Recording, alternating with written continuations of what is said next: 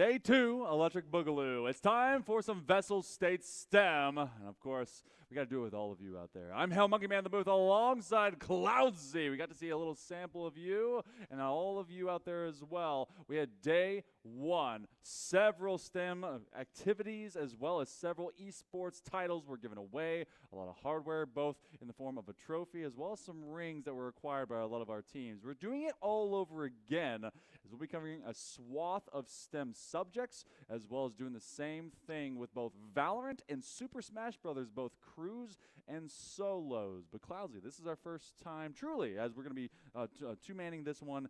Coming into this today, we've got some Valorant. They're going to be kicking off in the early morning. Have you ever played Valorant this early in the day that wasn't an all-nighter? Yes. Okay, cool. Unfortunately, yes. There have been a couple events that have been this early in the morning. Right. And, this is just another one of those. Yeah, and okay. I'm super excited that we get to see, kind of the next generation of Valorant players this morning. So I'm really excited to see what these kids have in store. It's going to be fun. We got the number 4 versus the number 5. We've got Kern's Academy. They're going to try and take this one as we go into this matchup. I think that we're going into Pearl. Yes. So in case you guys didn't know, there is a whole map ban system. It is BO1s up all the way until we get to that big final, which is going to be a best of 3. There is no resets. So as we go into our agent selection, you're kind of big brain. I mean, you play in the GC scene, you do it for Frost Esports, and you do for a lot from the collegiate side as well. Pearl, what should we be seeing, especially now with the newest patch? I mean, yeah, with the new meta, Neon's kind of done and dusted, right? Like, yeah. She's a little bit, in the dumps. But just looking at agent select, we're seeing out of Kern's Academy something pretty standard. I think the Viper's a bit unconventional, but, that double controller isn't something super crazy. No one's elected to go for the Astra here, which is what I think is like the meta dome smokes on this map. Viper over a Sentinel seems like it's going to be a little bit harder on that defensive side to hold onto the sites, really anchor and stall, but maybe that added molly is going to give them a bit something. Kern's Academy... we have 2 Kern's Academies. Philip O'Beery, excuse me, I got it wrong the first time. Okay, Philip O'Beery's looking great. Kern's Academy is floating a couple things on the table. It's not quite sure where they want to go with. Double Initiator, the Sky and the Sova, that's pretty good. You do see the double drone comp. I think NRG most notably plays that Teo Sova on this map, but the Sky Sova is a bit of a switch up. No Astra from both sides. Okay. I think that's, pretty big, but that Omen's very good at getting in there, getting aggressive with the Paranoia. Just great piece of util to have, and that second entry. But I don't know. I think we're in for an exciting match. The Phoenix on this map is really big, and I'm excited to see Godly do something great with it. Do you think that Viper exists as kind of a pseudo switch up from having an Astra? Now it's kind of a set it and forget it style wall. You don't really get to pull back. Everything is now far more permanent. Like your poison orb has to stay where it lay. And can't do the same thing of like changing your chess pieces like you would off of an Astra position. And obviously big wall, big stars, especially from that ultimate. But I feel like there's a couple other options. May just be tougher to set up for long term, but that's also where we see a lot of conditioning off top screen kind of work. Yeah, just seeing it now, like you have that talk screen splitting across mid, art, and that A main position. They're just going to kind of keep that cycling, be able to maintain that space without committing those Omen smokes. But very slow start towards this A main, going to break that Fade Eye and just kind of wait out their time. Only showing the one, extremely disciplined and not trying to overshow their presence. Woo. We're going to take a first contact there. Swift backs off immediately with her fract, and is calling for the team to kind of pose towards this A site as all of Kern's Academy is circling the bomb site.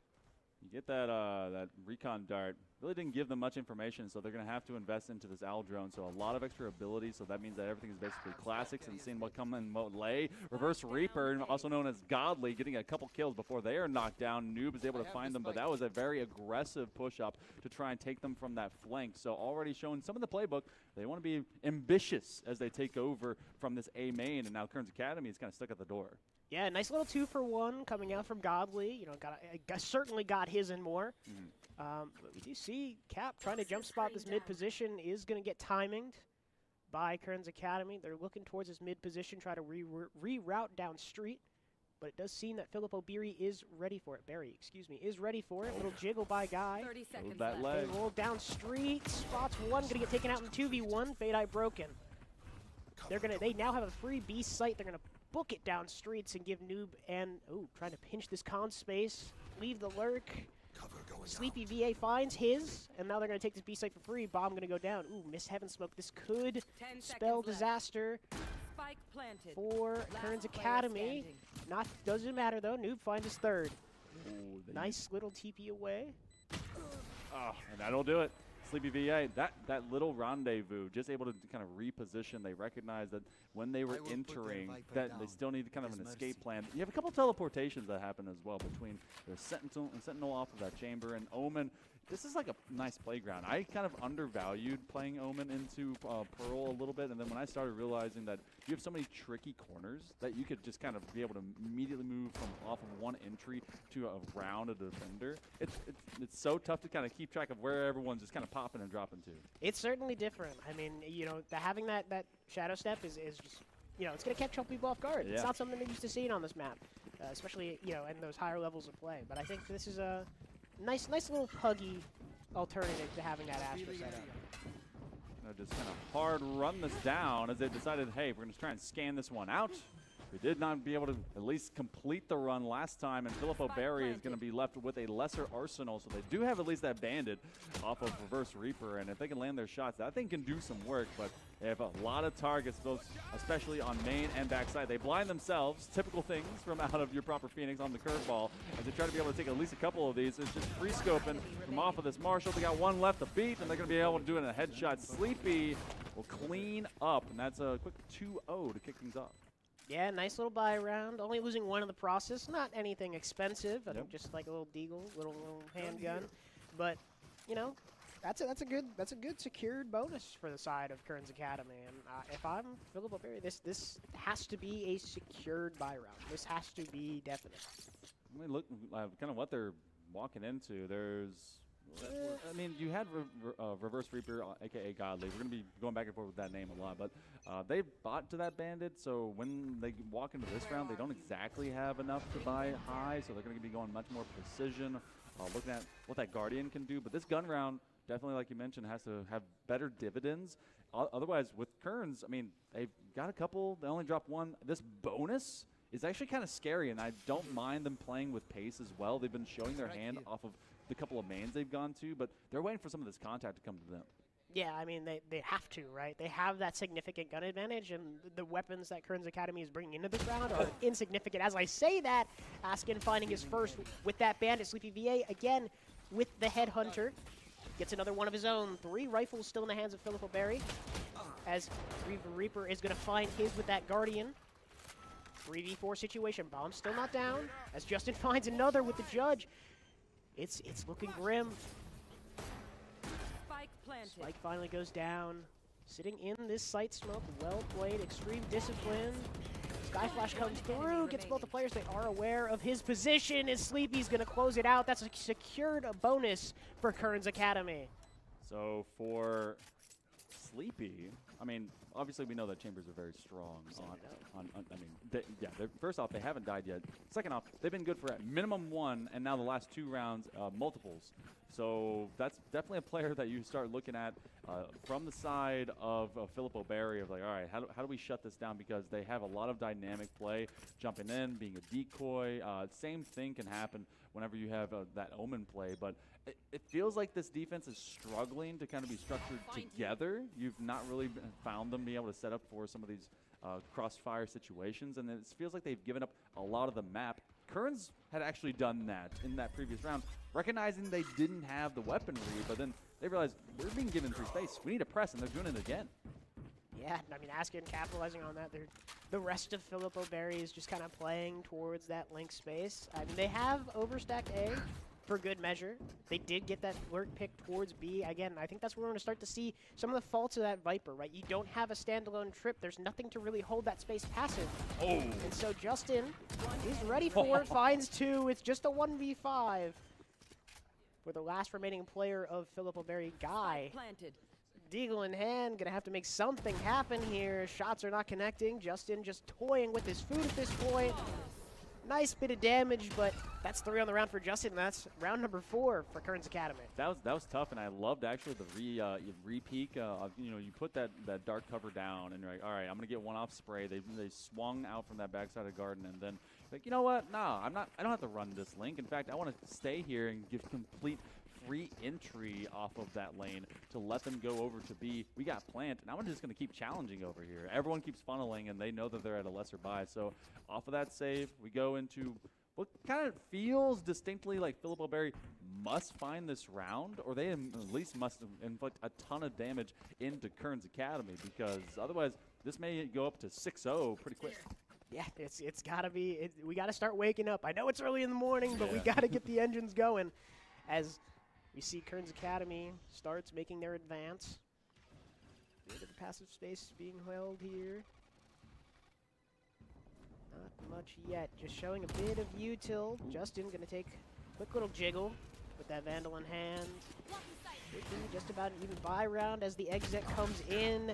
Body spotted. Noob finds the first. Second spotted from CT. The Phoenix ult was popped. Run it back. Finds one of his own, almost a second, as Justin holds down that back hall's position. Swift finding another one of his own in Street. Godly trying to pressure this back hall's position. The curveball goes wide. Justin unable to connect the shots. Spike is not planted for them. Askin. Shock dart beautifully played, but not able to do much more. Guy closing out the round, giving Philip O'Berry their first round. That was a great crash onto site to be able to take advantage of the moment. And just when it was looking so dangerous, you actually had, I think it was Reverse Reaper. They had slung that curveball, did not get the very close quarters blind. And honestly, that spray may have been the difference in that round. If Reverse goes down there, everyone might have dominoed it just the other direction. But good look by Kearns. By Philip O'Berry. Very necessary that they did show up into this round. And now Kearns feels like, okay, we've got a little bit more that we can finally drop into with our bank, as well as some ultimates that may get popped to try and be able to at least take over these longer lanes. But and think like an attacking chamber. Tour de Force comes up. It's going to get screamed out, but like he's got to really fight forward for some of these immediate angles.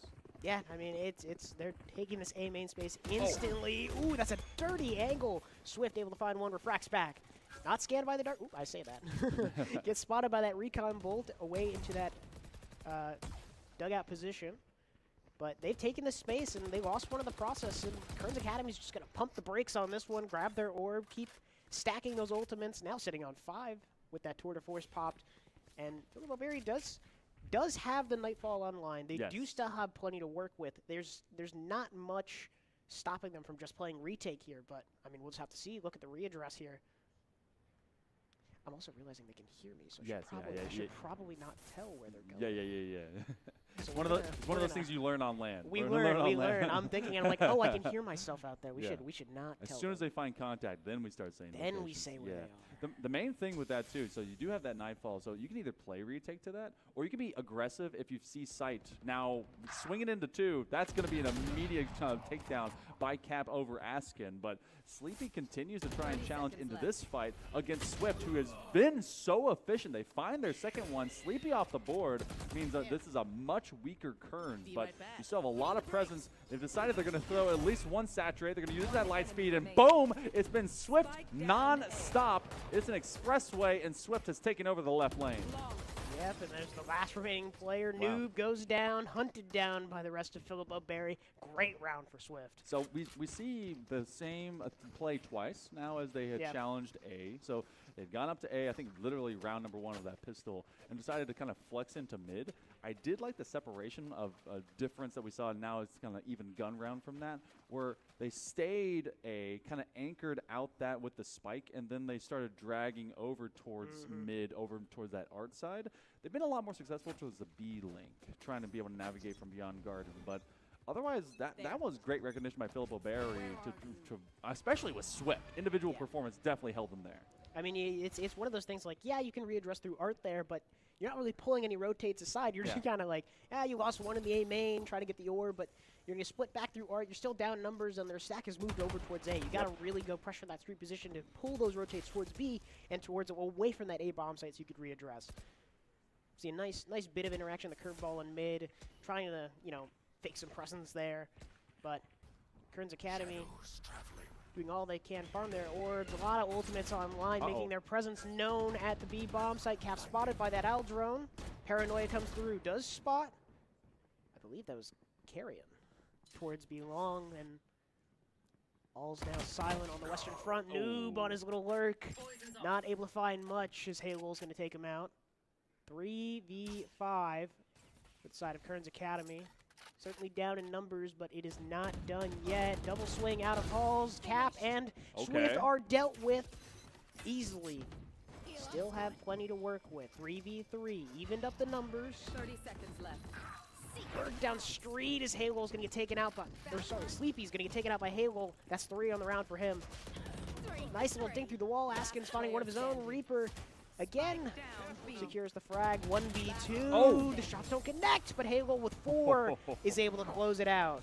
They went for the Kobe to try to drop that hot hand. They were trying to take over that swing space, so they were stuck playing to that nearest corner just around that generator. And they were, all right, I want to not let you be able to swing wide right. A little bit of a crouch step. That's happened ever since they updated kind of general gunplay into the what was it, the start of last year. Everything got a little bit more forgiving, and you saw people going, all right, cool, I'm going to be crouch spraying. I'm going to be doing a little bit more of that. I'm sure you have had to deal with some of that. You get the patented CS spray from back in the day where you get the crouch moving and they're just holding mouse 1. But, you know, a little bit more of that nowadays than in the past. But yeah. It lets people be able to, you know, feel like where shooting matters. Yeah. Where the first couple of shots is like, you know, it's not going to be the worst thing if you miss.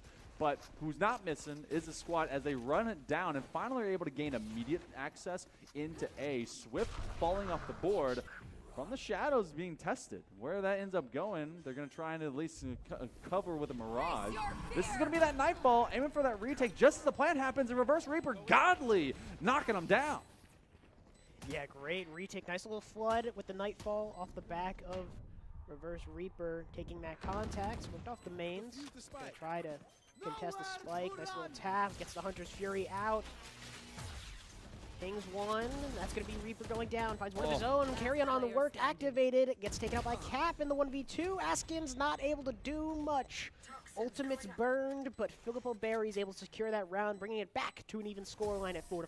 Reverse Reaper kind of got lost in the sauce. They didn't want to get exposed from the immediate lane where that dark cover was, but they realized, oh, wait, my gun's out, I'm slow, and I have just been hit by a giant electric deluge. So what am I going to do? But also, you cannot body block. Like, I must save my teammate. Don't. Get down! Get down! Mr. President, we're going to die together. It's like, well... Oh, well. But also, hey, 4 Kerns off rip, 4 in response by the Cardinals. They were not messing around. No, they saw that early start. They're like, all right, yeah, we're awake now. Yeah. Oops, we let this get out of hand. So we're back online. Sleepy maybe has gone back to sleep. As when they got rid of Swift, that looked so promising, especially off that initial push. And they're trying to test different ways and woes here. They immediately will swing. That guy sees 3 targets, and that's 3 targets too many. Yeah, especially with the Spectre, that's a bit tough. And you were saying, I mean, like they did a great job of getting those ultimates offline.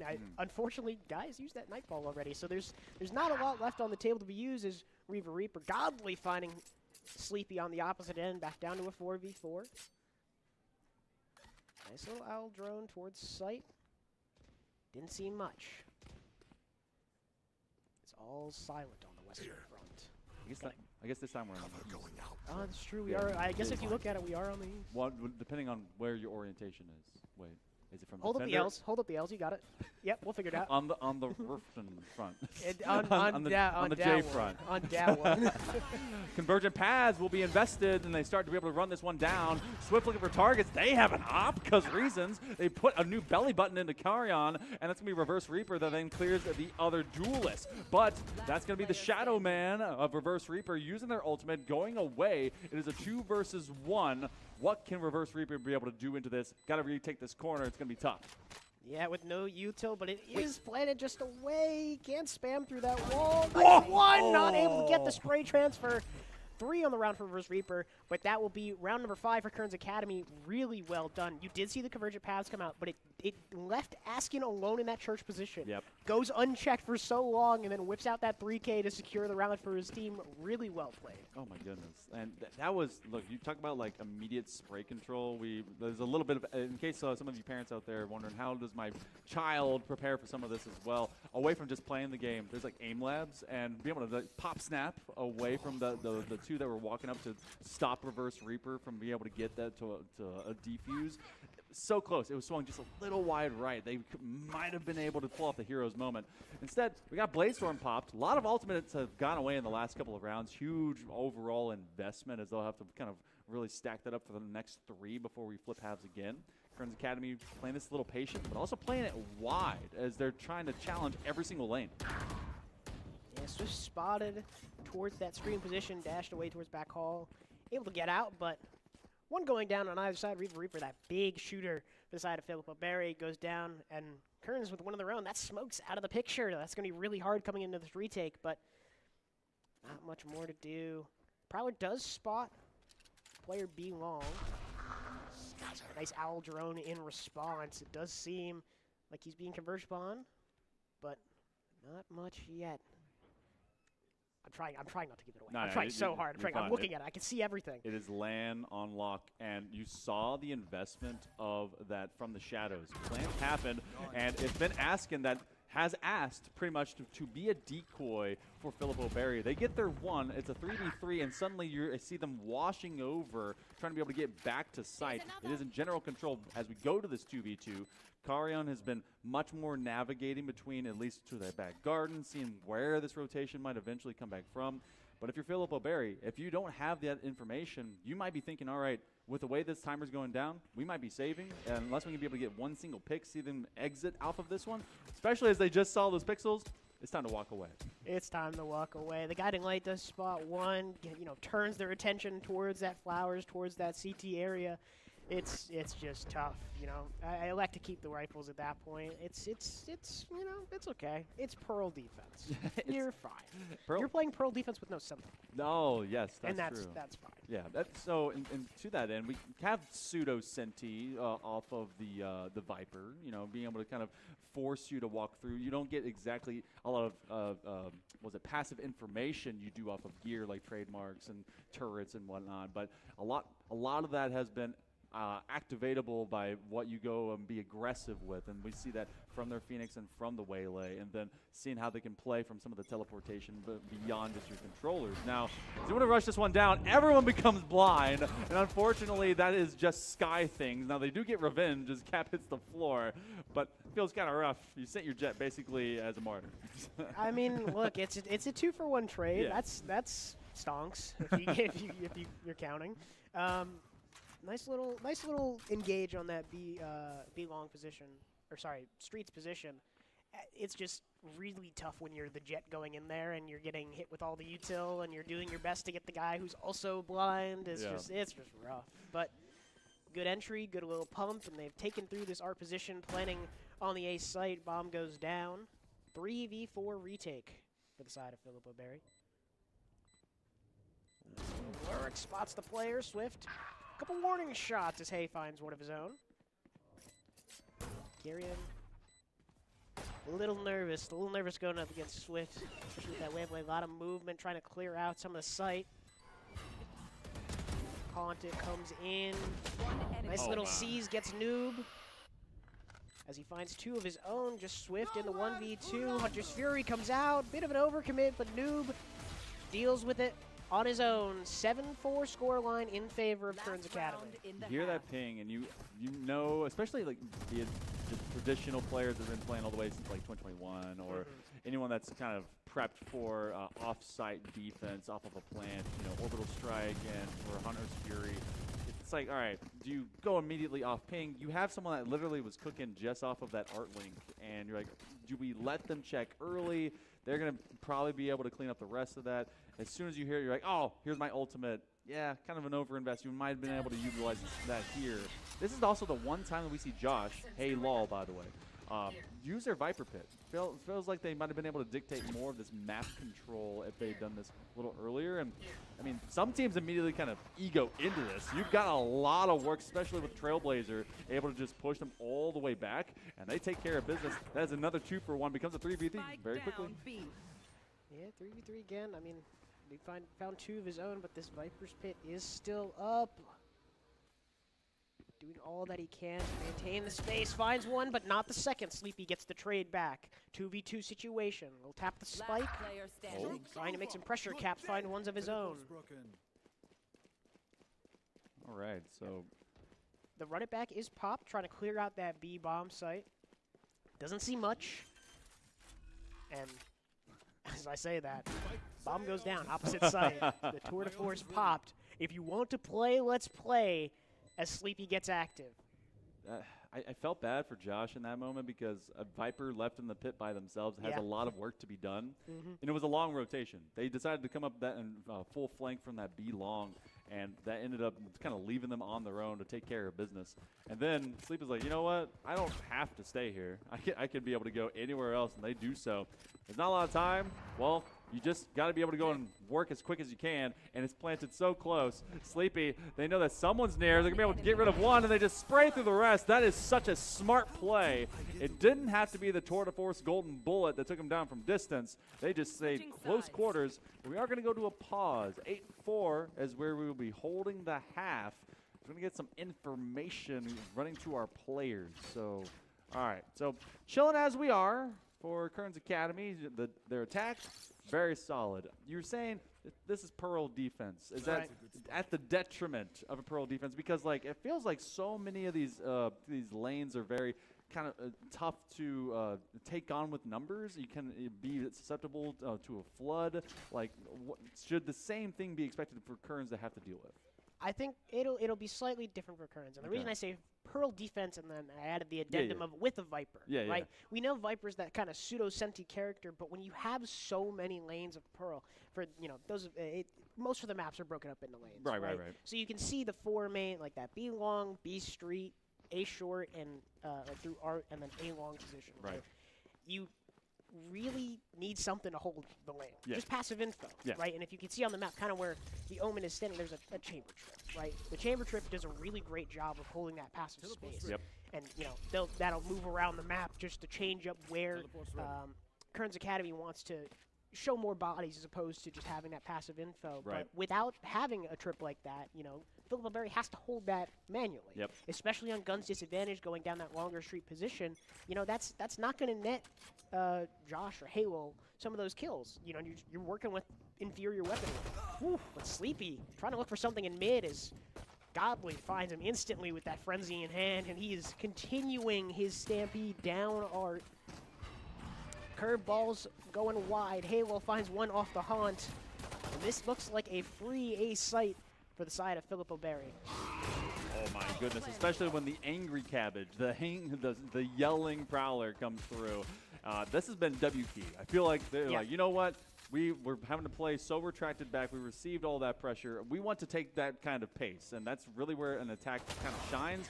Nice swing by Noob. Getting rid of 2. Now, oh my goodness, off of a wallbang headshot. They were trying to make themselves into the hero, but Josh, we know that their gun game is very strong. They do not let a hot trot Omen take them down. So good pistol win from out of Philip O'Berry.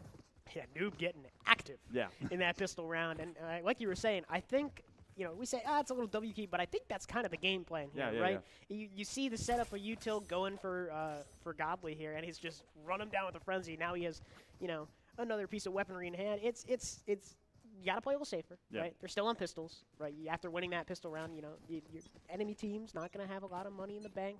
So you got to be careful, but it's going to be a bit more the same, I fear. It's going to be, you know, my initiators, my Omen, my Waylay going to give me all the info in the world to just go run at them, hold W key, and left click. I feel like that also runs to the definition of having a double duelist comp. If you need to be running with that kind of aggression based on the kit that they have in the first place. Now, to the attack that we get round number 2 out of Philip Berry.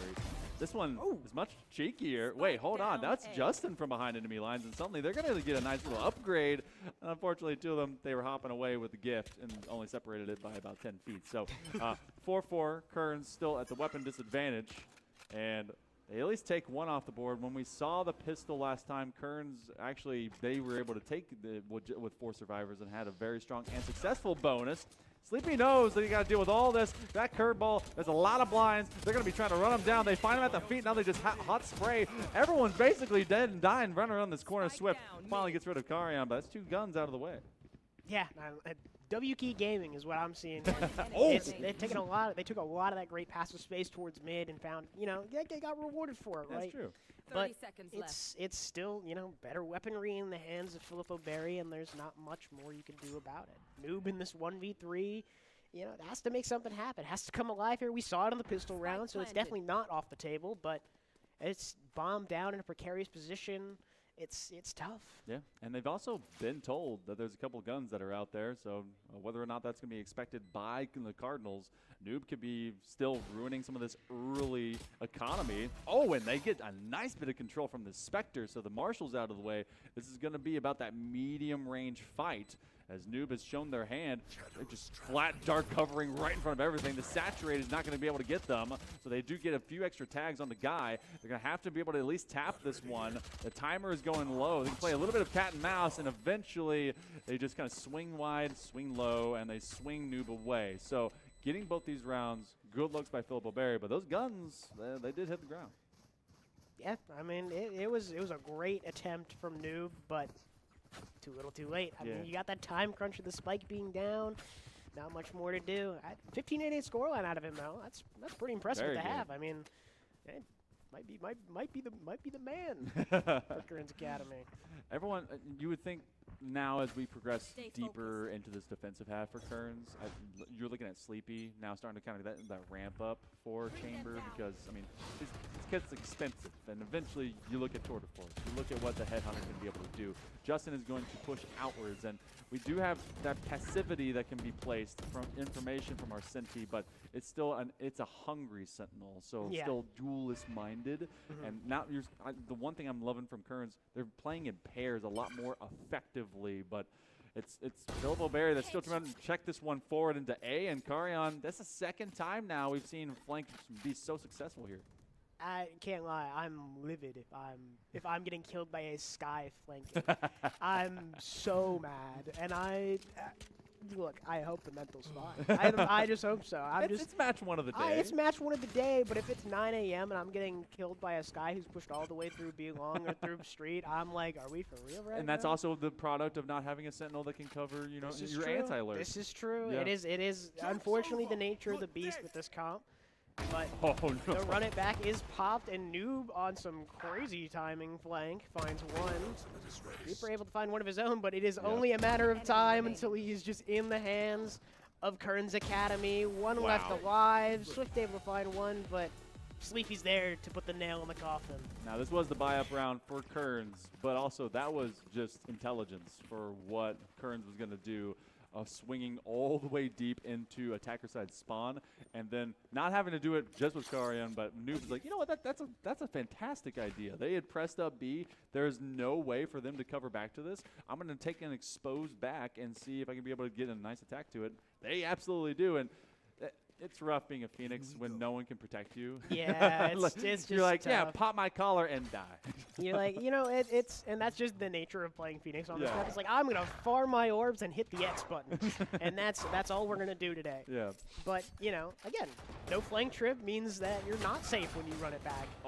Oh, a couple pop shots towards mid, not able to connect on anything. Hot hands down, get a little bit of that healing back, but does spot 2 players in mid. Still looking with that Guardian. You're coming, I'm coming too. He wants it. But, I mean, look, it turns a bit of the attention. Prowler comes out, spots that player in mid. And it's looked like all is quiet on the western front. Now western front. Yeah, it's actually we're on the western front. As long as we're speaking from attacker's perspective. Yes. Yeah, I don't know if it's real. We don't have a compass here, folks. They should on the minimap. They should just put, like, north, south, east, west. That would mess us up. But, oh no, Noobs They were trying to be able to at least complete one of those. The spray off of the Stinger, it does a lot of damage, but that refract exists for a reason. Oh, my spine has holes in it. Let me not die. So going back, getting some health care, and they join their teammates. Cap is able to cap at least one as Justin hits the floor. Looking for double digits is Kern's Academy, and they're waiting for anyone to challenge out to this one. That Paranoia goes out. And they know that there's at least a couple targets nearby, but the crossfire setups they have right now, Filippo Berry, good control of sight. Yeah, that was a tough spot to get pinged in. As Askin with that Odin rings true, finds one. Shock Dart looking for the other. Not able to find much. Still Odin in hand, trying to make something happen. Lots of bullets to work with, but you gotta start shooting them to make something happen. Sleepy not able to do much in this position. Is going to like the save as the rest of Filippo Berry is going to leave that B site. Bomb goes off. 7-9 scoreline. Fantastic work. And hey, make sure you guys are cheering for him out there. This is just round number 1, but this depends. This is going to be a double elimination bracket, so when we're in best of ones, it sometimes can just not be your team's map. That's Yeah, like, it's not the ones that you prefer. You definitely have a different pick into your picks and bans. And I mean, looking at what Pearl is, it can be pretty divisive, but this one's very close between this 4 and 5 seed. Yeah, I mean, and that's what I would expect out of the 4 and 5 seed, right? Like, you have this close level match. We're not getting a huge blowout from the get-go. And we're seeing some unconventional comps, which I like to see. I'm glad we're not playing a hard meta. Nice little curveball comes out. Stinger's in the hands of Kern's Academy. That Bucky gonna ring through. Has 2 trades gonna go the way of Filippo Berry. Nice little Willy dash on the slate, but Sleepy is ready for it. Paranoia comes out. Still in position. Nice little shadow step. Not ready for it though. Bomb gonna go down. Sleepy finds his timing. On to Guy Noob as well with that Stinger. Coming up clutch. It's just Cap alone. Guiding Light gonna ping him out. All of Kern's Academy knows his position. And Sleepy with the 3K, holding down that A's site, gonna secure the 10th round for Kern's Academy. It's gonna feel a lot better, especially as Sleepy wasn't really able to be an active component into that previous round, trying to retake. They had the hard buy off of the Omen just to kind of enforce their will. World Championships have been won with an Odin. I mean, I don't know how you feel about Odin gaming. I think that the Odin is a gun in the game, and Riot has done the stuff to get rid of it being so oppressive. They have done everything that they can, and whatever Brock does from this point on is out of our hands. There's only so much silliness that can happen. Nice little contact towards mid. Swift does find that opening frag, but good bit of damage dealt. Rifle recovered as well for the hands of Filippo Berry. Which, I mean, on an eco round like this, that's something you need. You gotta be looking for your picks where you can find them. Swift. Ooh, the Hunt does spot out. Carry on there. Not able to capitalize. Bomb goes down. Nice little walk up. Paywall, not enough health to really hold the line there. Swift able to find one of his own on the carry on. The pinged out carry on. Finally found Paranoia. Comes through the op. Not able to ring trues. Caps finding one of his own with that Deagle. The Deagle Demon is Reverse Reaper. Spotted in this dugout position. Curveball comes through.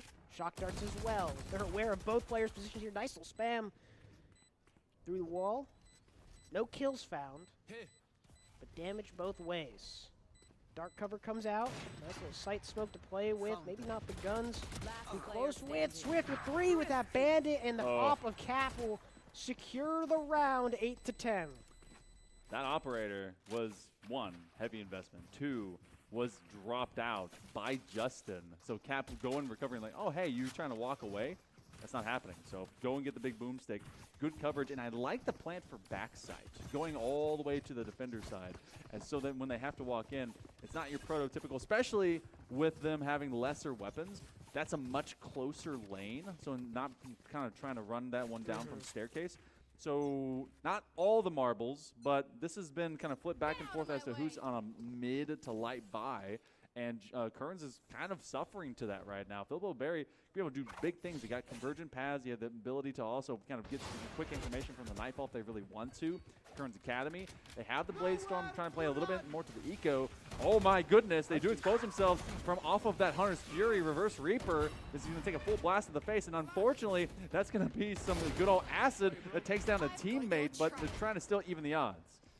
Yeah, an unfortunate snake bite, but, you know, great pressure. You got to remember that Hunter's Fury does have a bit of kickback to it. Gets spotted out there. Reverse Reaper still on a tear. Spots Justin, finds one with that classic. Nice little bit of damage, but that's 3 in the round for Reverse Reaper. Bringing us to a 9-10 scoreline. We're taking it inch by inch. Each inch that Kearns Academy takes on this attack half, Filippo Berry is taking it back tenfold. You know, you're getting like that 2-to-1 ratio. It felt that particular ult investment for their Sova felt a little bit odd. It's like they sent it down lane and they're kind of walking it forward. Do you and especially you're on a lesser buy. I'd have to imagine it's a gamble. I have to say, oh, we're hearing a lot of heavy steps maybe towards B long. Right, you know, We're gonna rip it, see what we get. Yeah, something of that nature. So I'm gonna assume it was a gamble, but unfortunately that gamble just didn't pay off. Yeah, it's just tough. You do hear the tour de force pop. You wanna play? Let's play. Little Prowler through a main, not spotted. Run it back, pop. The judge is there to answer back. Nightfall is well invested. Prowlers everywhere trying to ping out the player. Swift, nice little dash over. Not able to refract back just yet. As Godly's looking for a bit of a spray. Carry on Askin, finding 2 of their own through the smoke. You hear that tour de force ring through, and it's just a blender towards this A site. Kearns Academy pulls out another round. We're seeing the strength of using that Nightfall, getting deafened, and then that light speed, getting them over and around. Because not only does it does similar things as what Jet does for updraft and dashing, but it gets you up in a lift. So no idea that they kind of had gone overhead. But for this, even with that attack, finding value, and on a much lesser buy, both these teams looking near thrifties almost with the way that they take this, but Kearns Academy 2 rounds away from finding this first matchup. Remember, this is early rounds. We have 8 teams, so this quarterfinal bleeds up into our upper semifinals, and someone between this matchup has to take on either number 1 or number 8 seed, depending on how the bracket has progressed. So very important depending on how this goes. There was also 3 ultimates invested by Filippo Berry in that previous round. So I want to see how they kind of act maybe with convergent paths. Swift and company, they're trying to take over space as they walk this through arc. Yeah, they go smokes for smokes here. This is the only smokes for Kearns Academy goes down. Going to make this retake a little bit harder. The refract pop, unguarded now as Reaper goes down. Another one for Justin going on a bit of a tear here through art. Paranoia comes through, is a bit wide. 3 for Justin, almost 4 as Swift deals with him, stunned up by the Sky Dog. That Tasmanian Devil, I believe, is the correct animal. Tiger. Tasmanian tiger. Tasmanian tiger. Oh, yeah, excuse I think it's still a dog. It's a dog. But yeah. We know what it is. It's the silly little wolf thing. Yeah. As that is now match point for Kearns Academy. A great retake. Nice little 3K coming out from Justin. And this is hey, this is our first time out also used of the day. Josh is going to say, hey, we got to rally the troops. Let's talk about this one. And to a conversation of that matter, there's not a lot of weapons. You're going to be looking at a few rifles maybe that are peer purchased, and they might actually kind of push those over for some of their teammates. I think Cap and Josh might be able to take those to each other. For this attack, I mean, if you can be able to kind of push everyone out with Convergent and kind of post-plant hold, if you have to double ult invest, feel like the sure thing off of the Viper Pit, surer thing. You have a lot of kind of wide open AoE space that you can use with that. But gun game wise, like Kearns Academy can be able to kind of walk this in for the last 3 rounds and be pretty comfortable. It's just going to be a matter of, you know, managing that economy if you're Kearns Academy, and how far can we stretch these ults if you're Filippo Berry. Yes, you could burn both these ults this round and secure you that 10-12 scoreline, but what comes after that, right? You do have to still play with the cards you have close to your chest. You can't put everything on the table all at once because you still have 4 rounds to go, at least 3. You got to get this to OT if you want a chance at staying in this. And Kearns Academy has everything on the table. They're building up to their ults. They have, you know, a bit of a ways to go, but with, you know, say 2 rounds go by, that could just be the nail in the coffin. Just letting those ultimates stack up and just letting them all rip to get them across that finish line. Also looks like we took a production pause in the middle of timeout. So if you see negative time, we are now in the next dimension. It's okay. Yep. If your 401k is not going up, that's just normal. But if we continue to the rest of this one will be reset, and we'll figure out how it's going to go. In the meantime, there have been a couple of our matches here in round number 1 that have completed, as Providence Panthers did take down Northside Monarchs 13-3. That's our number 1 seed, taking down the number 8. So they moved on into the winners semifinals. So the winner of this match, which might be Kearns Academy, will be going against Providence. On our other side of the bracket, the Artikel Knights, they beat Pine Forest 13-7. So they are in that semifinal, waiting on the winner between North Carolina Virtual Academy and CCT. So we'll see who comes out from that. Yeah. Or round 2. No, it's a semifinal. Bracket. It's a semifinal if we believe in it. Yeah. My producer's yelling at me. That's okay. I know how brackets work. I love brackets. They're great. I believe the loser of this match does go and play, let's see, Northside? Yeah, Northside. That sounds right. Yeah. So Monarchs waiting, getting a little bit of extra information. So we'll see how all that kind of goes. But we are at negative forever minutes. Oh, I think we're going back. We're going back. We're live, baby. Yeah, let's go. We're getting into this round. All right, yeah. We've got the possibility of this being the last round. There is a world. There is a world. I mean, I would love to see this go. Yes. I'd love to be able to shout, "We're going to overtime." But I had a triple overtime for CIE just recently on a Pearl. It's one of those maps, you know. Like you could do a lot. I will say Philip and Mary, just overall, they did a great job in this attack half of really working that mid space. Yes. Just like they recognize, I guess maybe they heard me talking about, that chamber trip in mid, and they're just like, you got to get that out. Got to create the gaps. Got to create the question marks. And they've done a really good job of that this half. As I say that, Sleepy spotted out by that Prowler. I'm going to have to rendezvous away, get out of there. But not showing anything just yet. Here's a bit of util, only fade shown here. What's it going to be? As I say that, the conversion paths come out. Prowler spots Sleepy as well. Swift can dash in off the back of that. Ooh. Finds the frag. A bit of whiffage. Nice. 2 for Swift. Sees the guiding light come out of the smoke. Noob finds 2 down of his own. I think a bit of a lucky lineup shot there. This little shadow step towards back hall, looking for anything. The Viper's pit is down, gonna make this retake up just that much harder. But all's quiet, holding their positions. Josh is looking through his own pit. Shadow step heard, but his position unknown. Looking for anything is Noob with the backstab. Finds it as Reaper finds his teammate. 4K for Noob. Closes out the game. The best of one goes Kearns Academy's way. What a great way to kick off the day. Absolutely. Solid matchup between our 4 and 5 seeds. Big GG's called by Reverse Reaper. So Godly saying, you know what? Got the better of us, but that definitely came down to a final duel, and who really heated up was their Omen. It was Noobs that came alive, and kind of looking to their set. 26-12.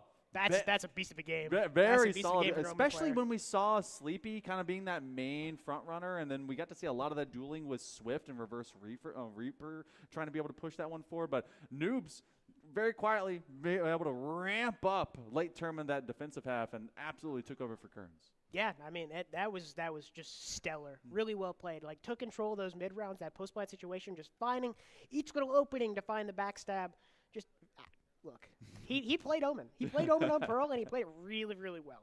So, kudos to Noob. Certainly not a noob in the server, but I think we're going to go into our next little bit of fun. Yeah, we got some STEM that we'll also be announcing across the day, but Valorant will continue to kick its way through. We've got at least 3 of our matches done. The first round nearly completely done as well, and Super Smash is also hitting the pits. So if you guys are trying to check out everything here for what we're doing in Charlotte, well, make sure you check out all of the VESL competitions. We got esports, we got STEM, we got me and Cloudsy. They're going to be hanging out with all of you today.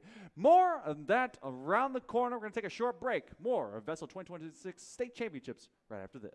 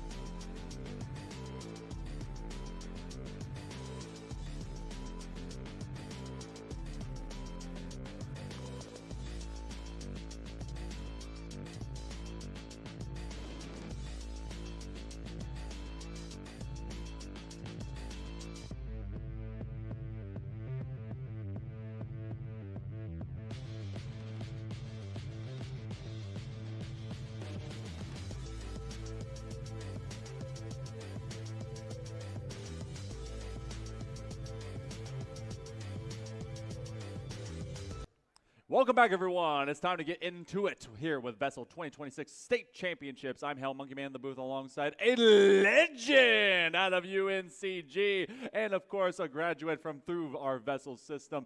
Please, everyone, put your hands together for Pokemare as we get into this for our solo grand finals for Super Smash Brothers.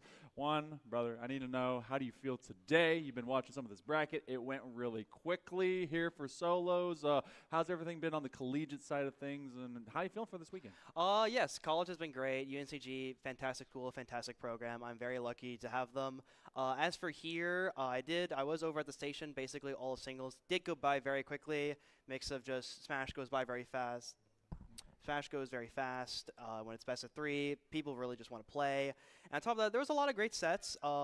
Most were actually pretty quick, a lot of 2-0s, but near the end of the bracket, in the loser semis, loser finals, it got a little more competitive, and I'm excited to commentate the set. I mean, that's also why we brought you in. We're getting a lot of alumni that are coming through. So we got to see Stinky Buzz yesterday for some good old Rocket League, and now we got Pokemare back with us. And you're talking about how it got closer, and this actually was a comeback kid situation. Little gamers coming into this one from out of the STEM early college, but they had to come up through the lowers. They're going to be going against Crown, who's basically been pretty clean today. I think they were able to sweep through into this grand final, and because we have this going so fast, we have a best of 5, and then if Little Gamer is able to take the first set, it will turn into a grand final bracket reset. For some of you that do not know, that means that you have to run the entire thing back. But we're going basically to what we were talking about a little bit before in the green room. We've got a Joker, we got a Rob, so we got some swiftness, we got a big laser. So this match was very, kind of hit or chase depending on who has the lead. This game in general is very lead-based. Crown is very much going to try to wait Joker out with this, because Joker does have good poking with Gun and Aha. However, it does very good chip damage, and unless he's at super high percent and he doesn't have much stage, he typically won't really care about it. But another thing that goes on in this matchup is a lot of very close scrapping. Both these characters have very good scrap tools, but it does depend a lot on the percentage, stage, and just who has what. If Rob has Gyro and it is very close to the ground, that makes it very hard to contest. But if Joker has Arsene, doesn't really incentivize Crown to just go in there. As you can see now, even though he has advantage now, pretty patient in the neutral, just a lot of walking, a lot of just waiting out like here right now. Wants to stall out this meter because, fighting Joker with Arsene can be very risky. You do have the incentive of if you hit him, he loses it faster, but you are also interacting with him. Trying to be able to also take over some of that ledge guarding right there as they were looking to get that recovery. And again, for those of you that are maybe a little bit fresh into it, when you watch a bit of Joker play, well, they end up coming up with a ton of extra power when they do pop the avatar. So Arsene gives them that extra bit of strength. But seeing a little bit of that spam as they are able to dodge out from that special. So forcing them to have to hang high. So they definitely waited for that gauge to just completely deplete. Rob does have that. He does a lot of gas in there despite the gas prices right now. But he can just hang out there for a long time. And even though he was still in disadvantage for a good bit, you'd rather be there. It's so fine being in that much disadvantage against base Joker because he just lacks that kill power. Base Joker really only kills in very select ways, with back air being one of them taking the first stock. But other than that, as I was saying, needs very specific hits typically, while Arsene you can kind of just throw whatever. You've seen the same thing right now from out of Crown. They're trying to at least loop around for some of those back airs, and really that's been how a lot of players are able to do it. A little bit too much charge as they're trying to at least bait them forward. So good looks from out of Crown taking advantage of the moment.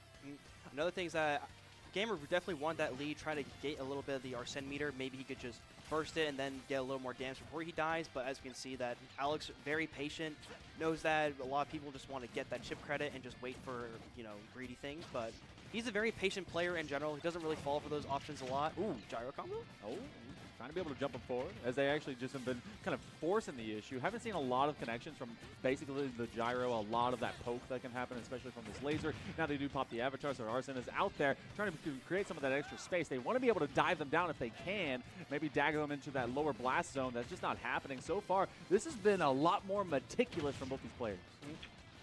Definitely is closer than I expected. Coming into this, I expected Crown to have a little bit of a lead, but Gamer is definitely holding up very, very well. I'm very curious how this set will play out, as Crown is definitely more of an adaptive player. So I'm very curious to see how it will come up after this first game, no matter the result. Ooh. Oh, a little bit gyro clipping the stage and the back air to catch the tether. That was really good awareness and just capitalization on the stage spike.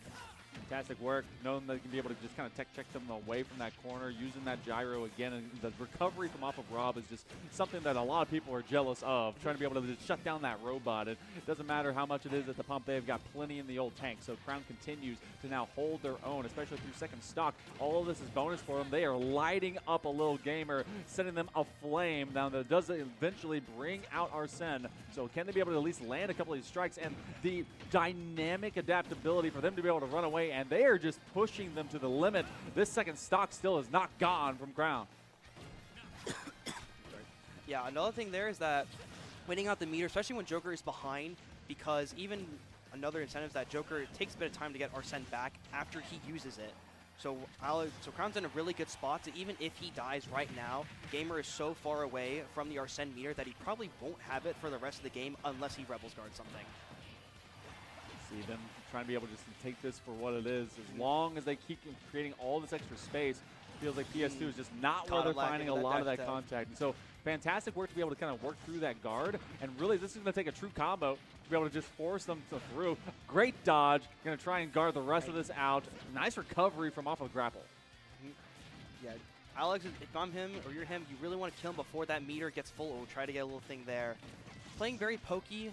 Rob does have a lot of good kill potential here. Basically, don't want to get grabbed. Be careful with jumping. Arsene's almost here.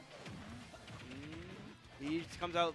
He comes out time base. That's like he'll come out in probably 10 seconds. And once he does, the game becomes a lot closer. 76 or 82 for Rob. He is a heavy boy, but Arsene doesn't really care about that. He could have died there. But right now, Gamer is definitely going to look for a lot of straight back airs, a lot of really trying to catch his roll-ins. He gets a good landing fair. He could kill him off stage. Yeah, go out there. And that's going to be it. My goodness, what a comeback from a little gamer. All right, so walk that through, because you were talking about how they were trying to definitely delay a lot of time, take away from that meter, and then everything kind of felt like it was just, all right, can we win this war of attrition, trying to be able to get this one from out of gamer. But for him, I mean, they're like, all right, I can still play pokey, but for even base Joker, they were forcing this one to be like, all right, you're not going to be able to make contact with me easily. And it's a fight from off platform for this to really get solidified, especially with a nice back air. Yeah, even like I said, Crown was waiting out the meter a good bit and trying to play very patient. However, Gamer made the realization that even though Alex was Crown was playing very away and very backworthy, he wasn't really being progressive out. He wasn't really flicking shield too much away. So there's a lot of like that second stock where he got hit by that straight dash attack. He just caught him lacking. And that last stock there, Gamer knew that Alex would just hang onto the stage and just like wait there. So he just says, you know what, you're going to wait there? I'm going to come to you with that back air. And Crown just was not ready for that. But game two, coming out pretty much swinging. Arsene is already online. Both had very equal percents. Very dangerous for here. Ooh, try getting a really good F smash. But I will say one thing is that despite being disadvantaged, Crown is very good at getting out of it. Just really using his movement, not even using that many moves in the corner to fight out. Just very smart with his jumps and rolls. Just being very patient on the ledge. Trying to use some of that poke play. They also set that gyro, especially when you set it directly at ledge. If you're trying to recover up into it, you're going to get damaged and you're going to basically get staggered out. So trying to open up opportunities just from that. Nice grab, as that's found out by a little gamer. Now they're just they're actually threatening the toadstool if they're able to make that happen. Oh, fantastic dodge. Is able to go right behind him, and suddenly Crown is going to have some general edge control to force a little gamer maybe give up this first stock. This can be Joker where struggles a little bit. That Arsene meter is very close. Unlikely he'll get it though, but unless you get something like that landing fair there, which unfortunately didn't convert off of, can be a little bit of a struggle for Joker to close the stock, but Arsene is back, so everything I said is just completely gone. A lot of extra power. It's like times and a half at least, anytime they land anything onto you. And so now all that separation, Crown is going to try and play this one from off stage. Says, hey, you need to come to me. My robot mitts are right here. Please, I have plenty of fuel, and I'm going to make you walk into it. Now, they just are able to find all these telegraph moments as well that are being thrown out by a little gamer. Both these players very deep into their first stock. It's a matter of time, and that's the first laser that's actually connected the entirety of this fight. Finally, they throw those thrusters straight into their face, and the little gamer is the first one to give up stock, but we go back to even again. That was a pretty 2 minutes for how fast these people are playing is a very long time. I am surprised no one really died, but there was that 180 and then 140. That is definitely a long time. But now we're back into it. Has the ledge. Try to get a little spike on the air dodge. Doesn't get it though.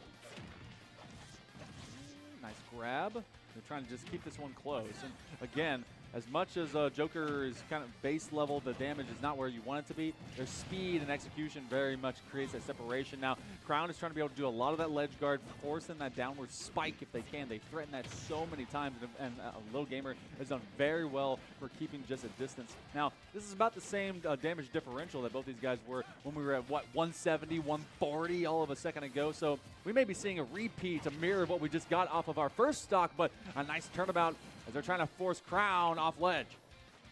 Unfortunately, the gun bullet didn't send the other. One thing I have noticed is that Crown is playing very grounded most of the set. He's only really full hopping to do a committal back air, trying to catch Gamer jumping like he full hops into this back air, but Gamer is doing a very good job of just not giving him those jumps and instead playing the really grounded game, using a lot of his dashes and a lot of movement, but catches his own full hop there with the back air, and that's going to secure it. And now if you're, Again. definitely wanted to try to like get very, very evasive and get on his feet to try to stall out that meter and get very good extra credit, but Crown just saying, oh, you want to jump and get away from me? He's just going to call him out up in the sky. This is a player in Little Gamer that was able to win it into a game number 3 when we were in BO3 land in that lower final. So they know that this may be a marathon run to have to take down Crown here in our first best of 5 set.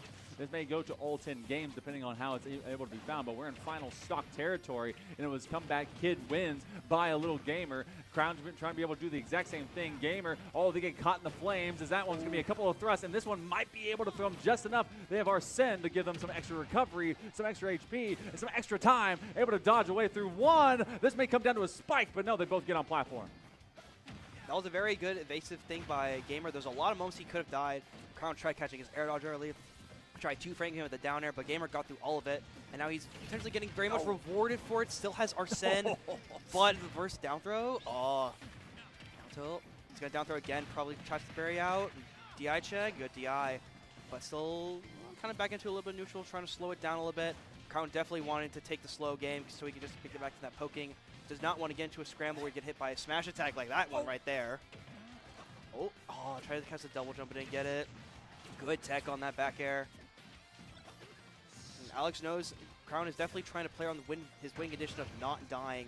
That's definitely what you want to come into. This is what can kill me, what does not kill me. You do not want to get hit by a forward air like that, or else you will get hit. Incredible work. 2 in a row from a Little Gamer, and we need to start having this conversation. You had just told me a little bit before, you're like, you know what, Crown's looking good today. I'm expecting this one to go the right direction for them, but Little Gamer, we've seen them over several different iterations with VESL, and you can never truly count them out. You switched anything up. That's what I was wondering. You talked about their secondaries. They stopped playing Sheik, what, a year and a half ago or so? It looks like trying to answer speed for speed. This is kind of just the male-female variant of maybe the same thing. So Sheik is definitely, when talking about the base form, Sheik is definitely more impressive than Joker. She's faster. She has better frame data, quick moves. However, the difference is finding these kills. Very setup-heavy character. Does not get really good straight hits. However, this is definitely Crown's oldest and most experienced character of all time, so he does feel comfortable about it. And I'm very curious is that I also think he can play the waiting game better because Rob, Gyro, and Laser are amazing. However, they're a little bit more committal and less like chip damage pokey. However, we have Needles, and that's a humongous thing to Sheik's character, is that it's very good at just chipping away that damage, chipping away that Arsene, chipping away that neutral. And as you're going to see here, Crown looks very much more comfortable, having already just a lot of percent, almost got that near bouncing fish. Oop, and he gets the F smash. Wow. Already a great start, and this is, I think, just what Crown was looking for. Can play that, like, campy game if he needs to, but also he's not afraid to just get in there. But catching that neutral up with the F smash, great work by Gamer, perfect timing on that. And we're just really getting into it. Very, very different way that a Little Gamer is now being allowed to play, I'd have to say, because they had so many temporal threats that were present from the kit that Rob has for both their gyro as well as just laser and basically the reach, kind of that extended hitbox reach you get from out of the thrusters. And so now they're like, okay, I can be able to set up maybe some of these just more direct smashes. And so that one that was able to find at least first stock against Crown now does bring them back to even. We have Arsene online, and now this is where a much greater threat is present and is trying to be able to at least flash dance past them. They go directly back over to the ledge and now force them to at least be baited forward. Oh my goodness. Oh, first connection doesn't quite create the next one as they're forcing Crown to have to dance away. And even though this is a little bit of a scramble right now, this is a very good spot for Crown. Arsene going away, I'd say for the rest of the stock, makes it so Crown doesn't really have to fear for his life as much. And instead that Gamer just really has to trust his fundamentals on this. And how can I get this stock without Arsene? That is a very definitely big deal. However, one thing for Sheik though is that Gamer also can feel that he doesn't really have to die. Sheik is a character that very much kills things after they happen. She doesn't really initiate. Instead, she just punches you for being lazy. She's going to catch your jump. She's going to catch your roll in. She's not really, she can't kill you off that straight hit. So she's definitely going to have to, this is definitely a game of who reads who first or who punches who first. Like Gamer there trying to get down smash, definitely not really just something you have to look out for, because that's something Crown's going to be looking for to just punish that. If he kills it, he can get like, you know, his own F smash off, get a landing there. So it's very curious to see that, but Arsene is almost out, and that will definitely change it, because now straight hits are something you have to be careful of, and Crown immediately saying, I don't want anything to do with that, and catch me on this ledge. And I mean, this is basically a rogue versus a ninja. I've seen this D&D fight before, and so someone maybe looking to at least take over this next initiative. You're saying that they cannot really kind of bring into this fight, especially with Arsene out onto the field, but they are making life difficult to even have feet resting onto the platform. So that finally they get over that ledge. This might be where center stage control really comes into play. A lot of big power from out of that two-tap, and so eventually Arsene is gone. So now a little Gamer trying to force at least some uncomfortable positions from out of Crown as they go and chase down. They're not be able to get that quick flash. Not going to happen as they just hard shield. And now this one is very punishable. Oh, good air dodge read on that back air, yes. Sheik, those aren't very good, but they are very good setup heavy. But once again, and this has been happening the whole set, someone dies and then someone dies instantly later. It does not matter where they go, what they try to do. These players are really just very, very much trying to keep this game as even as possible. No allowance for any sort of chip damage or extra credit whatsoever. Down to final stock, both sides. This is STEM EC's a little Gamer trying to force a bracket reset. They would have to do it in 3-0 fashion. Crown had to pop out their old tried and true. Maybe this hero of Sheik will be able to do it. Their character has been able to at least even up the odds, but we've been even Stevens the entirety of this. The recovery here as they try to go for that low kick, just a little bit of an extension off of that low sweep. But again, they're being pressed down upon by this avatar as they go up to that platform. They're trying to be able to go straight into the fist fight. This one is burning down quickly. Little Gamer needs to be able to bonus up from this, but it's going to be a nice upward smash, and that's going to bring us over to game number 4. Magic moments from the Palisade Pumas. Sometimes you just got to bring out your veteran character to really say, all right, you know what? I'm here. I'm back to fight. And Crown getting probably the most best confirm ever for Sheik. Sheik, while she can struggle to kill most of the time, needs very confirmed. She does have a very dangerous raindrop combo on the platforms.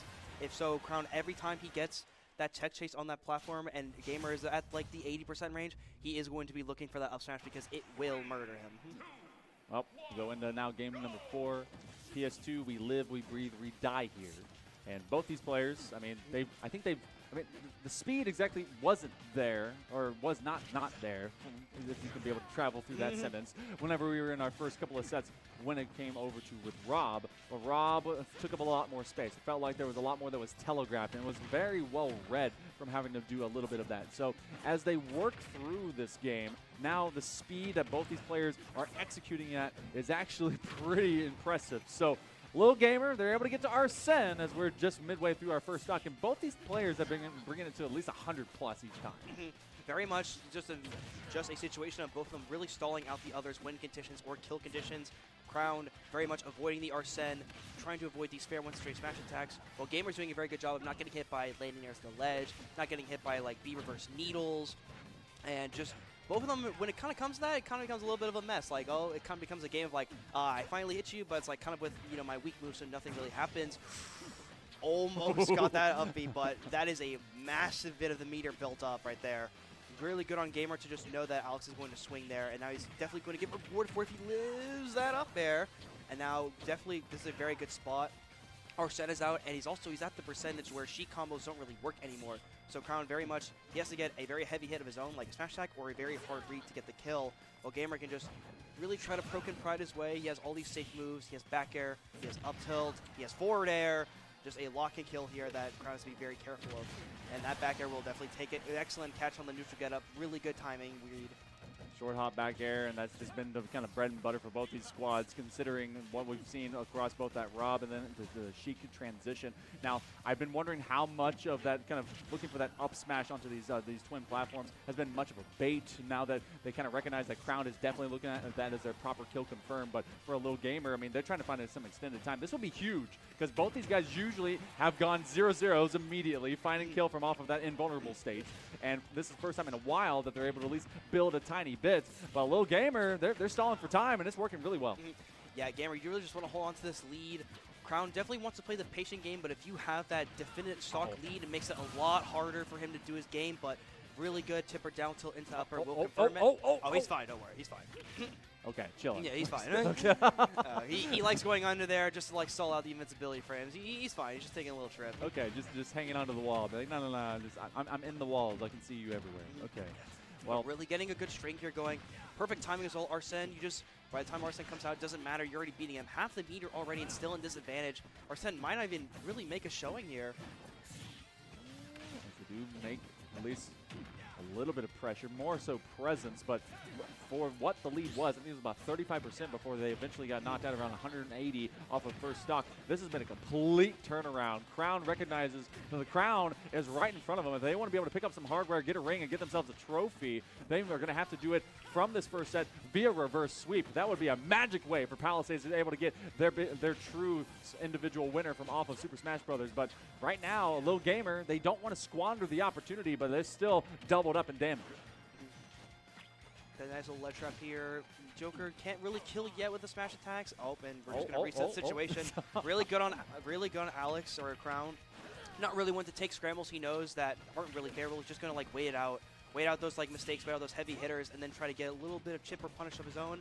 And now we're kind of back into the scramble where, you know, Crown just has to. You have two options. You can either wait out the entire Arsene to try to get the last hit in your favor. Ooh. A little uppy past the ledge. I think that was a little too close, so he didn't snap on the explosion. Instead, just went a little too high. Really good recognition on gamer to just F-tilt that away. Just kind of chill. Feels like they've actually slowed down from how fast they've been kind of skirmishing and then running away, creating a little bit of that extra space. A fantastic lead. Oh my goodness, able to land both feet right in the face of this Arsene, and now with him out of the way, a very vulnerable state for this Joker, and eventually they catch him as they made that higher recovery. Yeah. Even though Crown has lost both his stocks first, he's doing a really good job of not letting Gamer get his little chip damage. And typically when Joker gets a lead, he likes to take that like passiveness where he just shoots his gun a lot, throws a lot of EHAs. But Crown really is just doing a great job of instantly putting him on the ledge and just eventually getting that kill without allowing the extra credit. And Arsene, once again, almost here, hasn't really been much of a factor these past two games, honestly. There hasn't been really a big, super meaty moment for Gamer to just get a good lead. And Crown's just really doing a good job that even when Arsene is coming out, Gamer is already in disadvantage, so he just keeps it pushing. And by the time typically Crown gets hit, Arsene's almost gone, but it does not matter, and we're getting a reset. Really good back air, which is barely far enough to reach the ledge. Well, we got set number one out of the way, and I say that with a little bit of, ooh, because that one was definitely kind of a 50-50 of whether or not we're going to a game number 5 or finding ourselves now into a bracket reset. So, okay, you've been in these moments, you've been dominant, you're able to do it at the collegiate level now, and you find yourself having to redo it all over again. And if you are crowned, you were moved off Rob, and you're, all right, a little bit more comfortable. We are going to be immediately going into our bracket straight reset. into it, wow. So, your mental, you have to do another BO5. Like, is this just par for the course? You've been playing kind of a short day. It kind of depends on the person. You can take it. There's a couple ways to take it. A lot of players typically is that, okay, this is a new set. The game count does not matter. If there's any information you got or any feeling you got, you can just apply it to the next set and you have no worries at all. However, it is good to know that Gamer is definitely like feeling it, like you just won that set 3-1. You're feeling like, oh, this is winnable. I can do this. And I think Crown's just like coming back into it, like he's definitely a little angry here, as we can see. 20% to 79 just off rip. Crown definitely just like, all right, you got that. You got those 3 wins off me. Definitely understands now. It's definitely the advantage of being on the winner side. You get to experiment a little more. Understand that the Rob was not really the play here and goes to Sheik. And, you know, just coming to the set, like, all right, I know Sheik's the answer. I don't have to sacrifice those 2 games that Rob costed me. And definitely seems to be good right now. 44% to 112. Arsene completely gone. And Crown just really, it definitely is just putting on that pressure, keeping him into that advantage. But Gamer, is kind of like stealing it back with that F smash 87. They were able to confirm first stock from the last time up of that, but this time around it actually only created an aerial situation, and eventually a little gamer will go down first here for game number 1. Remember, this is a brand new set. If you saw the win of 3-1 a moment ago, this is the one that finally matters here for our solo artist in Super Smash Brothers. So whoever is able to take this one ultimately takes the crown, takes the ring, takes the trophy home. Arsene pops out for a second time, but Crown's really been burning through a lot of this, and a little gamer has been on the ropes. He's doing a really good job this set of balancing between the evasiveness and campiness of Arsene, but also just like getting that like randomness of aggression, really keeping gamer on his toes. Like, all right, so he's typically trying to camp out the Arsene, but also the mix-up of just going in and blendering it. Wow. Getting the Arsene not only down, but also just putting gamer back into disadvantage. And this is definitely the biggest lead we've seen from these two characters, and this definitely just very, very strong for Crown, where he's definitely just, he has no reason to ever push anything. He's just going to keep this chip damage, keep what is guaranteed, down tilt back air, will not kill. Arsene is almost out, but even then, not the biggest thing to come up with, because, you know, Crown is at 0%, and the Arsene comes out, probably will not actually kill a Finn. Will probably get good mileage if gamer does get a good string going, but if you're Crown, you're not really looking at a death from it. Trying to be able to get them zoned away so they can finally get back over to the ledge, but fighting fearlessly directly into this avatar is Crown, and so they know that some of their fights are actually burning through them, so they're able to find a huge forward smash to be able to create some of that extra separation. And Crown, as unafraid as they've been, sometimes fear is able to beget bravery, and that means that they're fighting directly back into their hands. Gamer is doing a really good job with these Arsene, even though that stock just died. He's doing a very good job of getting these like very important straight hits with Arsene, which is very, very important in Sheik. You try to find those like little holes in our loop that like neutral and all that, and you just need to do the hardest hitting hit you can imagine, which also can put a lot of doubt into Crown, because trying to play like this really like technique-ish, like perfect, very campy playstyle, or very like passive. And if he just keep hitting like hard hit from it, puts a little doubt into his mind of like, oh, like, you know, is there a little like hold my game plan, or takes a lot of bit of nerves, because getting hit by Arsene, by specifically like an F smash, does not feel good at all, especially if you're a little bit of a paperweight like Sheik. And I mean, we say that, but they've been able to absorb a lot. Now, not all the time, and they've actually found fantastic recovery. That's right at the tip. That is going to be difficult for a little gamer, because, again, it's been these much deeper kind of staggered stocks that they've had in disadvantage dealing with Crown. So good looks for them to still be where they are, but still, they need to be able to get Crown back to even 0 at their final stock, and it looks like Crown might be able to run the rest of this one out. Chase. They do so as they hit the 1-2, but they're able to just survive for the moment. And even though that Nair did not kill, still holding on to this stock barely. Arsene is out, but this is the very good. He's going to run across stage. Okay, did not run across stage. I thought he would. Definitely is, as we can see, does not really want to like mess with that. He does not want to hold on. He does not want to give away this stock at all. Down tilt, caught the landing with the up air, and we're going to game 2. All right, game number 2. The Palisade Pumas looking at Crown, saying, hey, you had one extra chance. You burned through it. What have you learned? And apparently it's a lot. They've, honestly, it felt like they kept a little gamer completely staggered away. We're going to live PS2. This is just where we're we're probably going to be here for the rest of the set. Do we stay Joker? Yeah, I say so. I think the problem with going Kirby here is that Kirby cannot run Sheik down at all. No. And if we see Kirby, that timer is going to be ticking. We're going to be here for a good bit longer. I think what definitely is the change is Crown is just a little more aggressive when he needs to be. Also, I think there's a little bit of a confidence where in the first set, he's probably the mind's like, I kind of like, you want to win this set. Right. And he's feeling a little mix on decision making. Now that we're in this new set with this new mind, and with a strong game 1, definitely feeling that confidence where it's like, all right, like, I'm super close to winning this. Probably got it in the bag, and you're just going to like bring that into the next game. Very curious how Gamer is going to clap back, because you're feeling really good on that loser set, and now you're already on the back foot for the Grands reset. I'm very curious how he's going to bring that approach. Well, the good news for a little gamer is that they're able to force that out.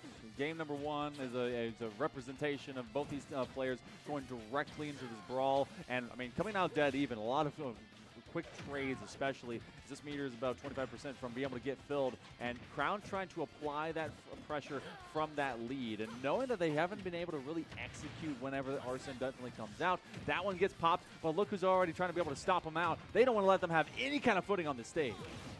Ooh, trying to get the explosion on the upbeat, but the invincibility from the Arsene initiative flight did save him there, and now trying to just be a little bit evasive to try to get that chip in. A lot of reversals happening on this ledge. One person has it, and then it just kind of like swips 2 seconds later. Jab. Oh, no down tilt afterwards. Try to get the nair on the platform, but didn't give it to him. Done. Trying to just take over for the moment, see if they can be able to get that one from off stage. But again, this has been so chippy. And again, this is the importance of this particular game. It's either going to be a 2-0 and you have match point, championship point right in front of you, or you have the ability to now have this one all dead even. So Crown recognizing that they're playing this one a lot more close to the vest. So they're trying to be able to get in one, kind of leave. If it's not going to be able to basically relinquish and find another combo, then they're going to just step away. A little gamer feels like they've been chasing as they have been since game number 1, but both these players, both these characters kind of get that kind of play style. They can't quite bait them off stage, and Low Gamer is giving up some space, saying, no, you're coming back up here. Yeah, both these players are definitely very much respecting each other's options. No one is trying to give anyone any room to get anything. But once again, once you get that too much that high percent, the stray hits will kill, and just a Sheik sweet spot back here at 150 will do the trick at the ledge with a little bit of rage as well. 150, got that rage. They're going to be mad about it. They're going to try and just flash right back over as they get back onto the ledge. They're going to try and chase him down quick, and hit him straight in the shins and be able to take this rogue and send him straight to the pits. Now they continue to be able to connect, and I don't think I've seen a Little Gamer actually hit Crown at once through the 45 they put onto their second stock. No, this is definitely Crown's stock to go. Hang on to that 167% right now. He's definitely with the mindset of, I just want to stall out this Arsene, so even when I die, he does not have it for the next stock, and then he can just play that game again. 177 is going to tick up to probably like the 185, and yeah, I'm just going to take a little trip on that stage. You basically got no meter left, and you can't reach me down here. So, yeah, by the time I get back to the fight, yep, that Arsene is gone. And even though that stock does get down there, as you look at the meter, Gamer at 60%, no charge on that site. Very in a good spot to just kill him with that nair, bouncing fish, and yes, get the edge guard. Once you're super far off stage, your option pathing becomes super linear, and it's very easy for Crown to just track him out and kill him.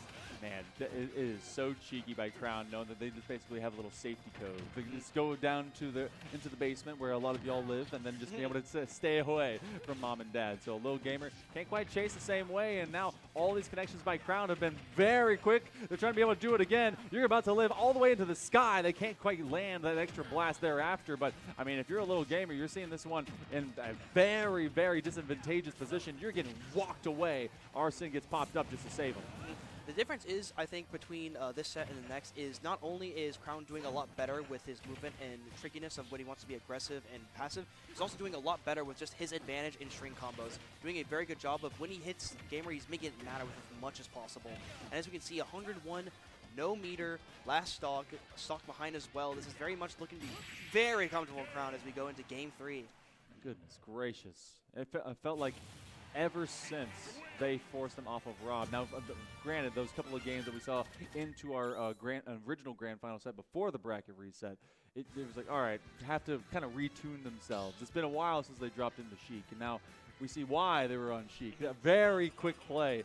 So if you're a Little Gamer, you're taking maybe that extra moment. The Crown is ready to go. They want to jump back in there. Little Gamer's like, all right. He's not playing that. Do I do random? Do I bracket? Do I reverse sweep? What do I do? Just trying to keep us guessing. Yeah, it's me joking. Well, this is for all the marbles, folks.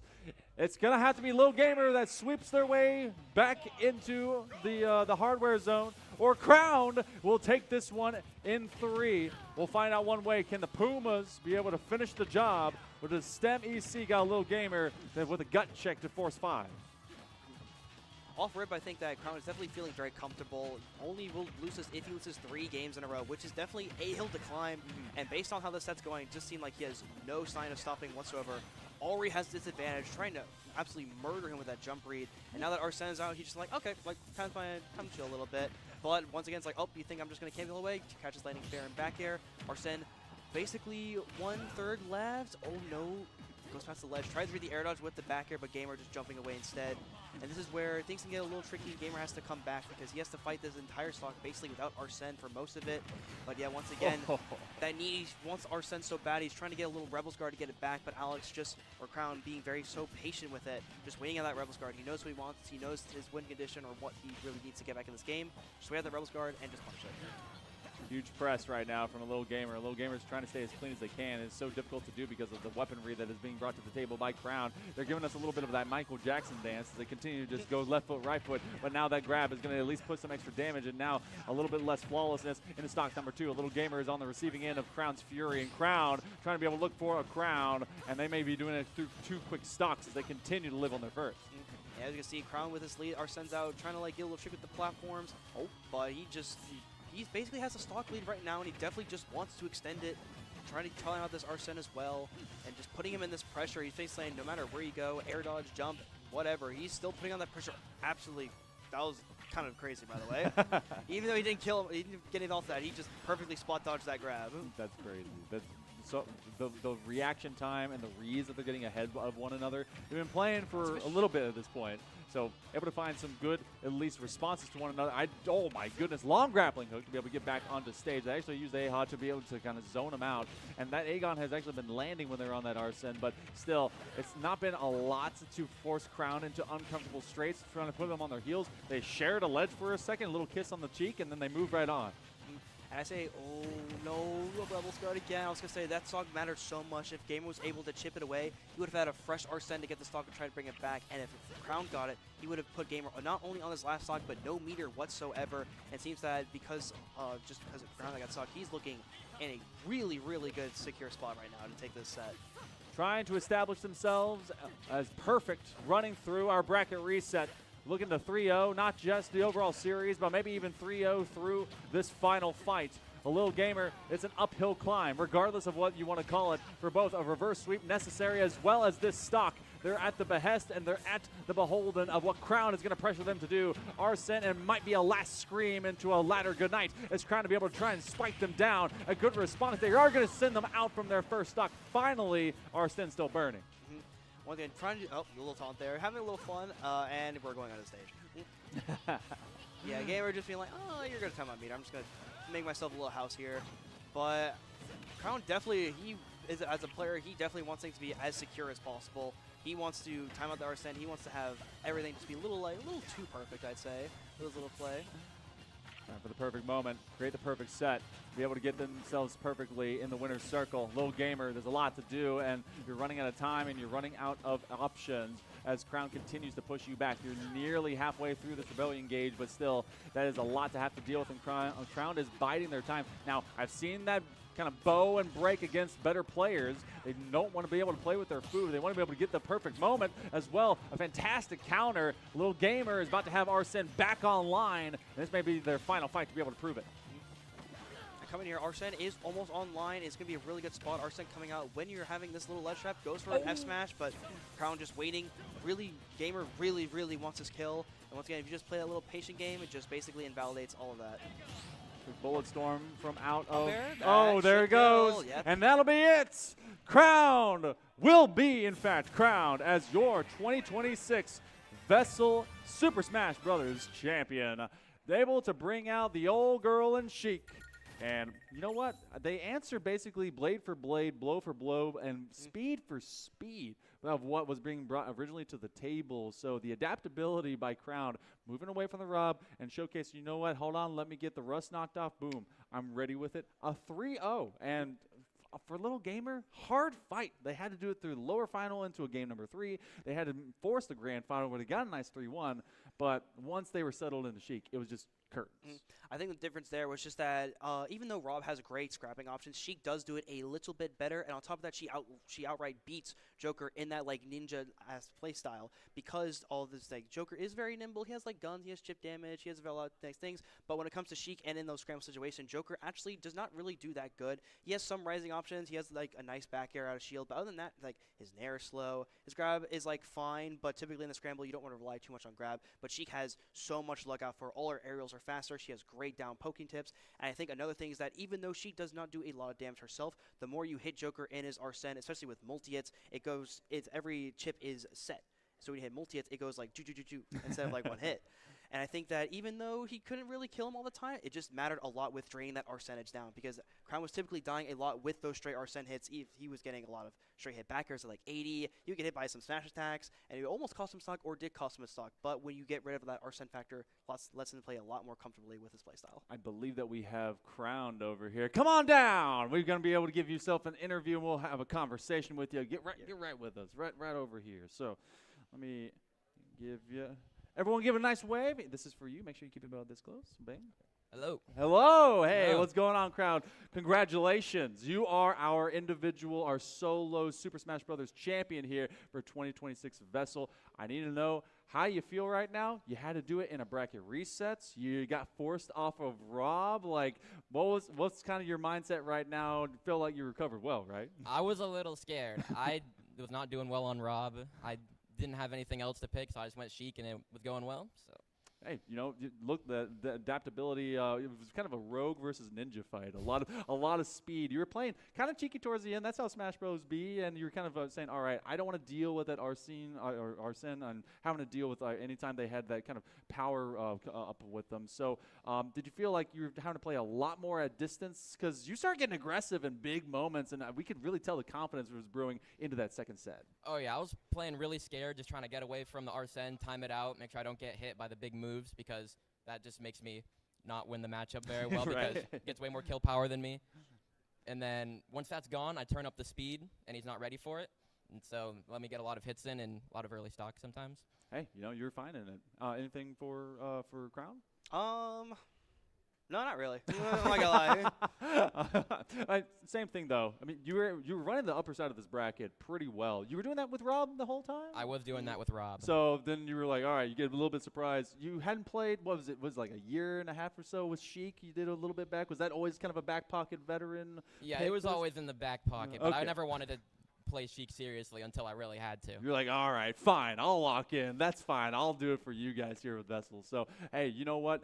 Did you have any fun talk whenever you're out, a little bit of banter and kind of trade when you were talking with a little gamer out there? Oh, yeah, we were talking about the set. We were talking about how fun it was. It feels like that you guys had a lot of fun out there, and obviously did fantastic work to be able to be this year's champion. What year are you in school right now? I graduated early as a senior. Nice. Okay, cool. So what do you intend to do? What do you want to kind of? You got any ideas, or maybe like studies or anything? Or I'm getting there. okay, cool. You don't have to have it right now. That's fine, because what you got to have right now is some hardware. How about a nice trophy for you? The Super Smash Bros. Solo champion, and how about a ring?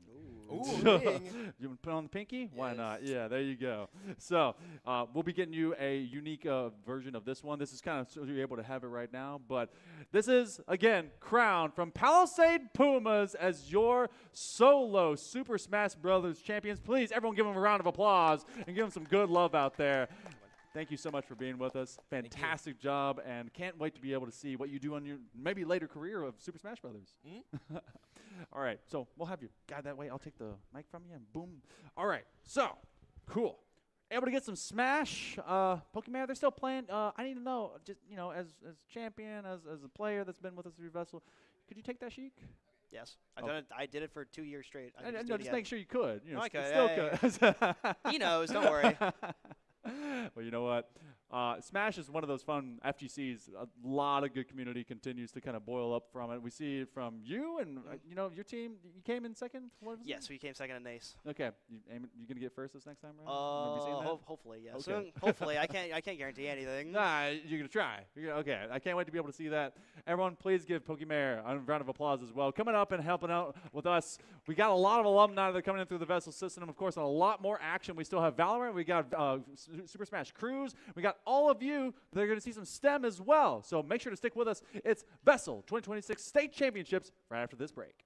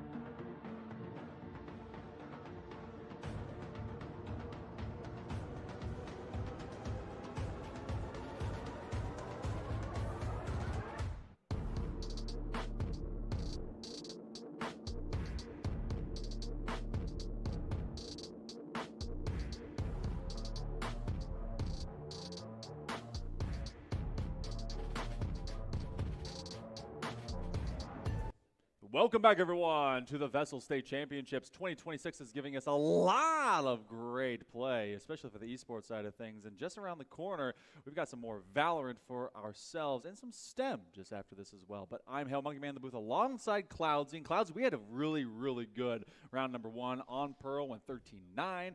Kearns was able to move on. In fact, we are trailing behind the Owls now with Kearns as they're going to go against the Panthers from out of Providence. So this is a tough position. Number 1 seed took care of business very early, very quickly, and they're on some momentum as we go to a 3-site map. Yeah, I mean, the Panthers had a great start at 13-3, like you mentioned.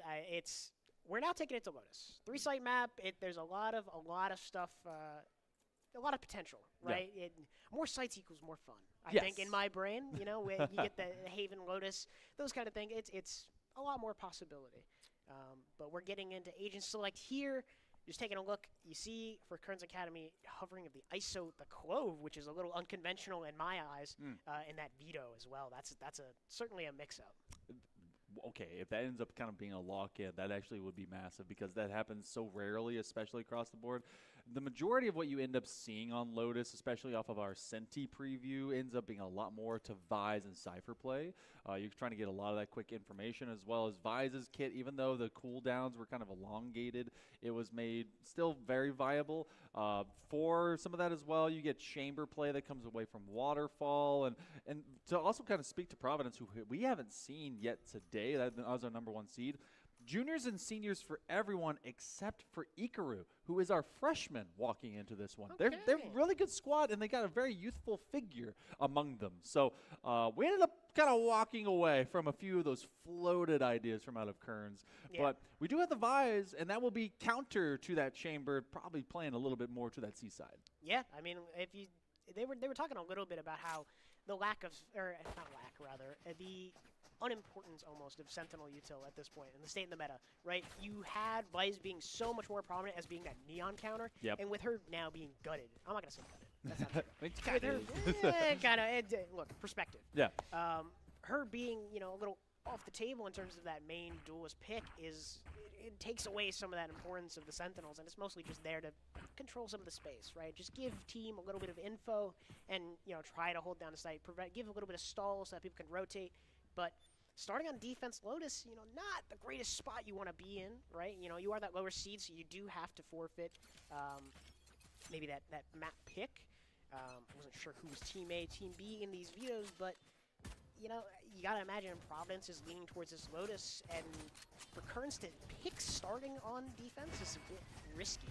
But don't let your comp, certainly the ability to do so. Barry, good boy, instantly dashing into the site, proccing that Vice wall. Thorns popped as well, and he's taking a lot of ground. The Haunt comes through, a little bit of spam. Takes it through, a lot of flashes, so much to deal with as Kearns tries to flood back onto the site. Mailbox finds one. 4v5. H-Dog finds one of his own as well. Noob coming up big, getting one traded back by H-Dog. It's just Sleepy here on the site with his fellow teammate. Trying to find something. The triangle forms. Justin finds one, but it's not enough. Classic in hand. 19 HP. Not able to do much here. Here's the door spin. Knows that Providence has to just be exiting here, but he isn't ready for Barry Goodboy to be the lone player behind, and that will be the pistol going the way of Providence. Really didn't have to. We didn't see a lot of intensive setup going into that C strike. I mean, I know it's a pistol, but they didn't even kind of test to that marker. All right, is there going to be a lot to receive as a Senti off of the Vise setup? I mean, you don't typically have to put up the shear there initially, and finding a Vise in opposite of not having them in combination with like a Viper feels kind of off. You tried, especially defensively, to make as much resistance and mitigation as possible to an immediate rush. They didn't really have that set up to that position. Now, you got your typical traditional paint shell plus C's. Like, all right, you're not going to immediately jump out of this one, so knowing that Providence wants to jump out fast, they continue to do that again. I think there's going to be a lot of that Pavlovian conditioning happening around, especially that A main. Yeah, I mean, you have that. You have plenty of initiator util to kind of keep conditioning that A main fight, keep taking that space. But what can you do in terms of that breach stun? That's going to be the big piece that Providence has to play around. So you got to kind of wait that out. And you see it used for that initial take of A main, but after that, it's playing around the cooldowns. You have to take your space around it and try not to get burned for maybe taking too long. We can see this again. Prioritizing going over towards the C. They recognize that they're just not going to be able to find the immediate resistance from off of that A spin. So good looks from out of Kearns, or rather from out of Providence. Checking all their options. They do eventually get rid of that Omen. Sleepy continues to be kind of stuck in situations that they don't want to be in, especially being down into the Arsenal. They land a few extra taps, and eventually the Arsenal does come through. And I've seen a lot of Arsene recently, but the Arsenal is going to be flawlessly projected forward now into a very strong bonus round in favor of the Panthers. Yeah, I mean, they lost maybe one? Or was that a flawless? No, that was flawless. That's flawless round, and you see that Freaky chooses to upgrade to that rifle. I mean, it's tough. I mean, you have that bonus round, but you got to try to keep that momentum going. The bye round of Kearns Academy is going to be a pivotal moving point. We saw this in the first game today, right? Like, they won that bye round, and they just kept that train a-moving. So hopefully we see a little bit more of I guess, projected round, right? You have the bye round. That should be the round you win. But a little dash in. Thorn, excuse me. The Rose gonna flash him there. As the Kearns Academy collects the frag. 4v5, not a great start, but damage has been done. Util's been broken. Carrion takes contact there, finds the spike, gets two with that Bulldog. 5v2 situation, guns in their hands. Kearns Academy just has to maintain the space they've already kept. That's solid work from recognizing how deeply they went up into that C mound, and then knowing that they didn't win out any of that spam, so they came away with basically no value. And so they're all right. We're gonna steal some space. We're gonna force this from B off of the rotation. They found nothing easy. In fact, everyone has died, at least in semblance to where they want to go to each of these lanes. It's down to Mailbox. And this is Kearns Academy's bye round to try and respond to what was a flawless option from off of their pistol. So the Panthers trying to give as much extra information over to Mailbox as they can. And now everyone knows that they've at least landed on the B. So Carrion, they end up on the receiving end of that one. As they use that paranoia, Mailbox pretty hurt. They go down to time. Try and see what they can do, and they have actually just ran out of reasons that they need to really kind of make the spike, but they get caught from behind because Sleepy catches them walking backwards towards defensive side spawn. Yeah, I mean, it's certainly interesting, right? You did have that bye round, really well done. They won their bye round. They did what they needed to do, but a lot of gaps being shown, right? Yeah. Like you saw Ikaru take that timing. They left Breakable open, and he found his timing through and net himself a kill. It's you got to be really careful against a Viper comp where you're going to have that lurker. You're going to have that Chamber and Viper both kind of working different parts of the map, especially with that lurk wall towards A, right? That's just going to be one big question mark, and how you maintain that space and keep that info flow towards your team is pivotal. Haunt was able to identify Justin popping out, so they get tagged for all of a second, which means that they're a little bit under duress for some of this extra peeking. Mailbox is able to call out to the rest of the team that there is an open target. They take away their safety from that side of rubble. In fact, Mailbox finds a couple, and 3 are down against the Owls. So Kearns Academy are now on the receiving end of Providence finding their own bye.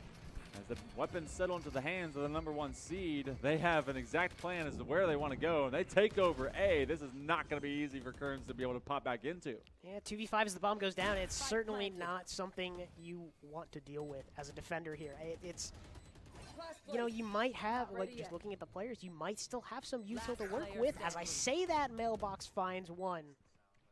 That's his third on the round, but it's just Sleepy. Not able to do much. A flawless round for Providence is they take it to 3.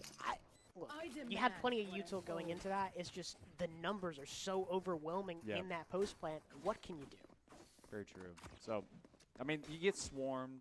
You kind of get overwhelmed, especially as they just end up losing that initial fight. And so much of early A main is just like, all right, how much did you take that space into rubble? How much now are you just kind of swinging alone, which truly swinging alone was Justin. Usually you kind of have your fade as backline, but they couldn't really support them as deep as they were, and recognizing, even with this conditioning off of C's and the nades, that you're not swinging early into that. So got to start wondering if Kearns then switches up maybe the pace of the pattern of that util dump.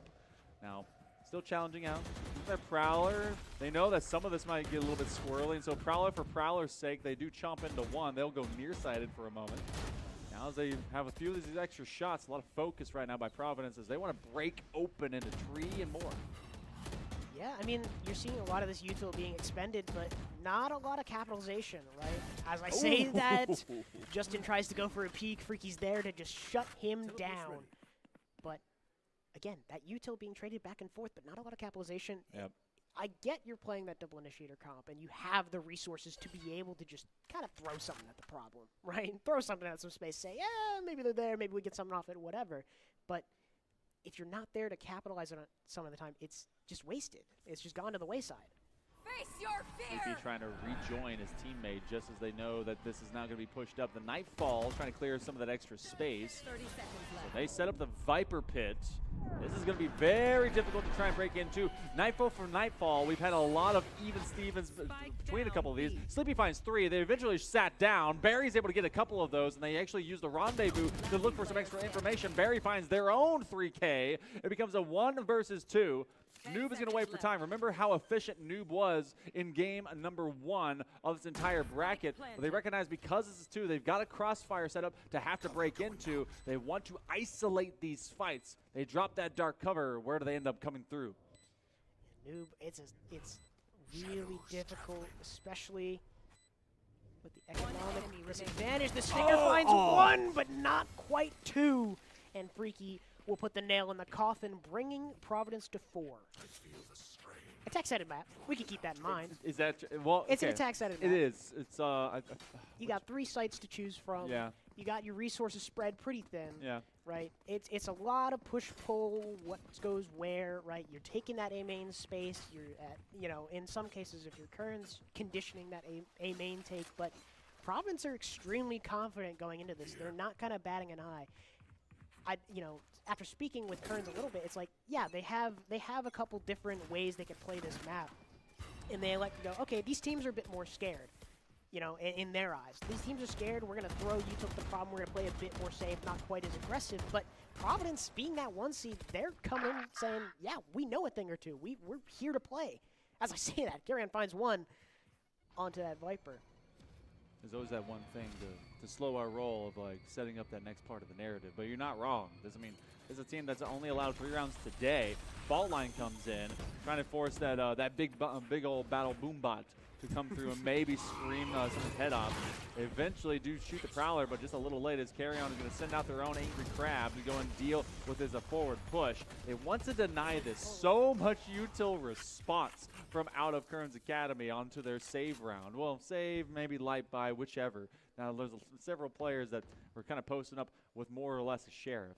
Still, though, Providence, because they did not gain control of A, they're looking for other options. Nice long sweep, basically a Cadillac swing from out of Noob as they go way deep from out of B main. Freaky finds 1, they press up, they get another just as they enter the dark cover. Nice little trade, though. Good recovery from Barry. Able to get that spike as well, just trying to make something happen. A couple shots from main. They're aware of Barry's position, but they're not ready for Freaky. Contesting that heaven space, 2v2. Barry finds 1 of his own. It's just Justin now. 10 seconds In left. the 1v2, Spike goes planted. down. Sees the dash back towards main. He's aware of the player. Positions are known. Couple pop shots. Not able to connect to find anything. Finds Freaky, though. 1v1. Little pre-fire, but not able to convert the frag. 3 for Barry, as that's 5 for Providence. Knowing the pacing of how you kind of repeak, looking at this, obviously for Barry, that came down to a very nervy play. They decided to, instead to play all the way retracted back. There was not going to be anything to separate the sight line for, going into a raise. They can't cover themselves down, but they're like, you know what? I'm going to swing out early instead of just kind of one step there onto that sachet. They swing a bit wider. Some of that pacing is like, all right, I've got you conditioned to short play. Now I'm going to go wider, especially with some of the early shots. It's kind of like just bless up, see if I can make it through these first divine, more precision. You got the showstopper, though, trying to be able to get away from it. Carrion is able to take care of Barry. They actually used that showstopper to full effect. So they were able to bait one, but Providence only lost the one so far. Yeah, I mean, good bit of control, good bit of damage, finding their pick, maintaining that early numbers advantage. It's just going to be a matter of we can't give anything back, right? Like we have to just kind of hold our ground, hold our sights, and just not overextend, give ones. As I say that, Noob finds the late lurker in a lobby. Mailbox able to answer back on the opposite side of the map. But looks like, see the stim come through. The Haunt's going to ping out one. Sleepy's able to take him out, take out another of H-Dog. It is just the lone chamber trying to make something happen here. They do have control of the spike, so it's a tall order to fill. Carry on, going through the peek out mound. Spots Freaky, forced to play in a corner. Carry on, a couple shots, not connecting. Freaky finds one. 30 Still seconds left. a lot of time on the clock, 30 seconds. Has to make something happen here. Fakes the reload. Carry on, able to finally connect towards that deep sea area, and that'll be the second round for Kearns Academy. Okay.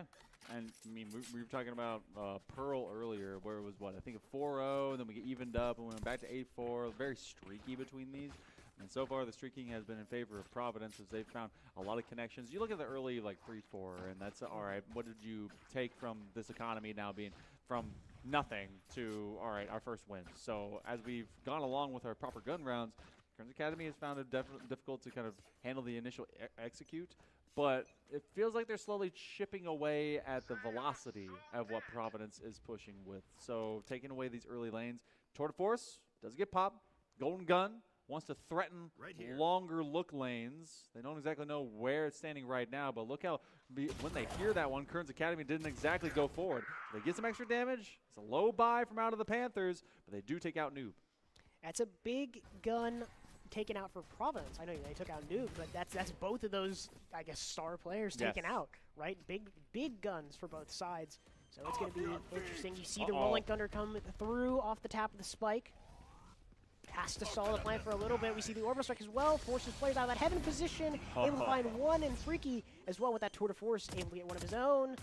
Couple shots. Not able to connect onto the frag. Good damage done. Askin finding two of his own. Flashpoint comes through. Forces the remaining players back. Arc Rose as well. Destroyed. Gives a little bit of info towards main as that Molly comes through. Fault line comes through. Sleepy's able to swing, but not connect onto the frag. Tap of the spike. Players know. Jump spot.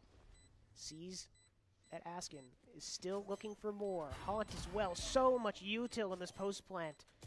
Makes this extremely difficult for Kearns Academy. And they're just toying with them now. It's as the time ticks down. The frag goes his way, but he's not able to do much else as H-Dog brings Providence to 6.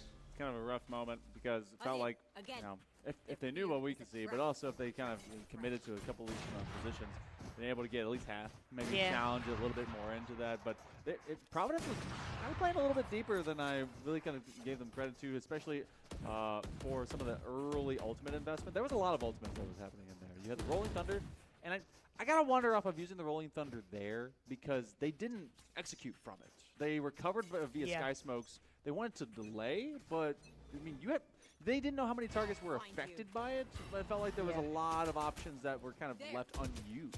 It's one of those things that, like, yeah, you put the Rolling Thunder to stall, but usually you want to flood off the back of that, and there was no space being taken. There's a lot of hesitancy. I would love to see a bit more confidence coming from the Kearns Academy. Not to say that they don't have any. Not to say. Right. But they do need to make sure they're, you know, sticking to those fundamentals and taking the space with the util that they've stacked their comp with. He is spotted out, seized up as well, as both Prowlers committed.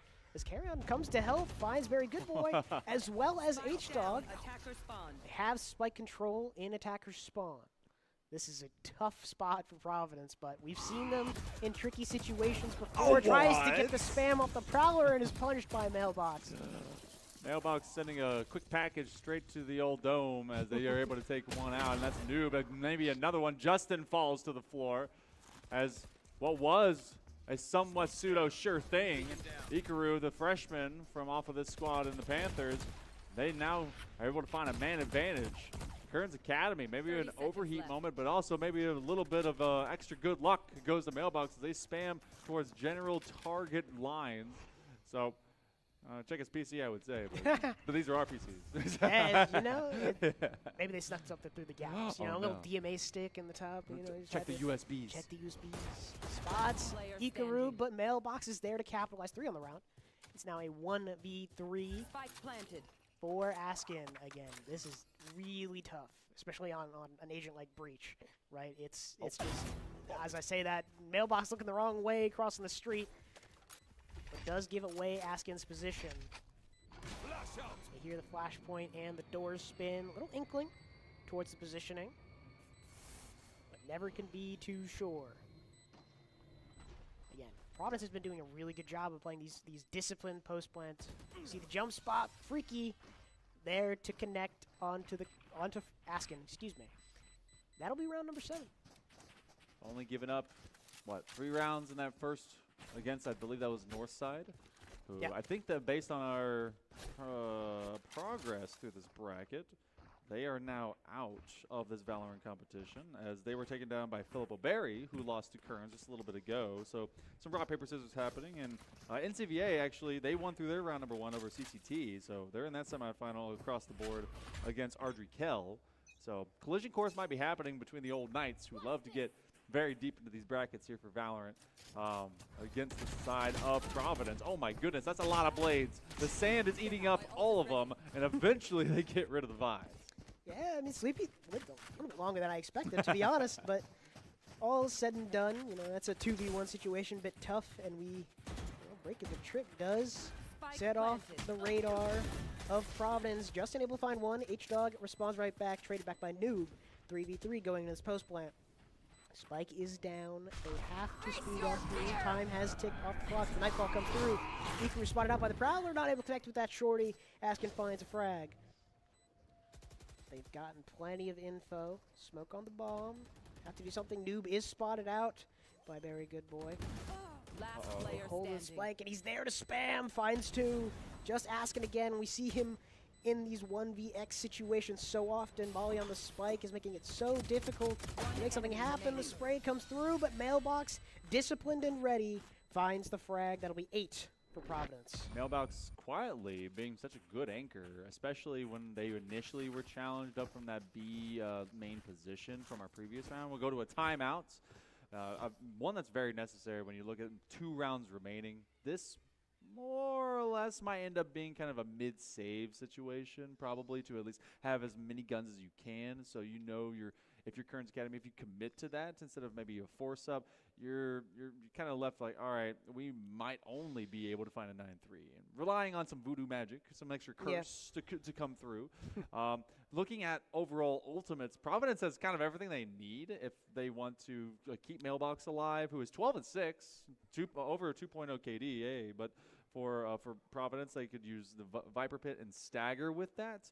Kearns Academy, they got their Rolling Thunder back online. That's Yeah. got to be something. If they use it this time, they better not be just standing behind it. They're Yeah. going to be moving. Got to be going in with that Rolling Thunder. I think it's a bit of a mix-up coming from Providence. The Brimstone on this map is certainly unconventional. And so, going into the post plant where they think they have a lot of time, you still have so many layers of stall just looking at their comp. You have that Brim Molly, Viper Molly. You have the Orbital Strike as well now online for the side of Providence. There's just so many tools in their arsenal to play that post-plant situation, and we're seeing they're playing it extremely disciplined. So it's really tough for Kearns Academy to kind of claw their way into this situation, especially when they're burning so much util early on maintaining this, A main pressure. As I say that, they elect for a more passive approach. All's quiet as Providence comes through the A main position. Prowler spots Justin, not able to connect with the Bucky. Recent nerfs might have been the cause of that. Mailbox finds the 2 opening frags as Spike goes down. Kearns Academy now in a numbers disadvantage retake. H-Dog finds Sleepy. They're aware of at least Noob's positioning. Nice spot to be in. Little jiggle spots Mailbox. Fault line comes through. That'll be Mailbox taken out. but they aren't ready for more. H-Dog still playing around that rumble position as Freaky tries to make something happen. Ikaru swinging from the main, helps clean up the damage. 3 alive, and that'll be 9 for Providence. 9-2, and round of in course the half. they were kind of going off of that very light buy, which means all the guns very big moving to this round. At best, if you're to dual activate a couple of ultimates, Justin must stay alive. You've seen a lot of Rays over the years, especially onto Lotus, and for them basically in co-op with a solid Jet to be able to kind of work that really well. It seemed kind of that not exist here. Obviously, we've moved away from Neon maybe being the big and bad that would slide in and just take victory from everyone, especially on a C slide. Feels like the Rays has kind of been shut down. Showstopper used to be the priority. Everyone would eat up all those orbs. You'd have a Showstopper like every 3 rounds and just like open with a massive pick. But they're going to be asking not too much, just for them to be able to hit this one. They pop up one. They have them separated via that shear. That Viper Pit is actually protecting them as they got popped up. The Prowler goes slow. They're slowing down any of this advance. But they still seem that they're kind of committed to it. Yeah, even with that slight delay, they're able to kind of rework their way back in the site. I say that as Noob and Justin with the paint shells finds too. It's a tough spot to be in. I mean, still plenty of time as the pit goes down. Kearns Academy going to see that not much left to deal with on this C site. As to what Providence's intentions are, still unclear as they work their way around the map. Mailbox, though, the timing through stairs. Oh finds my gosh. one, spotted by the teammate. Prowler off, look through. Mailbox just electric. Has to keep going. Still fighting up, bomb goes down. Still has that orbital strike, plenty of tools to work with. Going to fight a war on 2 separate fronts, moving into the last few seconds. Got about 20 left before this one ultimately activates. Carrion looking for at least some contact, but that's just not going to happen. Oh my goodness, Noob is given a second chance. Ikaru takes care of business. It becomes a 2 versus 1. They know they're over in tree. It's a Fade v Fade battle. Oh, and it's hot H-Dog that's able to come through. 10-2. What a clutch by Providence. And honestly, there were some weird moments where it feels like players shouldn't have lived through longer skirmishes, but H-Dog is able to clutch up just enough. Yeah, I mean, it's an extremely dominant half, though. I mean, Yes. they played the clutch situations well. They played their post points extremely well. But, you know, attack-sided map is given. But a 10-2 half is extremely difficult to claw your way back from. We've and seen the pros come back from We've seen it. We've seen it. Yeah. I'm not saying it's written off entirely, Yeah. but it's really tough. And they still have plenty of util to kind of contest these mains, contest these spaces, and you know they're electing to, you know, they have a more brawl-heavy comp, I think is what I'm getting at. Yeah. Right. You see the Fade, you see the Jet and Chamber both being able to get in, get out, as they aim to take that A main space. Off seeing nothing, Ikaru is aware of the fact that they're sitting outside here. Lots of spam coming through. Keeping that orb up. The Prowler spots him, able to get one with the shorty. Little risky business as Askin answers back, and Justin flies into that sight off of the back of the paint, or the satchels, excuse me. Arc Rose is going wide. Justin finds another, traded back by Freaky. Sitting on this site. 3v3 for both teams here. Bomb still yet to go down. I think all players known to be here from the side of Providence have Kearns tucked in a corner. Finds one, H-Dog. One enemy remaining. Another for H-Dog. Spike down. Just Sleepy in the 1v2. Classic in hand by the C9 bundle. Working his way. Trying to find anything to haul it coming through. Gonna raise the alarm bells. Not sure 30 where this seconds player left. might be. Right click, ding through the wall, but not enough. The pen on the classic, not enough to do the damage there as H-Dog with 3 brings the pistol round in favor of Providence, and that might be what does it. I Yeah, can't lie. We don't usually say that things are won off of a pistol because often you'd have that you know, more slight differential. But this one, off of this, you've got to be expecting a force, not only to be bought by Kearns, but by Providence to be received. So I mean, your last couple here, again, it's a semifinal. It's BO1, so you get all of a single chance to really kind of make your fight up into this bracket. But lower bracket cometh for at least one of these squads before the winners finals is around that corner. Off of this, Kearns Academy wants to go a little bit quicker. They don't know if the target's nearby. Quick satchel. Justin sees at least one. Is able to slap a Frenchman on the back with a quick all Bucky shot. So Justin proceeds deeper and deeper into enemy territory. He's going to tell everyone, hey, sights are clear for what I can see, but that's a lot of smoke. That's a lot of smoke to deal with. And Providence, numbers disadvantage, but they know that this is a scuffed by from the side of Kearns Academy. They're doing everything they can. As I say that, the Bucky rings true. 200 pump from Justin. That have a position, very good boy, able to trade that back with Ghost in hand. Electing to put down the big rifle. Drops the weaponry, finds Sleepy. H-Dog finding one of his own, that Stinger. Carry on, able to get one, but not the second. H-Dog closing it out yet again for the Panthers. That'll be 12, match point. 12-2 scorelines is looking tough. It is very much so. And this team is so efficiently, even just through a couple of games, not allowed more than 5 to be found by their opponents. So their bye, if you think bonus and everything is weak, but I mean, same thing for Kearns. They forced that round, so it's going to be the same kind of clearance aisle out of Walmart for both these sides. But scrappiness, it really rested to those final 1v1s. H-Dog, we've said their name a lot they've last 3 rounds. Yeah, I mean, they've 16-7. That's a pretty dominant performance. But it's, with that bomb going down, they still have plenty in the tank to work with inside of Kearns Academy. So we see that initial A pressure. TP into the open, but very good boy with that Outlaw is coming in clutch. 2 big frags onto Noob and Justin. As the smoke's taken off the table, it's going to make this a lot harder for Kearns Academy. As I say that, Sleepy answers back with that Marshall. Finds one, spots the flank. They're contained here. Have to make something happen. Showing in. Sleepy again with a Marshall. Headshots galore. 3v3 as all turns quiet. Sleepy wants to burst onto the scene. They were a huge proponent for success from this squad the last time that we were on Pearl. This time around, obviously, it has been a high premium to pay to find some success moving into it. They have been very efficient from off of the Marshall play. Askin eventually takes down Ikaru. So they're slowly winning this war of attrition. 45 seconds before they have to force the issue. An audible exists. They want to take secret. That's a lot of Razor Thorns and a lot of damage as Mailbox eventually finds them off angle. A turnabout of fair play. Barry with their third, and they're going to find at least one with carry on. It's a 1 versus 1. 30 seconds left. Got to get this plan pretty soon. I'll find you. Yeah, shows the font, and it finds the frag. Big clutch by Carry On. Spectre in hand, able to get the job done. 3-12. Hey, maybe there's room. Maybe there's room to come back into this.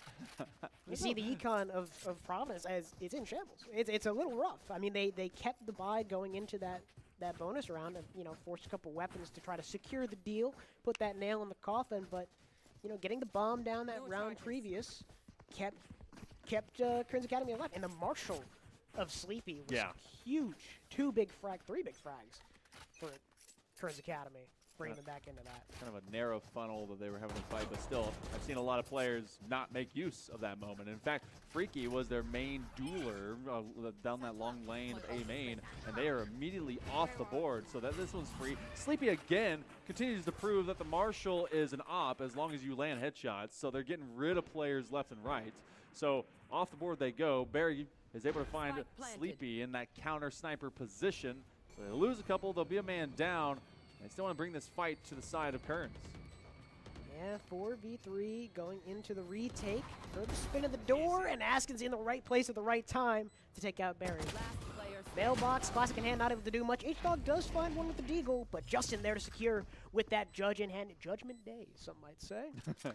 4-12, excuse me. I'm looking at numbers wrong. 4-12 going into a full buy.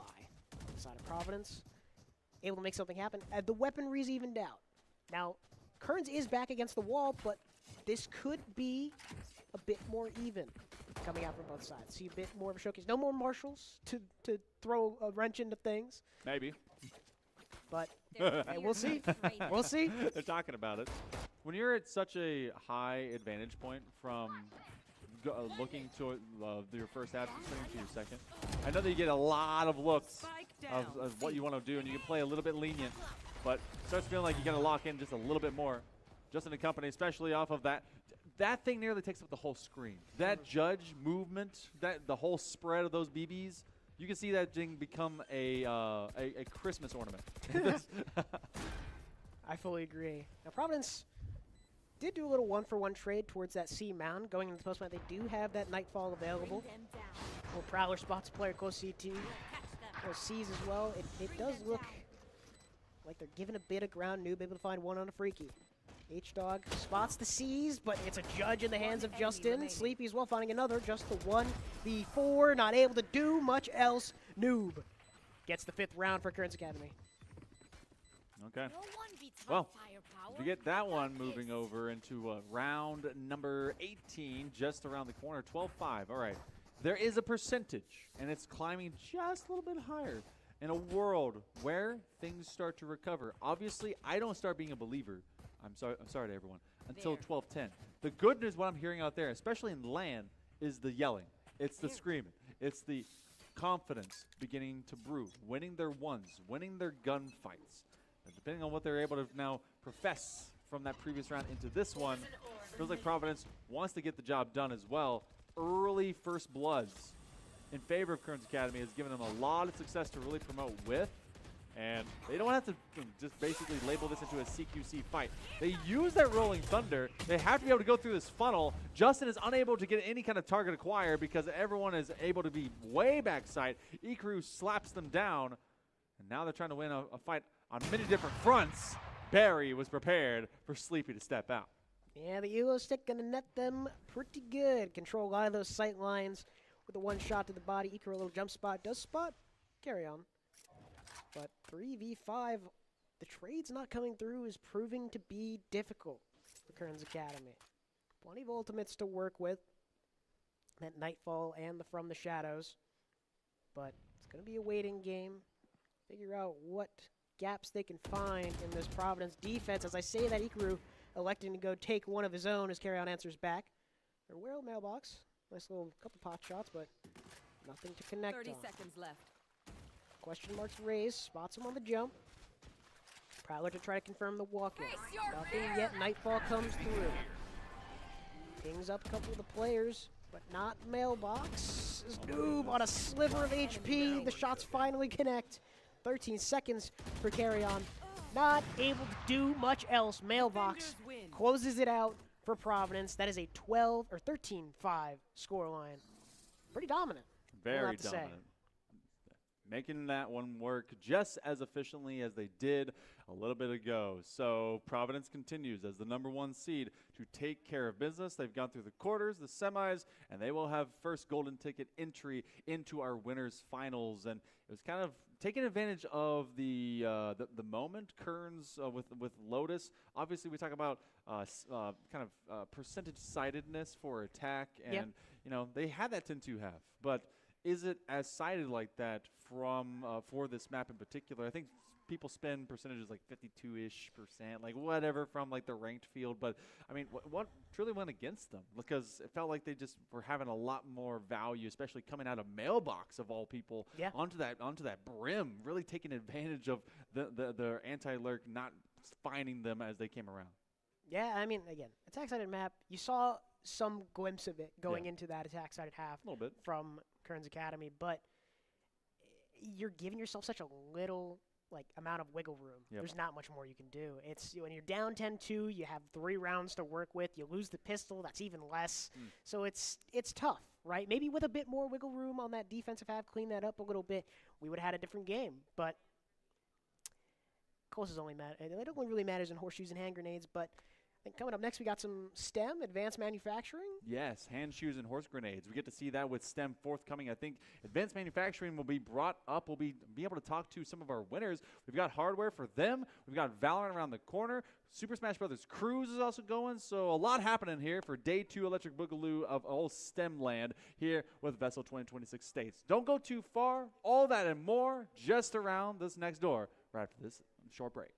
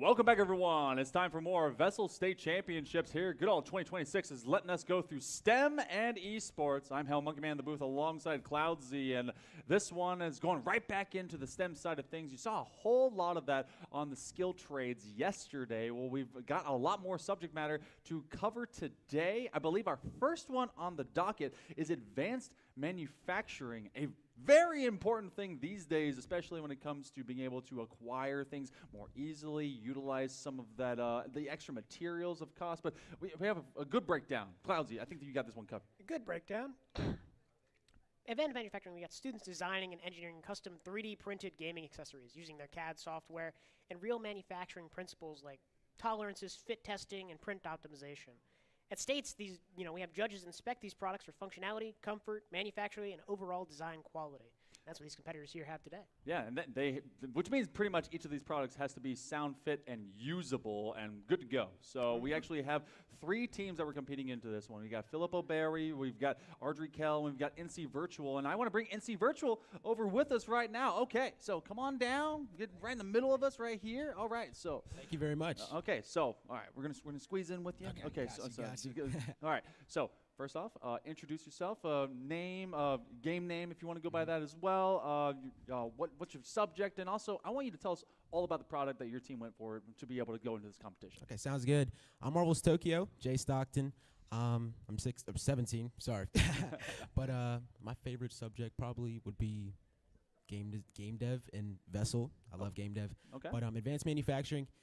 My project is Arm Guide. Have you ever been playing FPS games and say long time, competitive, very locked in, you know? Yeah. It might make you a little tired, you know? It might a little arm fatigue. I am old. Yes. Yes. This product helps with that, okay? It is a little forearm rest, you put your forearm on it.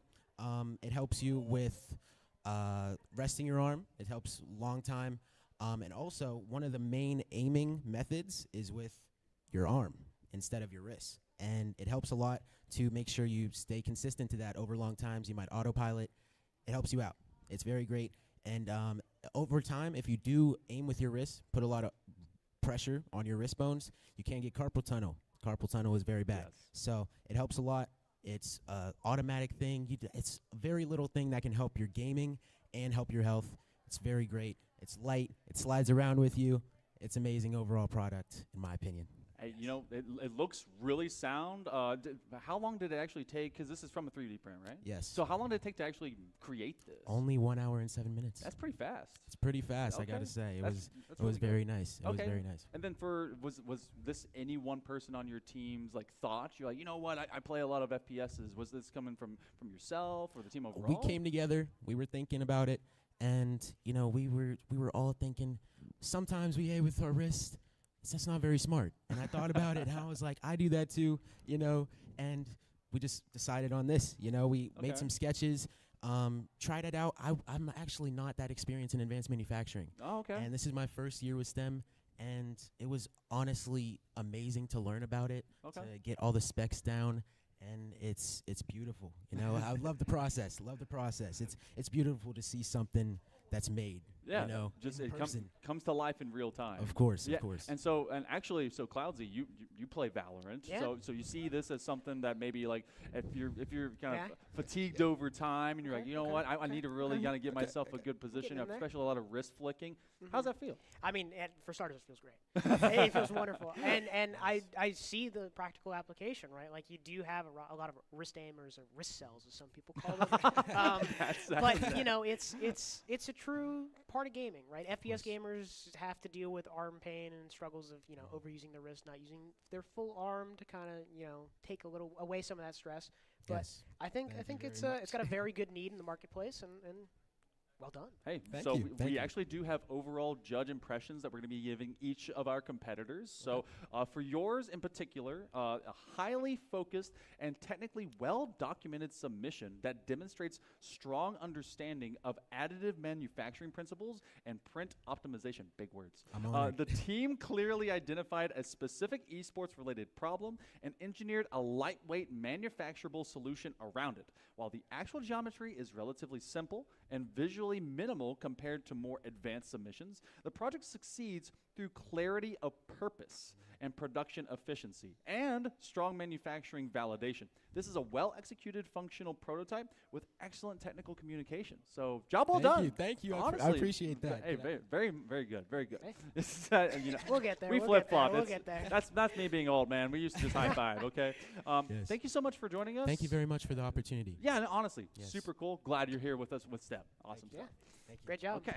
All right. So that's NC Virtual. Okay. So we got to be able to have that first one, and honestly, very efficient just design overall. But don't want to go double speak into that, Mike. So we do have two other competitors, and we're going to be bringing them up as well. So Ardrey Kell, come on down. Hook up right behind us. Let's go. You got own the fan base out there. Y'all roll deep. So tell everyone who you are. Could be name, gamer name, whatever you do. Favorite subject, and tell me about your product, because we don't have it with us physically, but we're gonna have it on screen. Okay. My name is Evan Wright. Favorite subject is probably science. Okay. And my project that I did was called the Nexus Gaming Headset. Basically designed because I would say gamers are like very locked in sometimes, right? They can get kind of sweaty and hot, and we all sweat, in our hair, whatever. So I designed this to have ventilation holes at the top. Okay. Basically, very versatile, but also had to be durable and lightweight, because we want to have a nice, comfortable experience while we're locked in and being in like the zone where we're gaming. Very true. And just like overall having like a headset like this is very beneficial to sound quality and also to comfortability. Okay. And so now, kind of looking at this, seeing this really be used in some very high-tier headsets, I think maybe some of this kind of goes with it. Was this from everyone who's like, you know what, like we really want to look towards headsets? Did this come from yourself, someone on the team? Like who kind of maybe was like, you know what, let's go towards this idea? I would just say for me personally, I've had various brands of headsets before, Right. and it can seem kind of bulky in a sense. I want something that was like more lightweight, but still would be able to provide nice sound quality. That's true. Be able to just feel lightweight on my head. Yeah, I mean, and we know about that right now, to be Yeah. honest. And Yeah. as a big a Valorant player as well, you can talk about sound quality, making sure the comms are there, and lightweight. I feel like these all check the boxes. Yeah, I mean, making sure you get that 3D sound, right? Getting the distance and the direction is really important for especially a tech shooter like Valorant. Yes. So I mean, it applies to other titles as well, but I think it's pretty good. So for this one, do you since we don't have it with us right now, do you know how long it actually takes to print? Well, I checked, it was 42 minutes, but if we Ooh. wanted it, we have to scale it even bigger, probably about like 1 hour to 2 hours. Okay, still not bad. I mean, Yeah. considering like what you can do with like resin and everything these days from off of that. So, job well done. And obviously, we do have overall judge impressions. So, it did the same thing for NC Virtual. So, give you your flowers. It says a very polished and thoughtfully branded submission with strong documentation and clear user-focused intent. The project stands out visually and demonstrates impressive understanding of manufacturing workflow and presentation. While some mechanical and structural aspects would benefit from additional iteration and real-world testing, that makes sense. This is a strong upper-tier states level submission that successfully balances creativity, manufacturability, awareness, and product storytelling. So, sounds like they really enjoyed your headset. So, Yes. hey, job well done. We'll be figuring out whether you're going to be number 1, 2, 3. We'll be doing that thing. But you know what? Alright. Thank you so much for being with us. Thank you. Hey, Thank you. thank you so much. Appreciate that. Thank you. Thank you. All right, we'll take you, Mike. All right, so we have one more submission here for advanced manufacturing, and it's none other than Philip O'Barry. Come on down. All right. So, you're right here. Here's your microphone. Okay. So, just like with everyone else, please let everyone know your name. It can be your name, gamer name, whichever you like. Give me your favorite subject, and then help us understand your project overall, the origin, and what were you able to make for us? Yeah, of course. My name is Josh. My favorite subject in school is math. Okay. And overall, my product is an ergonomic mouse. Now, traditionally, different ergonomic mouse, like typically copy the same design and help like with different grips and stuff. Now, we want to make a little spin to it and add some wings to the side. Okay. But they're really functional because sometimes with the normal mouse, I'll try to demonstrate. You're good. You hold it like this, but your two side fingers are hanging out. Okay. So that might create some drag and stuff like that. Right. So we decided to make some portable wings Okay. for a mouse. And with that, they're like buttons and stuff like that. So Okay. sometimes there's like side buttons you can use. And Okay. you can use that still here too. Okay. And just help like create a more ergonomic design for, different needs. I like that. I see it's like kind of a little bit thinner. You see some fat mouse, fat Yeah. mice, and then you see like some that kind of swim out to the buttons and everything, separate your hands. So for the wings, you're talking about like putting buttons on the side. Do you like the 9 buttons? Do you do like Yeah. just a couple? What's A couple that are like, it's like less is better. Yeah, Less I is got choice. you. Like we want to focus more on quality. Have the buttons where like it's more easily accessible instead of the mashing all 9 together. If you're like maybe a healer in like an MMO, that might be the vibe. But this one, like shooter style and everything, much more simplified. Yeah, exactly. So I think you're part of a team of 2, right? Yeah. So was this both of y'all's? Or did you kind of come forward and like, hey, I think we should chase this down as a project? Or? Yeah. Okay. So like, do you do a lot of FPS or like, what's your main games? What do you like? FPS. I'm actually part of the Valorant team. Yeah, nice. Okay. Okay, cool. So to that end, like it feels like this. I mean, it's kind of a narrow path, but when they were talking about finger drag, I've had that happen depending on the kind of mouse. I feel like this kind of idea really addresses something that could be able to make you a little bit faster on the flicks. Yeah, I mean, for me, I like to keep all fingers off the mouse pad. I know there's some, I think, what's his name? Asu is really big on like having that like 3 fingertip grip, and he's got his hand in a freaky position that I don't like. Like to, a claw. It makes me scared looking at it. So I mean, overall, this sounds really great, and again, it does tie into maybe get a little collab going with the first group. Get alleviating some of that wrist pain while also having the ergonomic mouse could be a little collaboration there. But either way, I mean, you're targeting the similar area, and I'm all for that. I imagine getting this as a care package as like an esports pro. Like, I get my headset, I get my mouse, and I get my pad. That's I got the longevity package to keep my mouse arm intact for as long as possible, and I got the surround sound, the that'd great be huge, headset. yeah. I'd love to be that esports athlete. All right. So for your judge impressions as well for your team. So it says a thoughtful and well-documented ergonomic accessory concept with strong user-focused intent and excellent manufacturing documentation. This mission clearly demonstrates understanding of additive manufacturing fundamentals and presents the product professionally through branding and product listing materials. While the concept is strong, the STL execution and geometric refinement do not yet fully match the polish of the rendered marketing vision, but with additional prototyping, smoothing, and structural refinement, this could evolve into a very strong functional product. So solid work overall. Thank you so much for getting into this competition. I can't wait to be able to see what the results are going to be, man. Yeah. Thank you. Thank you. I'll take it. All right.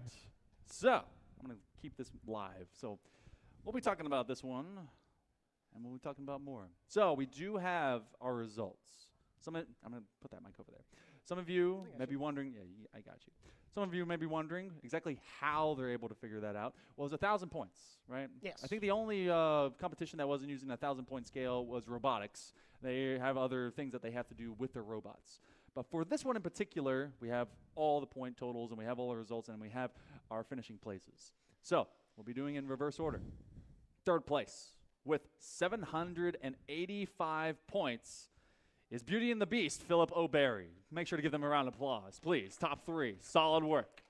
So, second place, which, by process of elimination, you'll know who's the winner. But second place with 812 points Saturn's teammates, NC Virtual Academy, which means Ardrekel, first place, 854 points for Le Knights. So if I can be able to get Le Knights to join us again, come on down, Ardrekel, move on through that curtain. Let's come on down and have yourselves a winner's interview. Come on down. All right, we're gonna spread the herd here. All right, Yeah. so all right. Oh, Feel going free in. if you want that microphone. We may have a front row and a back row. You know, we're gonna get everyone in a camera shot. Go ahead and come on in. Just right over this way. All right, and we'll be sharing that microphone, and yeah, we'll just be using that one as we pass it along. So right up in front. Okay, so. All right, so this is our camera right there. So, all right, overall, awesome ideas. We got to be able to talk to yourself for the headset. Everyone that's involved, what key parts did everyone get to play? We'll start with yourself in the middle. Sorry, going first, but like, where did you kind of make your impact with the design for these headphones? What did you get to kind of work a lot whenever you guys were coming up with this?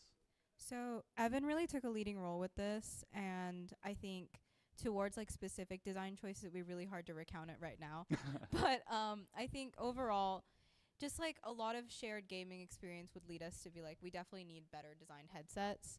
And overall, just like talking about what we felt was like our biggest issue when playing, a really big like after gaming, my ears hurt a lot. So like, Real. I think more so than the design choices, a lot of us contributed to like ideas as a whole. That's awesome. And I remember seeing y'all yesterday. We were doing a lot of the STEM competition as well. So like, does this kind of translate? We talk about tradescrafts, and then we go over to advanced manufacturing. Whomever wants to take it, doesn't matter which one.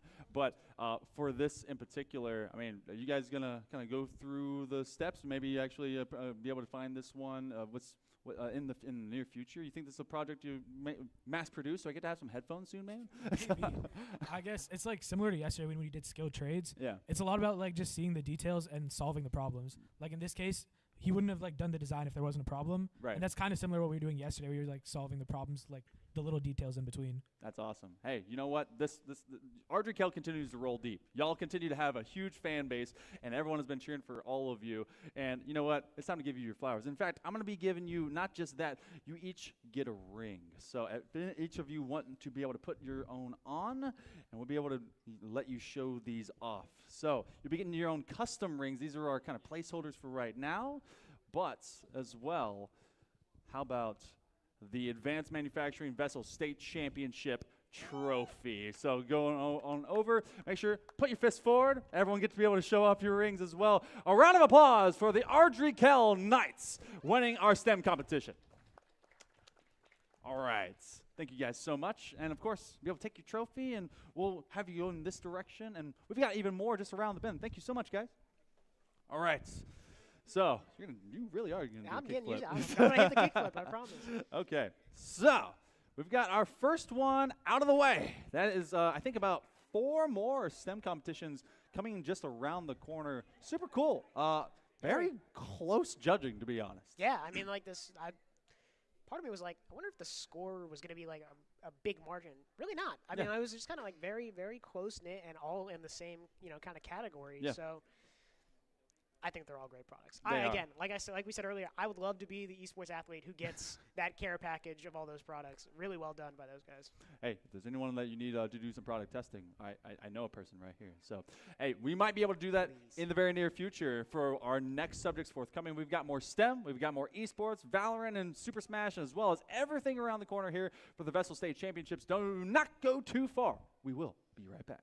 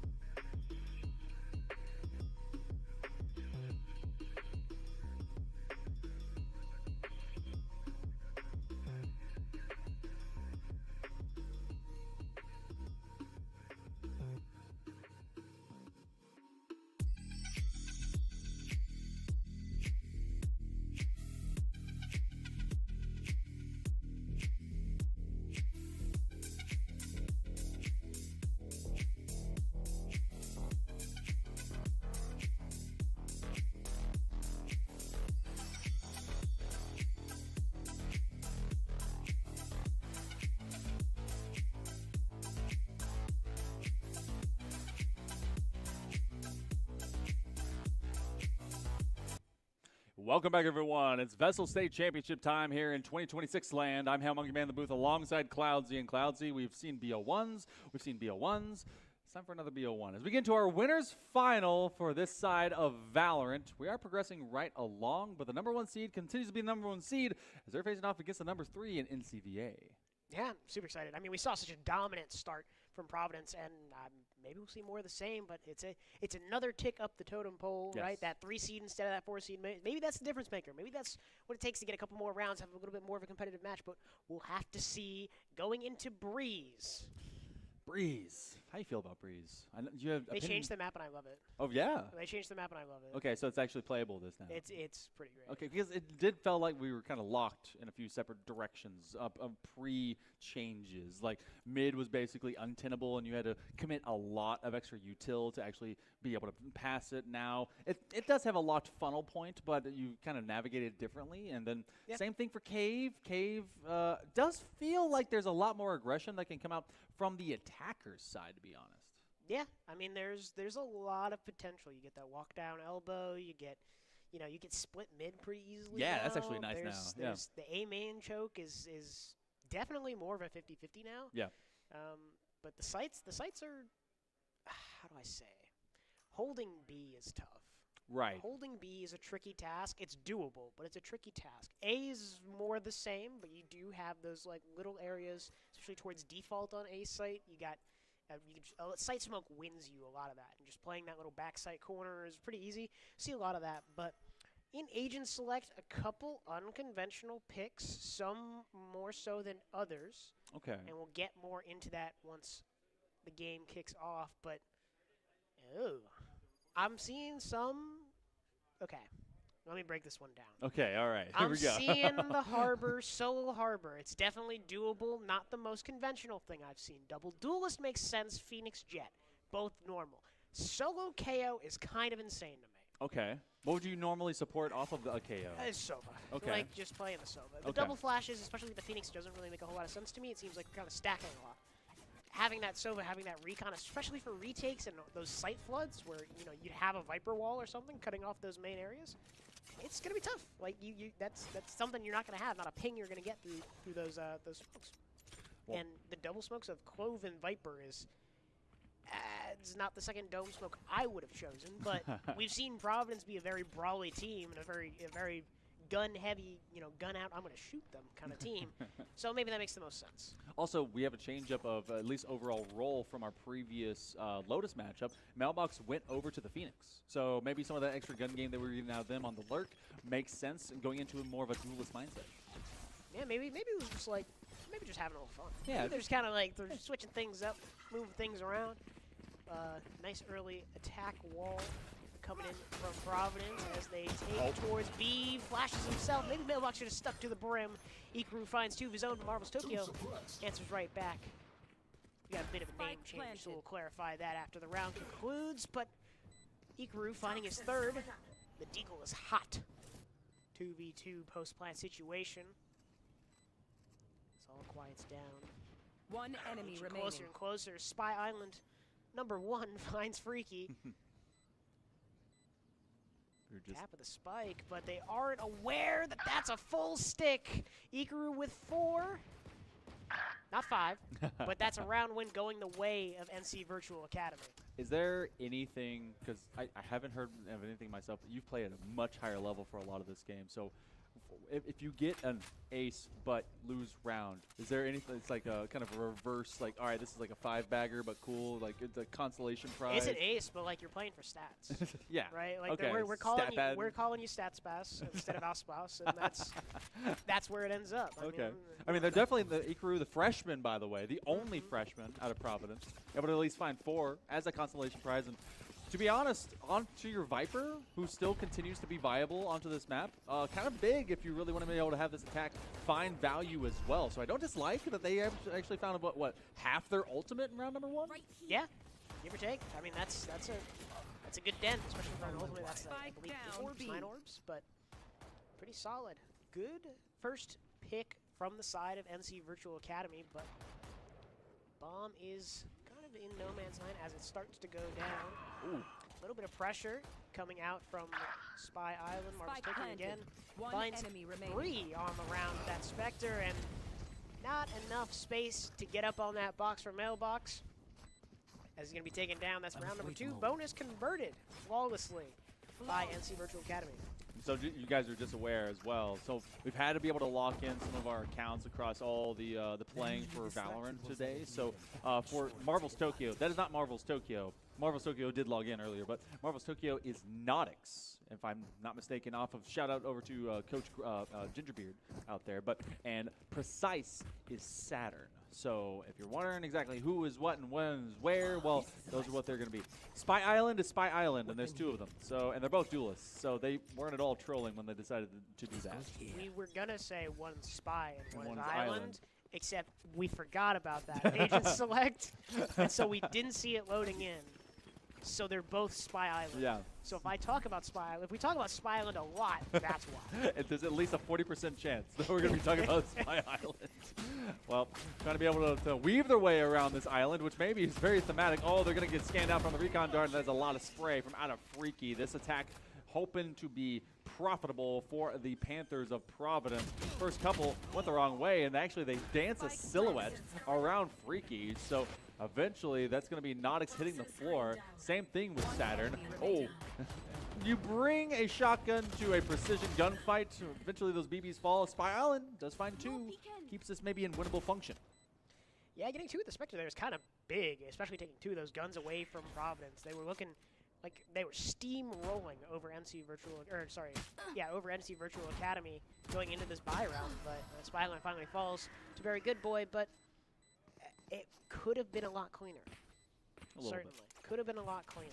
Getting those guns out of there. I mean, admittedly was a judge, but that's another rifle that they could have had going into this round. I don't know. Look, I'm min-maxing here. It's just unfortunately the way my brain sees the game. That's a good way to see the game. Yeah. It's a very business-like way to see the game, so it makes sense. That's why you've been able to really elevate that game. And also, talking about this game, Providence, they really haven't seen a majorly sincere challenge over their last 2 matches. 26-8 between the both of them. Yeah. And the most recent for NCVA, they took down Ardrey Kell in triple overtime, 16-14. So it was a banger game. Yeah. So I got to catch snippets of, but okay. it was pretty intense. Some good pop-off over there. Oh yeah, we heard it for sure. But I mean, it's certainly been a battle, and I'm hoping as the bracket narrows down, we'll see more of those bangers.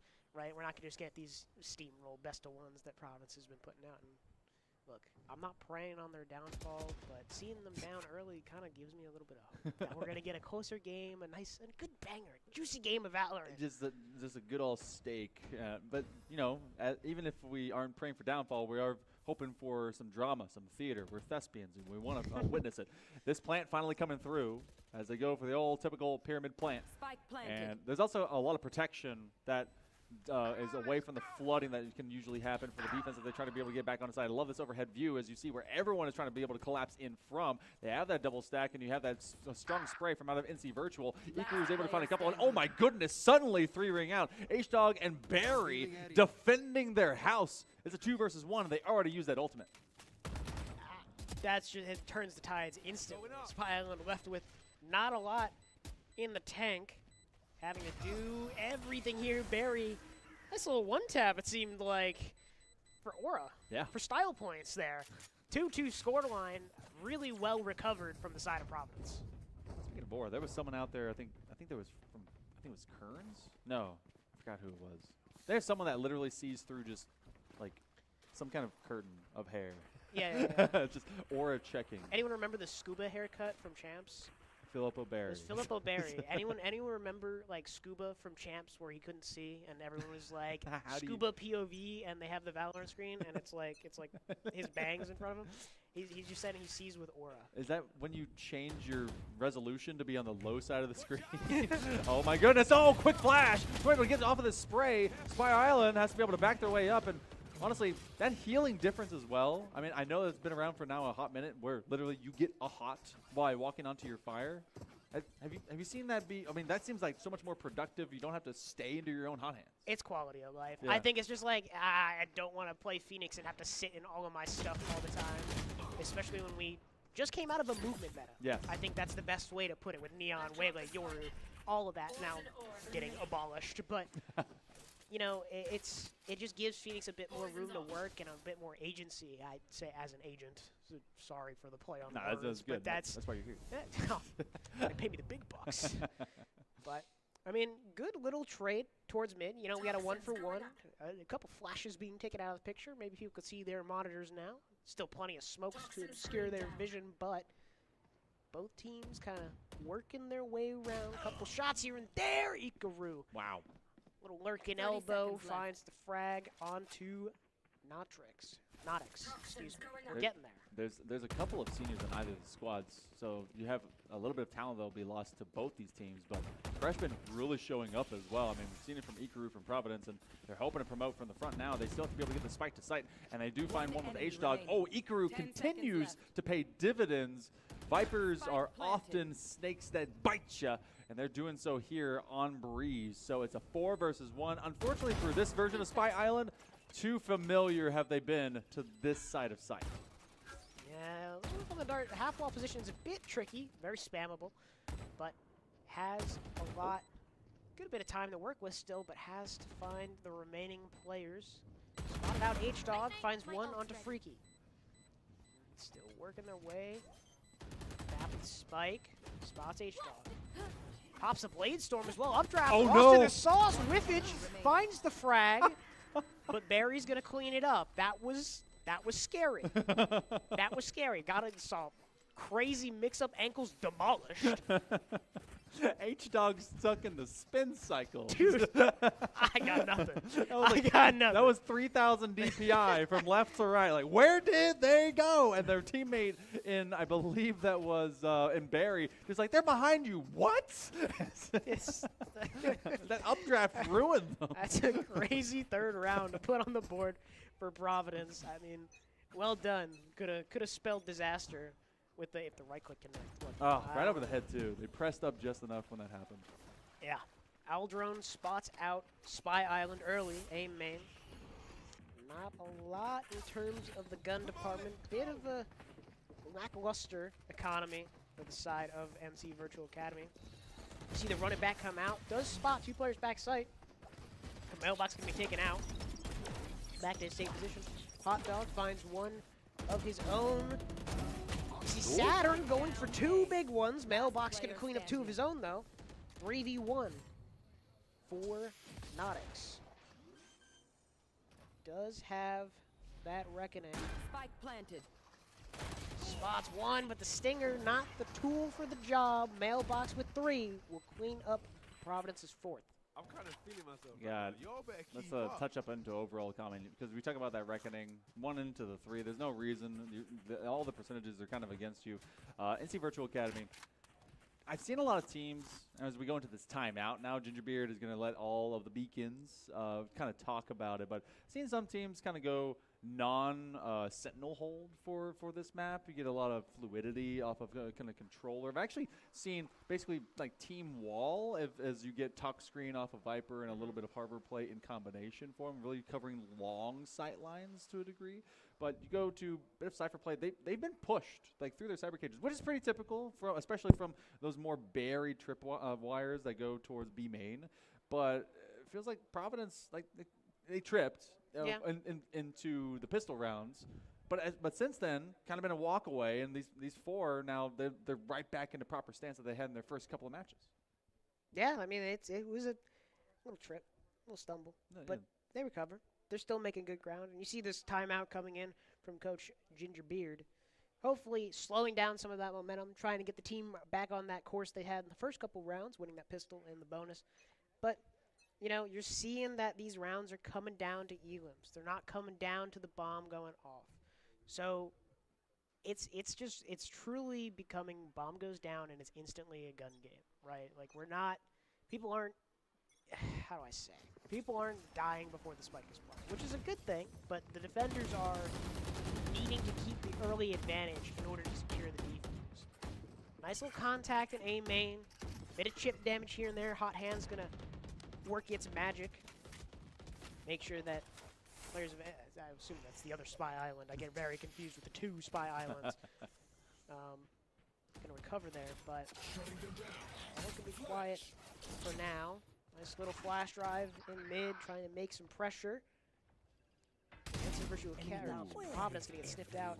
Mailbox goes down. Messi taking all of that B main space. Freaky will find Saturn in mid. Nice little rendezvous away, but the neural theft will reveal the positions of the Providence players.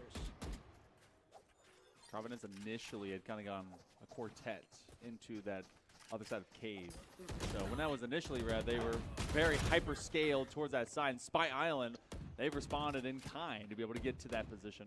So they do plant, or they put that ruse up, maybe to give them an entry point. They've got to activate from this. Spy Island trying to wait for their teammate to be able to rejoin them. They get at least one eye onto it as Messi wants to be able to go through. That's going to give them some health back regardless if they get information or if they get a kill. Barry's going to aim to walk away from this one, toss that curveball.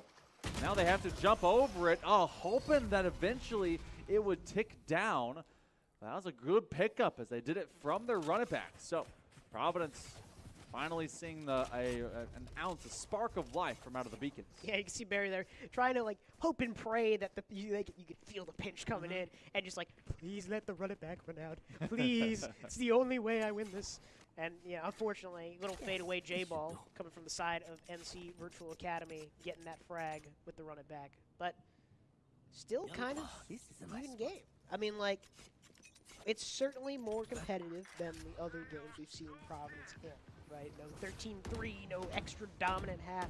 Maybe it's Breeze. Maybe it's like the fact that they're not playing a jet. They're having to hard scale, which isn't the craziest thing on a map like this. You know, you're carving up the sites with walls and this the clove ruse. But I don't know. It seems like that space taking is not going in their favor. Providence in a good position now to post-plant hold, especially with the Viper Pit going down. They have a Reckoning to make people move, and they also have a null command if you want to combine that, create confusion, create movement, as well as shut down any abilities overall to try and respond to it. This Tour de Force actually has a narrow sight line, but Providence knows where they got to be able to find that. They actually push this one just nearby. The robot will fall. Barry actually is going to end up going out as well, so they might use that not dead yet, and then they end up going out. They could not find anyone, so a 4 versus 1. And that's going to be the golden gun landing straight through the chest of a Moroccan spy. So Providence goes up by 2. Yeah, I mean, unfortunately, Barry did go down there at the very end, not able to keep that rifle. Excuse me, but a lot of ults used from the side of Providence to secure that round. Definitely a round they needed. You know, kind of putting NC Virtual Academy on the back foot, bit of a scattered buy, just looking at the econ all around. You know, trying to figure out who can buy, who can't. You know. You see one off that Blade Storm might not be too much of a problem for one of the 2 Spy Islands, but still plenty of room to emphasize their existing lead. Providence looking to go for a bit of a default, kind of spread the map a little bit. Not to tell into too much of what they're doing. Every team kind of has to default at the beginning of the round. But biding their time. They don't want to get too aggressive. They know the economy isn't the greatest. That 0 point is coming in clutch, canceling out some of that Zova utility. You know, trying to put a stop to it early. But a lot of that initial contact that they've been also seeing from out of cave just seems non-existent. Feels like ooh, nice shot from H-Dog. It flicked away at the last second, but look, it was a jump spot, and I heard one bullet, and that's all I need to know. All right, H-Dog's like that. Oh, Messi the Goat has the right read on the guy. Elbow finds one. Equally goes down, the freshman taken out of the picture, bombs down as well. Freaky is there to capitalize. Spy Island with the Bucky, able to make it ring true. Still numbers advantage for Providence, so, you know, it's not exactly looking like it's NC Virtual Academy's favor. Still have a lot of room to work with. You have to force these rotations to happen as well, and so, I mean, so much of these maps are won basically from, all right, how you initially find one pick from off of main, or do you navigate from mid and basically confuse your opponent? That's been the ladder of success for Providence as they continue to keep NC Virtual on their heels. And knowing that they've been able to at least get back together, the Beacons realize that this bomb is nowhere near them. So the spike gets planted. Pretty prototypical spot as well. Providence has a Hunter's Fury.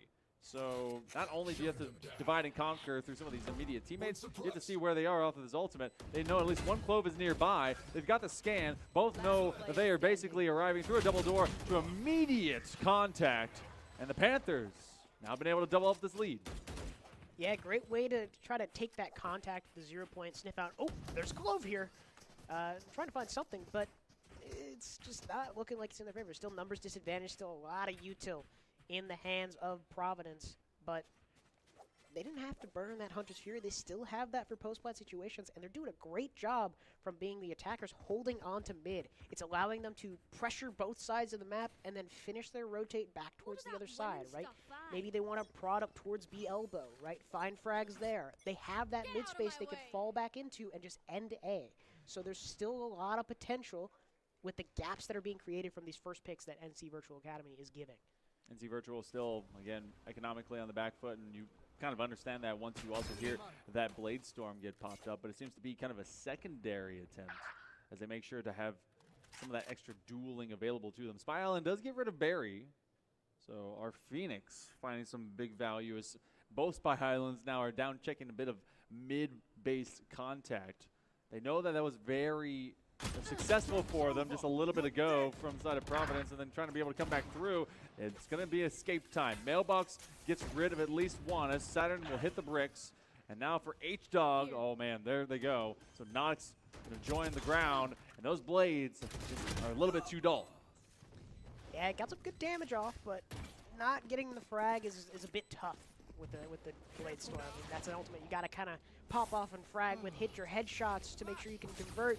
Nice little curveball. We've seen another self-flash. It's a bit unfortunate, but Mess of the Goat unable to do much.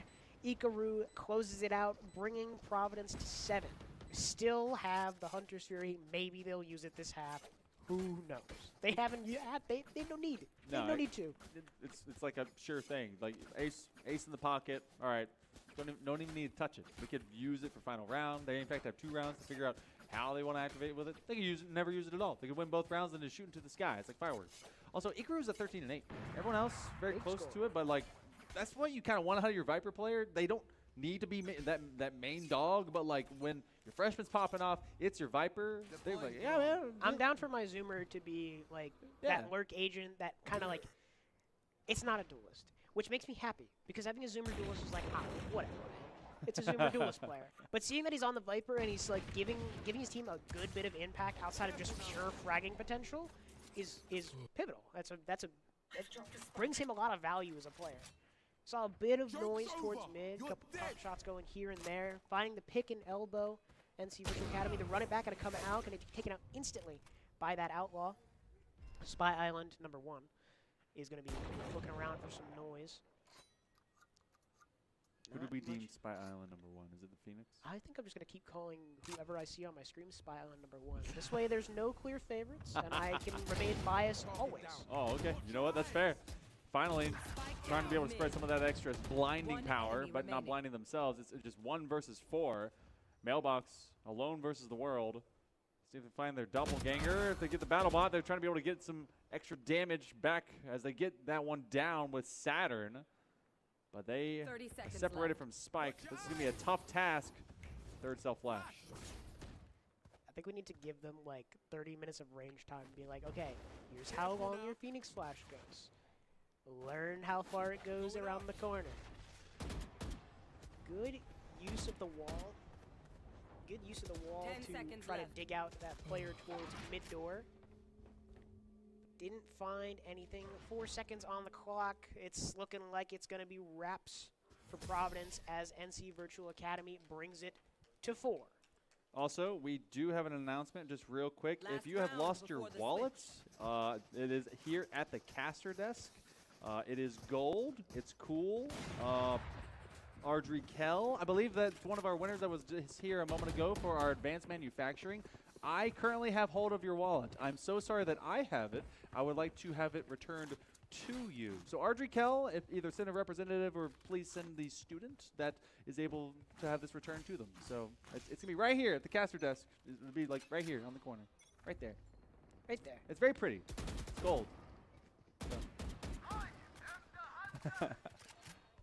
No problem. Thank you so much. We've got a return. Yeah, we did it, gang. Everyone, round of applause. Pat on the back. And in that time, NC Virtual Academy has lost one. Okay. Spy Island #1 has gone down. As Saturn finds one of his own. Beautifully done. 4v4 situation going into this post plant.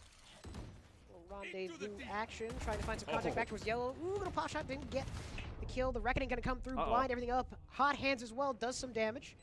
H-Dog finds 2 of his own, trades back and forth. It's just now Saturn in the 1v2.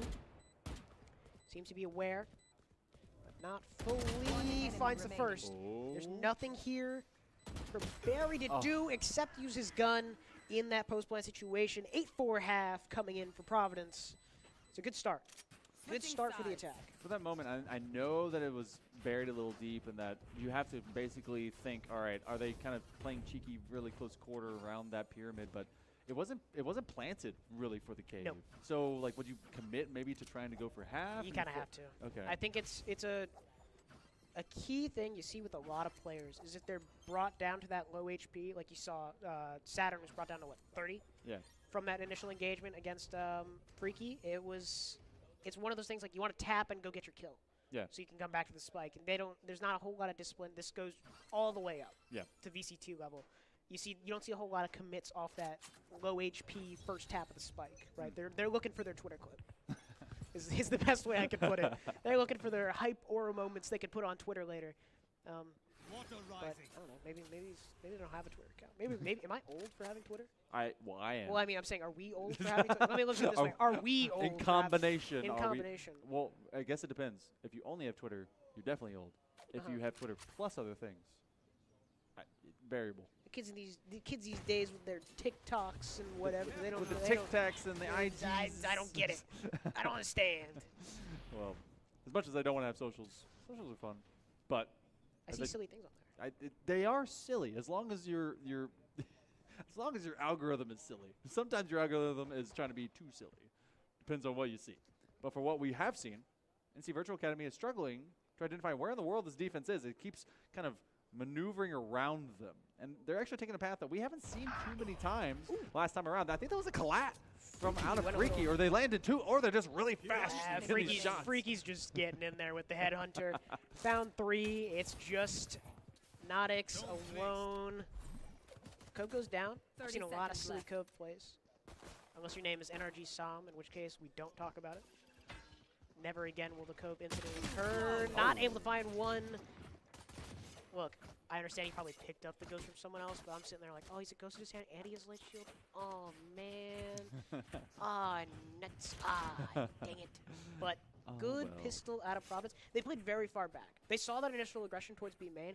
They just kind of adjusted the wall, right? It was kind of like he had 5 players strung out in one big line, and they just kind of like let it cave a little bit, kept their position, held their ground, but gave them a little bit of leeway to false sense of security, and then pounced. They saw the 3 players in mid, and Freaky just went freaky, I think is the best way to put it. Yeah, it was a wall of wet spaghetti, and it had been just until the sauce needed to be splashed on. That was Freaky. So Mob spaghetti, and knees weak. on sweater already. And right now, this moment is kind of heavy. So it's kind of heavy. I mean, like you're down 9-4. I would imagine it's kind of a heavy moment. Not quite a 10-2, that we did see a little bit of go on to Lotus, but Providence still looking like a very consistent #1 seed. Spy Island, unfortunately, they're going to be playing the Dance Revolution right there in double doors. If anyone wants to go for aggressive contact, not everyone has to buy as well going into these would-be buy rounds, but that's as good as an op. Oh my goodness, same thing with an outlaw. It's basically the anti-save slayer. As H-Dog finds another one off a wall bang. Wow, Ew, man. That was execution. Ew, man. That's gross. Someone check the PC H-Dog. I don't know. We gotta see what this kid's on. It's gotta be something. This can't be all natural. This is like too nuts. I don't know.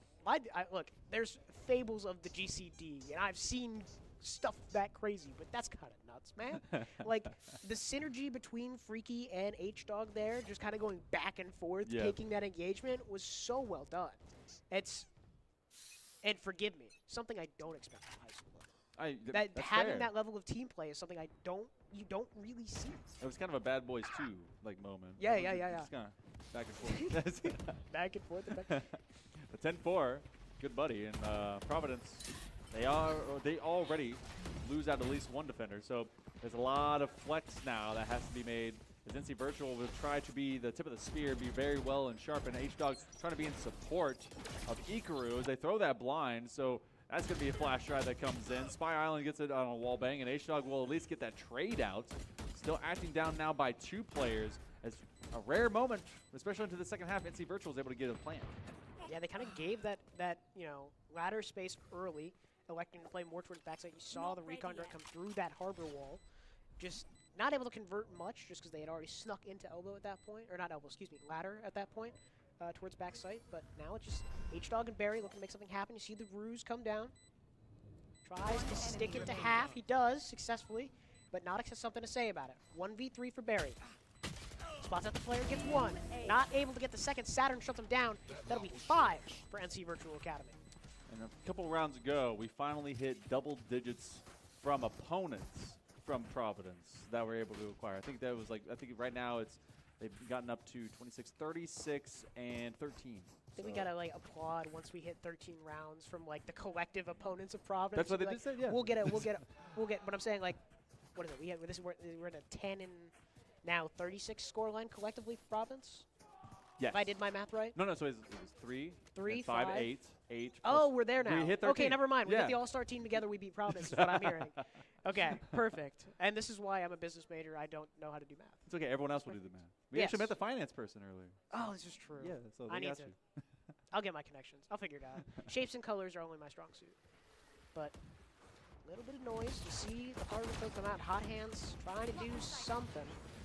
And clear out a couple corners to spool the exec, but Freaky goes unchecked. The rendezvous just into the wrong spot. Spy Island, number 1, gonna find him out. Here. Bomb goes down. Recon both taken care of. Getting in the post-plant situation does seem Barry might be a knower. The outlaw does ring true. Not elected to do much more. Nice little overheal. Everyone on the map can hear that. Saturn finds one of his own, 3v3, as Ikaru finds another to try to equalize. Finds Saturn himself. Spam through the smoke, doesn't really connect. Spy Island, number 1, gets 2 of his own. It's just Phoenix v Phoenix. The curveball comes through. 4K for Spy Island, bringing NC Virtual Academy to 6. Don't start resting. Did they just use their... I looked at you as you said that, and Yeah. I got confused. And now seeing that Phoenix ult is at 0, we're getting a little too excited Yeah. over at NC Virtual Academy. that was an idea. Look, maybe it was a misinput, but like, look, we could say maybe it was hype moments in aura. That's true. Maybe if you see that in the Twitter clip, it's like, cool. Yeah, I don't even need this. I don't even need that. I'm throw gonna my win this on my ult own away. terms. Coach Gingerbeard's probably like, hey, all Coach right. Gingerbeard's We're gonna 10 be talking rash. about that. But maybe they don't need it, as you're going to get a little bit more work coming out from Saturn. So they find 2 alongside Spy Island, number 1, one way or another. No, Saturn's like, okay, I got to burn myself to get through. They're feeling it. This is W key. This You is know what? WQ. I don't They're care. finding their confidence. Yeah. They're finding that confidence that they needed, and, they had it in the beginning of the game. Now they're kind of circling back. The attack half is feeling a little bit better for them. But bomb goes down. 2v5. It does help that Providence is on eco, right? Yes. Like it's definitely should be like looking for the flawless here. Oh, a little dink with a classic. That's a little scary. I know Oh, Ikaru able to catch Spy Island. Maybe for that play, Spy Island number 2. At the end, Messi to Goat able to come up late through mid, find Ikaru. Marshall in hand, a mailbox, not able to find a frag. Spy Island number 1. Gonna close it out. 7-10. 7-10. 7-10. And also, I think this is a very telling round, obviously, because that was an eco / light buy for a couple sheriffs. But looking at what this one is, as our next major rifle round, they only have the Tour de Force, which will be utilized into this round. A couple of ultimates with the Viper Pit, as well as the Not Dead Yet. Well within 1. Same thing with Mailbox on their own running back. Providence, if they're able to pick up this round, it does stop the general spree we've seen for the Beacons recently. But if they shut them down, they shove them back to the pit of misery, and suddenly we could be seeing a dead even game here on Breeze, which not a mini team has been able to do. In fact, collectively, between our first couple of games, it was only 8 rounds given up between 2 teams. They're nearly about to match that. So the Beacon's really standing up tall. Yeah, I mean, it's going to turn into how disciplined can NC Virtual Academy play to keep the Providence Econ in the depths, in the doldrums, where it has been. But the Tour de Force is going to do a bit of alleviating of that, right? We mentioned that, you know, Chamber doesn't have to buy a gun. You see the first shot rings loud, and that is a big alarm bell for NC Virtual Academy. Did spot player leaving window there, maybe a few question marks being created. See the Reckoning come through and force Freaky off sight. Little rendezvous away. H-Dog finds one, finds two. Now the NC Virtual Academy players scrambling to recover on the site. Spike being tapped here. Aldrone gonna spot out Spy Island. Puncher's Fury gonna come through to just put the nail in the coffin as Providence takes it to 11. Now, don't lose hope yet. The 7-11 scoreline is fabled for the comebacks, right? I've seen it before. It's kind of this is the scary round, right? Because you get the momentum moving in your favor. You get, you know, for instance, you win this round if you're NC Virtual Academy. That snowballs into 2 more rounds. You get to the you know, 11-9 scoreline, 2 more rounds and you're just an even game. Like, it starts to get more and more scary. It's just where the ult economy starts to pick up for a lot of teams. Like this 4-round difference, you know, 7-12, 7-11, you know, that area is where it gets really scary. And especially look at, again, NC Virtual Academy, their ult economy is looking great, right? Obviously, Coach Gingerbeard for NC Virtual does a lot of interaction for each and every single one of his students for his program. You're kind of speaking it to more to simplify basic math to like, all right, like this round will get some general success forward. But I mean, where do you kind of execute from off of this one? Knowing that you have an ult command that you can be able to at least push forward with, maybe clear some space, maybe force them backwards. But their economy, they only dropped 1 player, so they're going to be able to even fight with you for at least 2 rounds in a row. So is it just a flex off of a pick? Are we playing very default from this attack, or is this a set piece play position for anyone? Because if I have that null, I'm thinking like, all right, if I can identify maybe where they have their chamber, then I kind of walk into them. It takes away a lot. Like, if you null command into a chamber who's, like, really, really pushed out. We haven't seen a whole lot of that from Freaky. He's been kind of, like, very passive angles and then, like, rendezvous into a safer position. If you find him, like, really, really overextended, that's a problem. And something I wish I'd seen maybe a little bit more from NC Virtual Academy is really farming those Phoenix Orbs on attack. Right? That run it back is such a big space taker and will allow your Phoenix to kind of selflessly scale with your jet. And, you know, we saw it a little bit from Providence because the Phoenix is their main space taker on attack. And they've just, at this point on defense, are sitting on it for those retake situations, which admittedly they haven't been put in a lot, right? They've just been kind of falling into the guns of Providence. Sorry, NC Virtual Academy has been falling into the guns of Providence, excuse me. But couple contact in A main. Providence finds the frag and a good bit of damage on to, I believe that was Spy Island? Well, the damage was. The damage was on to, yes. I'm getting mixed up. Yeah. I'm getting mixed up. Because they're harbor otherwise. Yes. Yeah. Yes, we're good. Yeah. Okay. But here the spike goes down. 30 H-Dog, seconds recon dart in Spike hand, planted. will spot. Just kidding, not spot the player. But Barry does find one of his own 3v5 going into this retake. Plenty of ults to work with from the side of Providence. Just the neural theft. Have to find a body to activate that, but might be a bit tricky. Joke's As he over. expertly communicated from the side of NC Virtual Academy. Here's the run it back, and Mailbox gonna open up the round for Providence.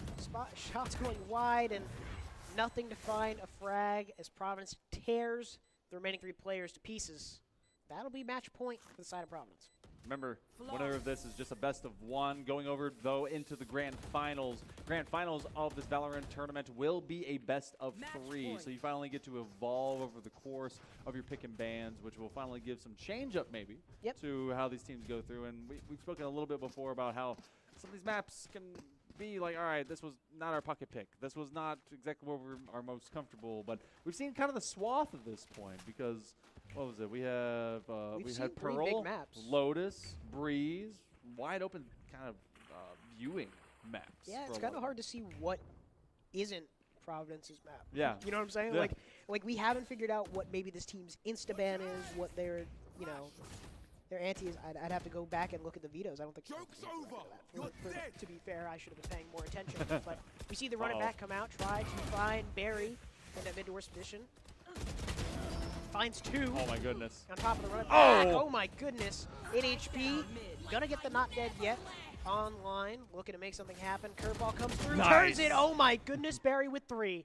Spy Island with 3 of his own. 2v2 situation. H-Dog. Tucked away. Here's the taps the spike. And he's gonna get one more onto Precise.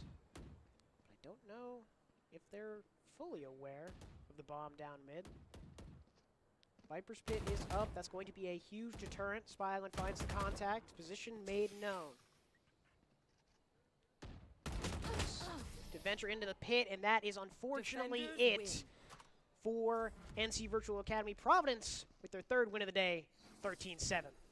Huge work so far today for Providence to stay perfect. And of course, it's best of 1, so whomever makes it to the grand finals first has to be perfect, and then the lower bracket must develop itself. But Providence continues to limit options for a lot of their opponents. A very nice, fast start for NC Virtual off the initial pistol in the first half.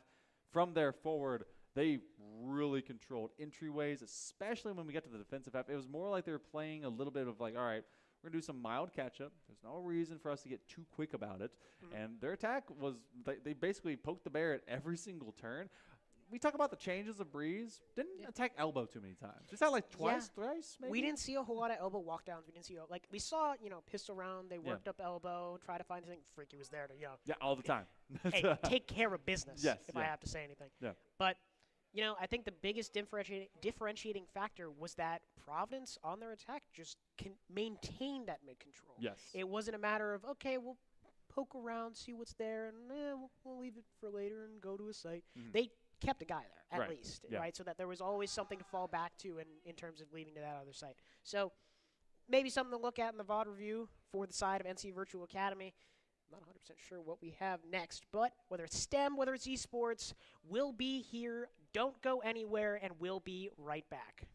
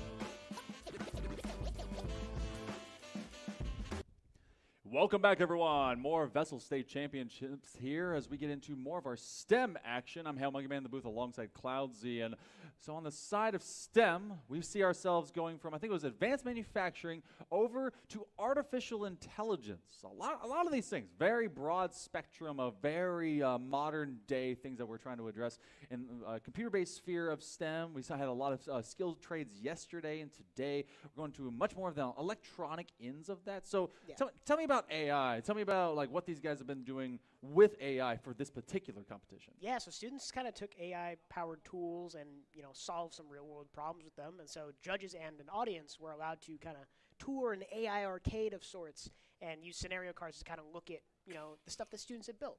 Okay, and utilizing, they didn't remake AI. That would have been awesome. That would have been really cool. But for right now, they took what was an AI kind of backing and then were able to create their dashboards from off of that. So some of that extra interaction was really neat, and it's going to play into some of the scoring that actually happens today. So let's get to our 4 teams, each one of them having their own representative. Let's bring on the first, as we've got Wes Cabarrus out here. So this is going to be your live mic. Thank you so much. Now, please introduce yourself, whichever your preferred name, gamer name that you want to be. Give me your favorite subject, and tell me about y'all's development for your dashboard that you did for Wes Cabarrus. All right.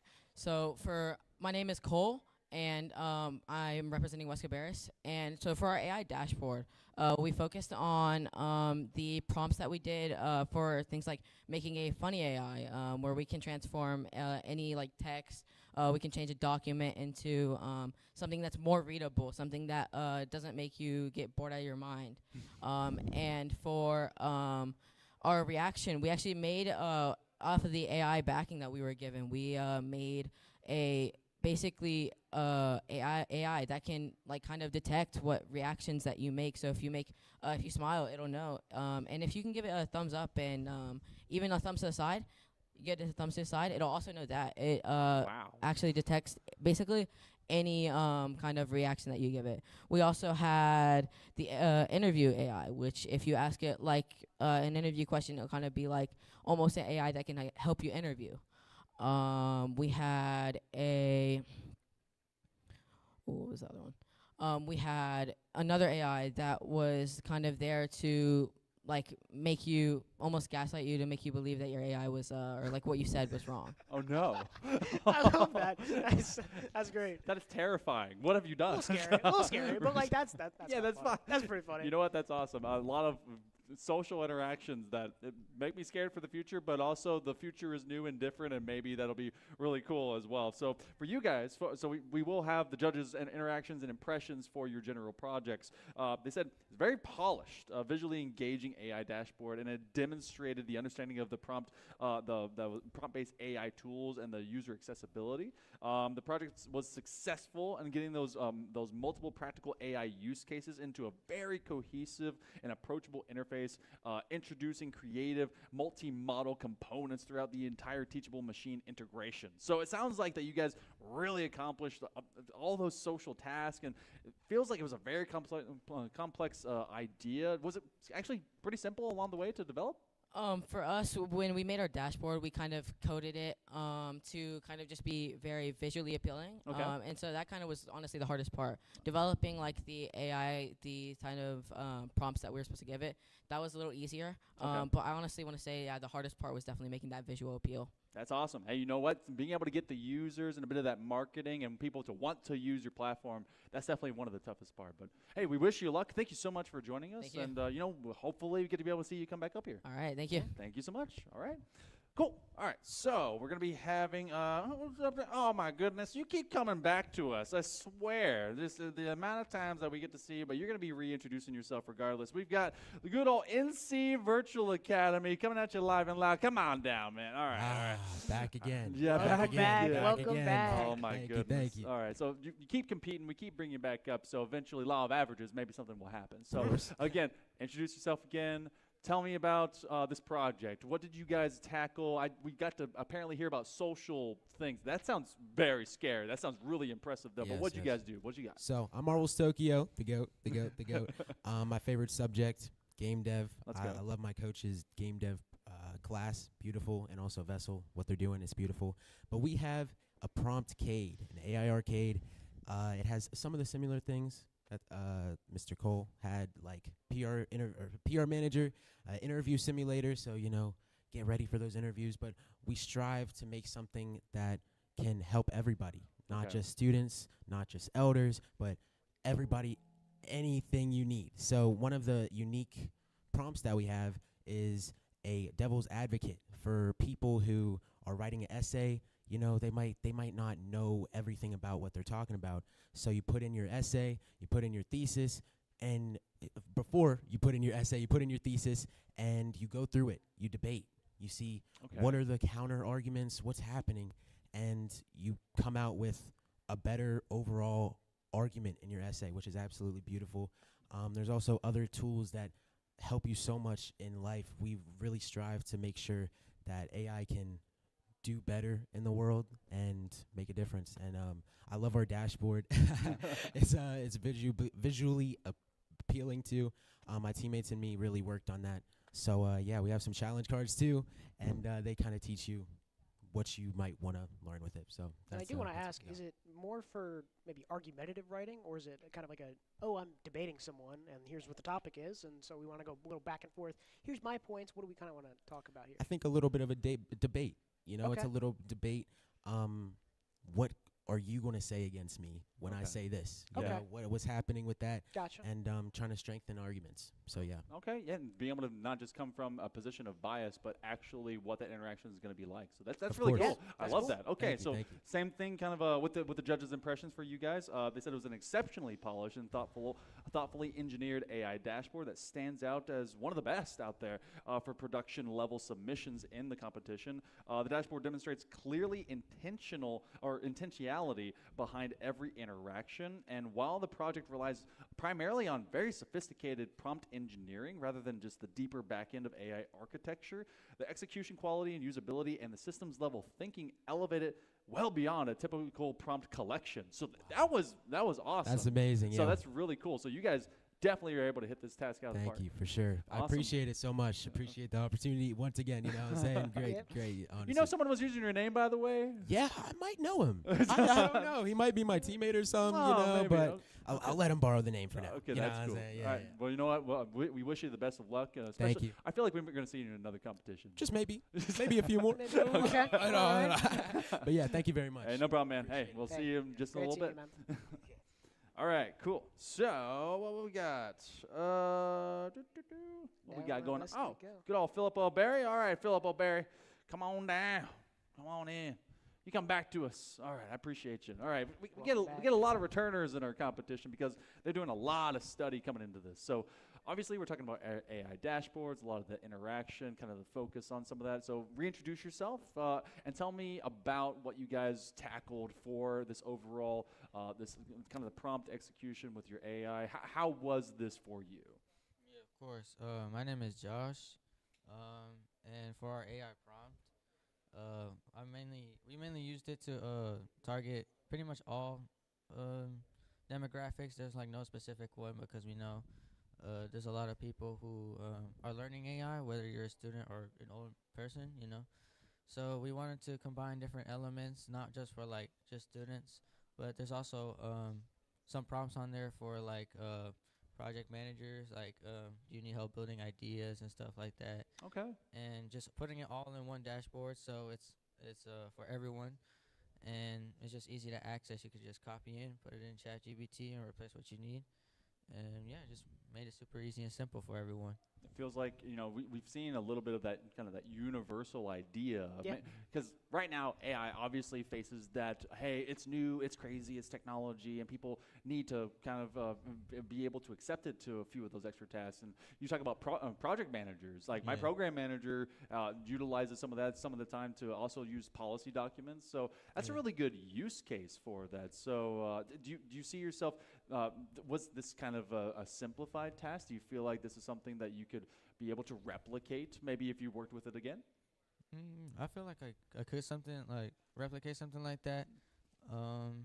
Just mainly focus on like the prompt engineering, making sure that the AI gives like really good thoughtful answers, and just try to give it as much as like info as it needs instead of just vague ideas. Yeah. Because if you just like type in a prompt like write me an essay, it's pretty bland. It might not even write the essay you want, but with our prompt dashboard, we just make it simplified there and make it as specific as we can for you, so it gives you the most detailed answer you're looking for. That's awesome. And, the judges, they were able to give the same kind of feedback and impressions from what you guys were able to do before. And so it's very thoughtfully designed. The branding and the prompt engineering structure was very sound. Submission excels at making AI tools approachable, which is, when we think of a universal concept, that's what you need to be able to do. Yeah. The scenario card onboarding system and guided workflows are particularly effective for helping users immediately understand how to interact with the tools. That's what is like the hardest jump point, is making it easy to use. So it seems like you guys really knocked that idea out of the park. So thank you so much for joining us. Yeah, no, thank you. Yeah, you guys, I think we're going to see you again. There's a lot of returners, so we might end up having you back up on the stage, but wish you the best of luck in this. All right, thank you. Thank you. All right, we got one more on the other side of things. So we got good old Archery Kell. All right, so big returners. Join us one more time. Okay. Back again. No, back again. You guys continue to be here with esports, here with STEM, and yourself as well. So again, reintroduce. Tell me about y'all's AI dashboard. What maybe some of your focus points were for some of this, like we've seen with our other competitors, and also was this easy? Was this difficult? So give us the rundown. My name is Evan. I'm doing Archery Kell. My project was basically an AI dashboard, similar to like a toolkit as others have done. But I would say mine kind of differs from that because I basically combined all of the VESL challenges that we've done throughout the entirety of the 9 weeks in like the mastery, and I basically combined them all together. And it's basically one press of a button. So you're able to copy a prompt, and you can put that prompt into any AI, ChatGPT or Claude or whatever. And basically, there's many prompts. There's like reality sim, there's PR manager, there's rules lawyer. So for example, for the rules lawyer, you're able to take any code of conduct or any text, such as like the Constitution, for example, and we'll basically be able to simplify it for you. You'll be able to basically understand it from just like let's say Gen Z slang, for example. Right, okay. You can understand it from that point of view, or you can have it basically explain that from any point of view. Okay. So basically, it makes it easier for users to be able to click on something without having to type in the full prompt.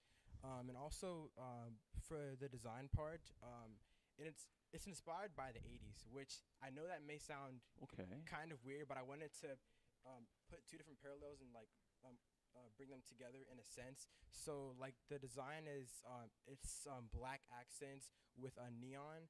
Basically the 80s was like a long time ago, but yeah, no offense to people. It's fine. But that felt like a dig at you. It's okay. It's fine. It's okay. Yeah, but like I kind of based it on the neon arcade feel. Right. Just Appreciate as that. like a big dashboard hub that like people can be able to use to copy prompts and paste them into ChatGPT or Claude or something like that. Okay. All right. That's awesome. We talk about trying to decipher Gen Z slang, and then you're like, yeah, it's it for the 80s. So it feels like you're trying to hit a particular dynamic. I mean, along those 80s lines, you're talking about, you could take something like the Constitution, put it in Gen Z slang. For us, it was Schoolhouse Rock. Yes. Right? Like that was, yeah. We remember the preamble song. Oh my gosh. Good times, good times. And now you could take AI and put it in the Gen Z slang. I think that's pretty interesting. That's really cool. It's the new Schoolhouse Rock, maybe. Yeah, I feel like an Make a uncle silly little obviously song. trying to be able to figure this one out. But for you guys as well, highly polished. A lot of that has kind of been what Archery Kell as like a program has been able to find with a lot of their projects. So it demonstrates a very strong understanding of the user experience. You guys crafted that very well. Each tool serves as with a clear purpose and supported by well-structured prompting logic. And the technical depths leans into very advanced, complex AI system architecture, and the overall execution and accessibility of the project is very complete. So thank you so much. Yeah. Wish you the best of luck. We're probably going to see you again. A lot of our guys are returning. So hey, thank you for joining us again, man. Thank you. All right. Thank you. So cool.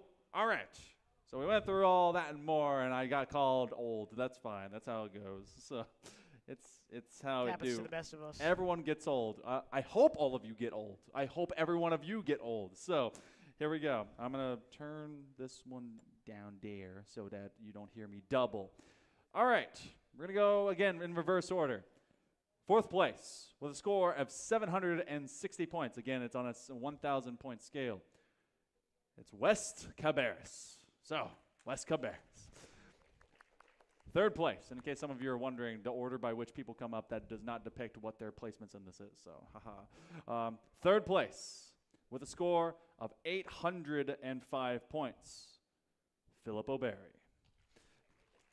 Which means we've got our final two. Second place with a score of 890 points, Ardrey Kell, which means first place goes over to NC Virtual Academy with a score of 965 points. Can I get NC Virtual Academy to come on down? Grab your team. Where are they? Bring them over. We've got some rings to wear. We've got a trophy to lift.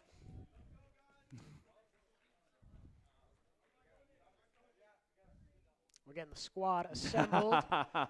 People on their way. All right, come on down. Where'd the mic? Oh, you got The one it. in my hand. Look at that. Look at that. I'm on top of things. Look at that. All right, come on. Come on down. Okay, cool. So get close, get intimate. You guys going to be on this screen right here. You got yourself right there.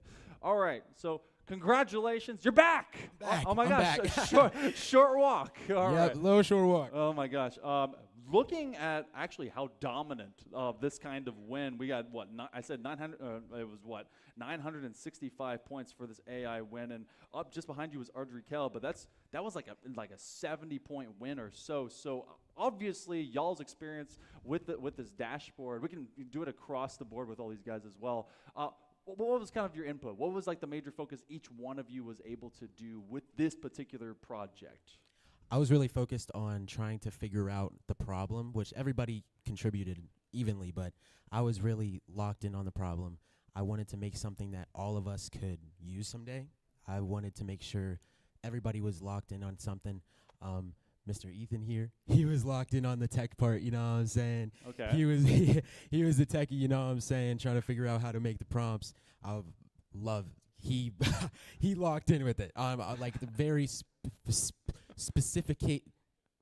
very specific prompts. You know what I'm saying? Yeah, but Saturn, he locked in on the design. Love design, you know what I'm saying? Okay. Honestly, beautiful. We combined our projects. We both did a project and in the regular season, and we combined it, and it just looked beautiful. Honestly, beautiful. Okay. Yuli figured out the challenge cards. He was locked in with them. It's hard to figure out how to make something that's challenging but not too challenging. Right. You know what I'm saying? It's hard to balance that, and there's multiple demographics that are hard to look at. You know what I'm saying? So he locked in on that. Very proud of all of us. And yeah, anything else? Hey, you know what? We're killing it with you guys. You keep coming back up, and I think we're going to be seeing you again. And I know that your team just suffered a loss in Valorant. Not a big deal. You shared names, and that one was a little tough, but here's a trophy lift for you. How about we be able to handle not just that, let's but let's get the some rings out. Let's get the to you. bling How going. about some rings, gentlemen? Put those on for me. You'll be able to get a unique version of this one for yourself. So go ahead and put it up as well. Let's get a little ring show off. Get a little. Put that one up to the camera right like there. A Green Lantern. Right there. Yeah. Oh yes, sir. Yeah, right in that as well. And that's not your only piece of hardware. You got a trophy for the four of you. Congratulations, NC Virtual Academy. Fantastic. Let's put our hands together. Beautiful. Artificial intelligence winning over to NC Virtual Academy. They're going to be competing in several more of these subjects here for STEM. Good job, guys. Thank you. Very much appreciated. Heck yeah, man. All right, we're going to let you take that victory lap. We're going to send you just that direction. Feel free, get some shots with the old rings, and good luck surviving the lower bracket with some Valorant as well. We'll see how that one goes. All right, gang, we're going to be taking ourselves a short break. We're going to prep for some more STEM. It's going to be game development. More here with VESL. We'll be back in just a moment.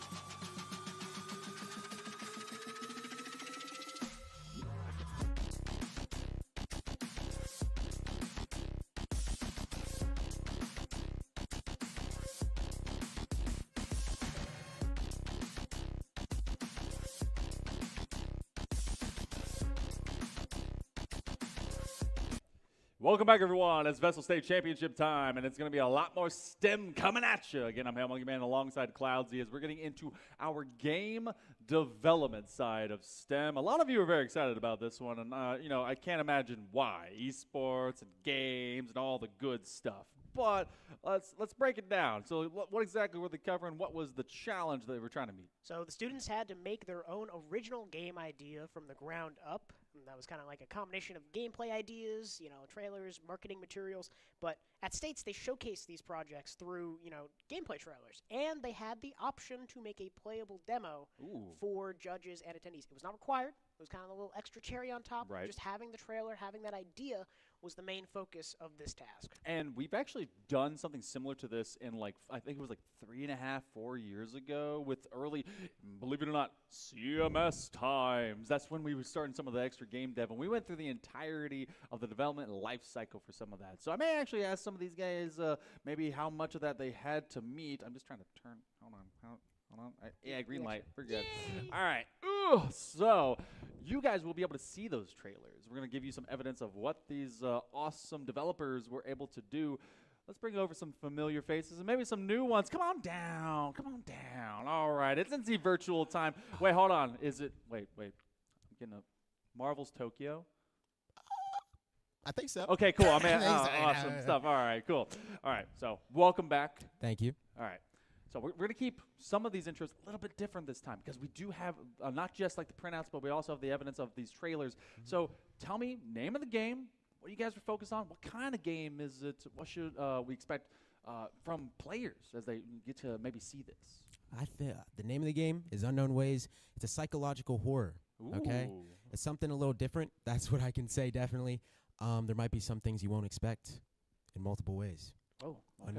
Unknown ways, perchance. Okay. So, yeah, we took advantage of what the community is doing in gaming, and we did something different. We didn't do what everybody else does. Okay. All right. So it might leave you a little unsettled with what's happening. You know, I love horror games. Of I'm course. a big Dead Space fan, so I don't even, you didn't react at all. That's an old game. That's fine. Yeah, I don't know about that. All right. Well, regardless, let's roll the clip, producer. Let's see what this one looks like. Okay. Does it have sound? Unknown Ways. Oh. Mystery, psychological horror. Unknown Ways. Oh, you got the TV aspect of it? Of course. So you got health and stamina. Okay. Yes, find the key. Okay, so I like that you have tasks for us. Something a little closer. Okay. A little closer. Okay. Wow, and I see that dropping down really Some quickly. Oh. You got a beep? Oh, goodness. Little beep. Okay. There's like a mini Something's map happening. Too. Yeah. I'm losing stamina. I have no idea what. I don't. Yeah, I lose stamina naturally, but. Unknown Ways. Unknown Ways. Unknown Ways. I don't know what's out there. Yeah, Exactly. And it's unknown. It's unknown. Insert title card. Wait, I get it. A double title card. What? Coming soon. Okay. It's coming soon. Okay. This is like it's announced at E3, and we have no idea if it's going to take 6 years. Of course. Of course. You know, it might take It'll either be tomorrow or 6 years from now. There's no in between. Yeah.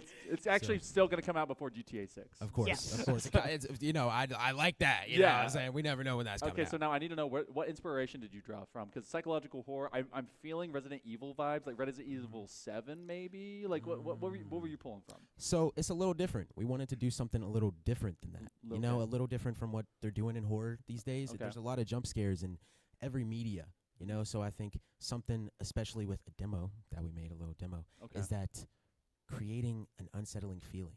Like you're waiting for something to happen, but it never happens.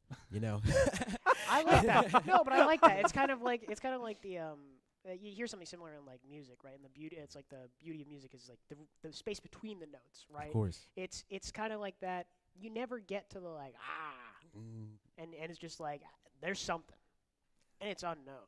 Yes, it's but unknown. there's something. There's something. There's more. I like that. I like course. that. It's different. I Keeps like you that. on your toes. And so the judges' impressions of this, obviously, as we were able to give all this to them.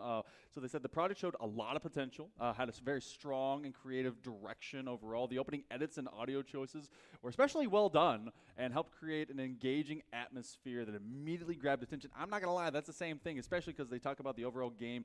It wasn't explained completely, but you're being specifically mysterious. You're like, it's unknown. It increases the excitement, and the presentation style overall was very creatively showcased throughout. So there's a lot unknown. I feel E3. I feel E3 from that. Of course. So you know what? You took a big risk. You took a big chance, and I'm a huge risk. horror guy. So like that's awesome. So Thank you very much. I appreciate it. Thank you. All right. Yes. So we'll probably be seeing you, and I think we have a couple more subjects. So Of course. either way. Yes. So hey, Thank you. good luck to you. All right. So let's see. Who do we have up next? It's Wes Cabarrus. So come on down. Come on. Let's check this one out. All right. Bang. Welcome back. All right, cool. All right, so again, we're going to do same introduction. I want you to give us the name of the game. What kind of style did you go for? And, also, before we see the video, like, what was your inspiration for the game that you made? So hit it up. So my name is Cole. I can hear you. All right. So my name's Cole, and me and my teammate designed Reaper. It is like a first-person slasher type parkour. It's inspired by the game Ghost Runner. Okay. But instead of having some sort of scythe or some sort of sword, we're using a scythe that you can upgrade periodically. And the main difference between Ghost Runner is that we wanted to kind of design more of a like open world aspect. It's not really a specific like levels based game. You're trying to upgrade your scythe as well as just try to kind of go around killing the zombie like ghost and just trying to conquer it. That's all. Okay. Hey, we got a trailer, so let's roll it up. I want to see what you got. Oh, the music. Oh, that's cool. I like it. All right. That is neat style. Oh, when he hit him with the old redirect? Okay. All right. I like that build out. Okay. Immediately grabbed it. Now, sometimes you guys, you have longer trailers and it shows a little bit of the gameplay. Sometimes it's like, that one actually covered immediate needs. You had your title card. You're able to show us a little bit of that gameplay. So any major difficulties kind of building that out? Did you guys make the optional demo? Yeah, we did. So the biggest thing, kind of the time constraint, is we just had a time constraint, honestly. So Okay. we weren't able to work crazy on like the modeling and whatnot. Okay. But what we did, we just tried to get to the base of what we could. Okay. Try to work on that intro. We think that intro was actually really cool. Yeah. But yeah, I mean, it was mostly just try to get it done with a certain amount of time. Try to get straight to the point. And there's major time constraints for a lot of our developers these days. Yeah, I mean, and just looking at like kind of what you had, like the branding was like phenomenal. Yeah, That's gonna that stick. was That's awesome. gonna stick with me for sure. Yeah, that and was you mentioned good. the inspiration from Ghost Runner. I mean, like, I could think of like Neon White's kind of a similar game, but it's more level based. I like that you're breaking away from that, making it a more open world, more creative, more freedom to do kind of what you want in a game like this. So from the judges, they said the sound design did a great job creating atmosphere. I mean, you saw me jump back, but I'm also like old man, but that was still amazing. So like helped making the project immediately more immersive and engaging. The visuals showed creativity, and they were very strong potential for adding even more personality to the overall project. And then the project demonstrated a solid foundation of an exciting concept that could become even stronger with even more visual development and clarity. So you're saying that you kind of decided, all right, we're going to simplify the models, we're going to make this work, and it is such a huge task for games to actually be functional, like actually working. So that's honestly huge. So AAA, watch out. That's how you make a working game, okay? Well, job well done. Thank you. Wish you the best of luck, and we'll get to see if we come back up on stage with you. All right, thank you. Thank you so much. All right. So, let's see. Oh, we've got Ardrey Kale. Come on down. All right. Here's your microphone. All right. So, feel free. Introduce yourself. Tell me the name of your game as well as general inspiration for your game. What kind of game is it? Give us the rundown. Okay, so my name is Rebecca Whitney. I'm from Audrey-Kell High School, and the game that I made is called Borican Island. Okay. And it's kind of like, it has a Tomb Raider kind of vibe to it. I had a lot of cultural aspects put into it too. It's based in Puerto Rico in like the Yunque, like the jungle. Like, it has so many of those cultural aspects which are really important to me, and like underrepresented in just gaming in general. Having like a Latina woman like as the lead for like a game. That's awesome. Honestly, that's the kind of representation that we've been looking for so much of that community. That actually makes so much sense, and I know that my family loves all of the Tomb Raider games. So that's a really cool hit to be able to have. So let's roll this trailer. I'm actually excited to see what this looks like. Okay, already Xbox. Let's go. It's our heritage. What? Our power. Okay. Hurricane Island is ours to protect. That is cool. He is flexed. When the waters chose me, I became its guardian. The land still speaks to those who listen. Hurricane will not be taken. Those dudes can They came to steal what was never theirs. Oh. To steal our life, this island is ours. I will protect it at all costs. Wow. I must go further. Wait, I there's must go deeper. skip like D&D? I can stat. Hold on. What? Okay, and she's got laser beam out of the arm. Our power. This island is ours. I will You know what that protect monkey it at reminds me all of? costs. Legends of the Hidden Temple. I don't know if you guys know that. Yes. Shout out. Yes. Okay. I love it. I'm blown It's away. gonna be on Steam too. What? Okay. All right. So that's cool as heck. Thank for that. So okay. What did you? What was one of the more difficult parts? Challenging to try and to make that entire concept come to life. Yeah, mostly the most difficult part for me, like there's a bit of a time constraint put into it, but like I worked like well and like had team input with it. Okay. But like most of my struggle was the prompting for AIs. Like I used a lot of Leonardo, like a bunch of others like Canva for editing. Right. Like a couple other ones that losing top of my head.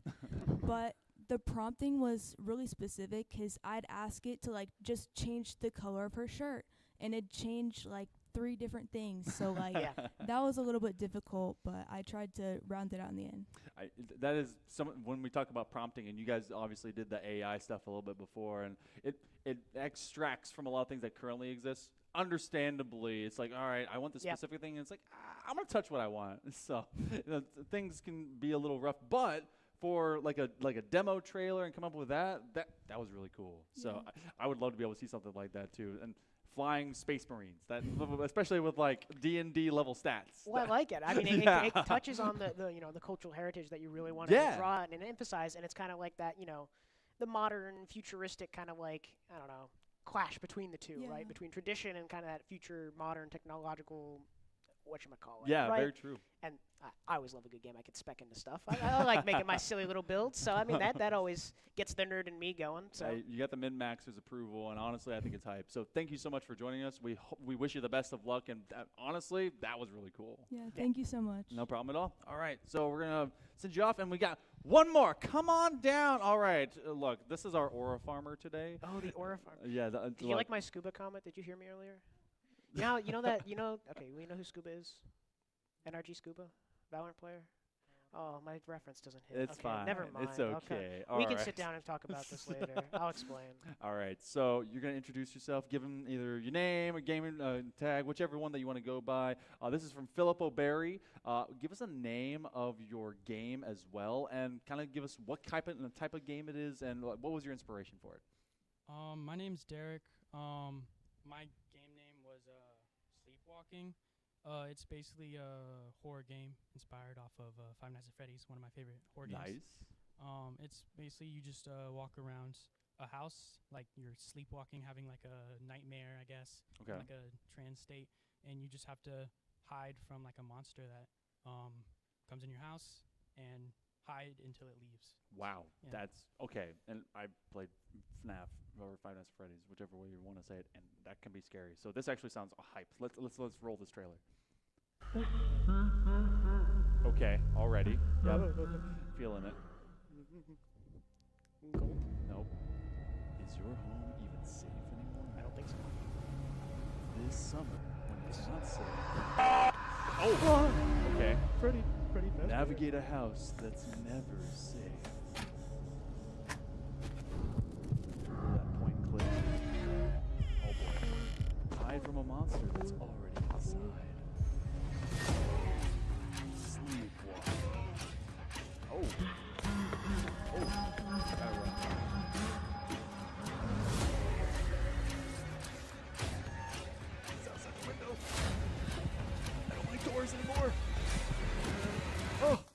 He's right behind you, isn't he?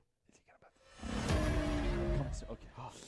I thought we were about to get that jump scare. Okay, wow. All right. So straight up, so I've played like VR Five Nights at Freddy's. I do not recommend if you have a heart condition to do that.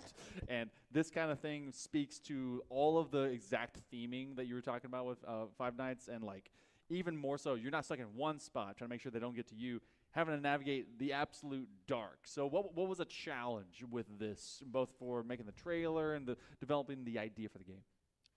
I would say probably like the first drafts were a little rough. It was hard. I mean, I was using CapCut to edit it, so it was kind of hard to find like good music and sound design choices. But my teammate's sister actually helped a lot with that. Like she gave me like some advice on what to use, and like said you could use some non-copyrighted music audios on YouTube, and like you can download sound effects and import it in there. Okay. And that's basically what I did, and it really just like improved it. And I also got like a lot of feedback from family members and anyone else that I showed it to. That's awesome. Hey, being able to really open source both your assets as well as your feedback immediately, that's what QA is about, to being able to get some beta testers. So, hey, you know what? Looks really solid, and we're hoping that maybe this is going to be able to push it to the top. So good luck to you, man. Thank you so much for being with us. Yeah. All right, so we're going to send you that way right now. Okay, cool. All right, so we're going to, I'm going to have you hold it. I'll hold it again. I got it. I like the responsibility. I get a cool little job. All right, cool. So where's our trophy? Where's the trophy? Can someone go get our game dev trophy? Because we need, for whomever is going to pick it up. All right, cool. All right, walking it in. Thank you so much. I hope my hand's big enough. Yes, it is. All right. Okay, we've got this from bottom to top. But our teams have been phenomenal for what they've been able to do. A lot of creativity today. I'm going to give you the scores, give you the placements, give you the school, and then we get to see who's at the top of the rock here for game development. In fourth place, 742 points, NC Virtual Academy. Third place, with 826 points, West Cabarrus. Second place, and I gotta let you know, the difference between second and first is only 15 points. Second place, with 972 points, Ardrey Kell, which means first place, 987 points, Philip O'Barry. Come on down, we got you again. Where's your teammate? Where are they at? Are they out there? I got one teammate. Are they coming down? Come on, Philip O'Barry teammate, come on, come in. Come on, join us. Join the Cardinals. They flock together. I think that's how it works, right? That's y'all's. What's your fight slogan? Is it like flock together, fly together? It's fine. Bird oh my up. goodness! Come on, get in here. Squeeze in. You're all friends. You're top to bottom, coming front row, back row. Come on, right over here. Okay, cool. All right. Congratulations, fellas. Everyone will be right here. I'll get out of your way. All right. So. Obviously, some solid inspiration. We've had some movies about Five Nights at Freddy's. We've had some good looks about Five Nights at Freddy's. I'm assuming, has everyone played Five Nights at Freddy's? So overall, you guys were like, you know what? We want to hit horror. We want to hit what's kind of popular and hitting the right way. For yourself, obviously, you're talking about like you kind of source this to other family and friends to look at. I'm assuming you source it to these guys too, right? You're able to kind of work together on this? So who covered what? Was there like a captain that was kind of guiding this image? So I kind of like game development is really big for me. So I really just focused on like leading everyone to figuring out like what to do. Like I did some of the editing. Really right here, he did some of the sound effects. He was a big help in feedback, like I showed before. Nice. And then these two right here helped me with like clips and stuff. Okay. And we did create like game. Testing game. So them two right here helped with like scripting and like creating the game and stuff. Is that something that all of you like might see as like something that you want to do in the future? Maybe some coding, some of the same dev, or is it just completely out of your wheelhouse? Was this uncomfortable for anyone to try and make this game? Was it a little weird at all? No, good. It was fun. Good. Honestly, that's what we're hoping for all this. Yeah. And for all the fun, and I mean, hopefully people are able to have some fun playing your game. We have the fun of some extra hardware. So how about each of you is also able to pick up a ring? How about that? You take a couple. I'll take a couple. Get a couple. Bang for yourself. Get your 1, 2. Bang for yourself. Missing one in the middle right here. There And you then go. who wants to hold the trophy? Big man, you want to hold the trophy? You want to hold the trophy? Bang. There you go right there. This is your game development VESL State Champions for 2026. Shout out over to Philip Barry. Everyone give a fist over to the camera right there so we'll be able to get a solid shot for all of you guys. Awesome work today as everyone is able to do it here from good old POB. All right. Job well done, fellas. Go get some good old camera shots. Awesome work today, and thank you so much for being with us. Awesome. All right. Cool. All right. This one, we're good. Turn that off. Dang, dang. Wow. All right. That's impressive. You know, it's Freddy undefeated, okay? Golden Freddy style. Freddy's the final boss. He is every sense of the way. If you've never played that game, it's tough. I actually just suck at that game. I survived the first one. It's too scary. For Sister me. location stuff. It's scary. For I don't me. deal with that. I get a little nervous. It's kind of scary. Don't do it in VR. You will die. Yeah.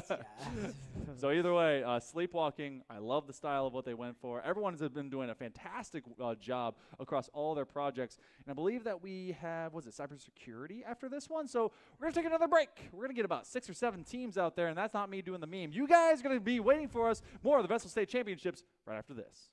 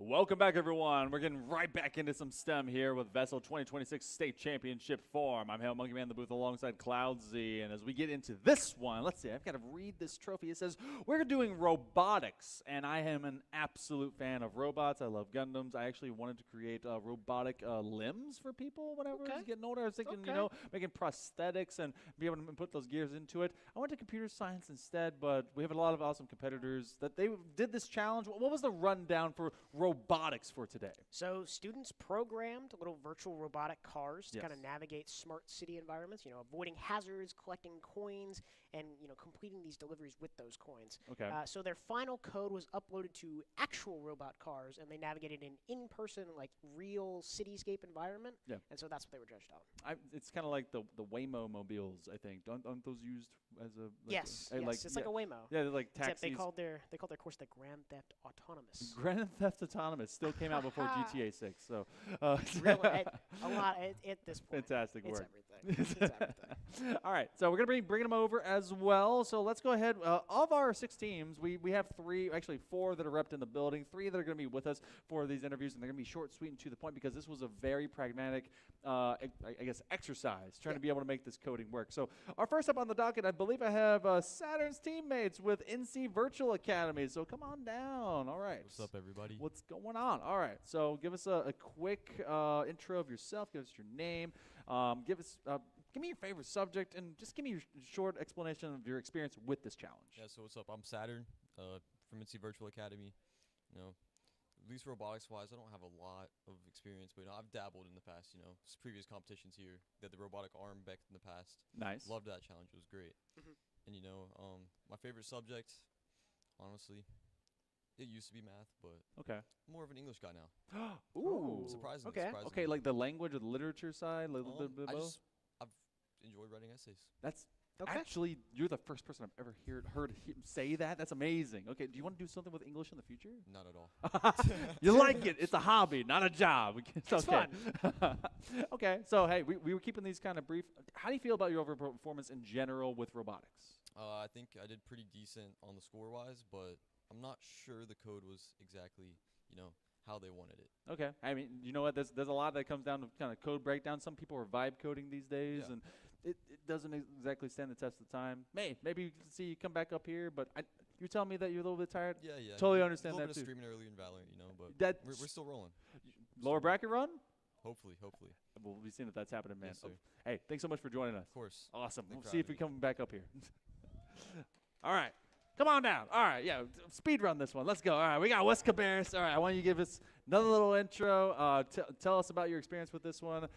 They were naysaying when they came back, and they were like, "Oh man, I didn't do nothing." But you know what? Tell me at least about what you felt about this challenge. Yeah. So first of all, my name is Cole. Also, name is Linux online.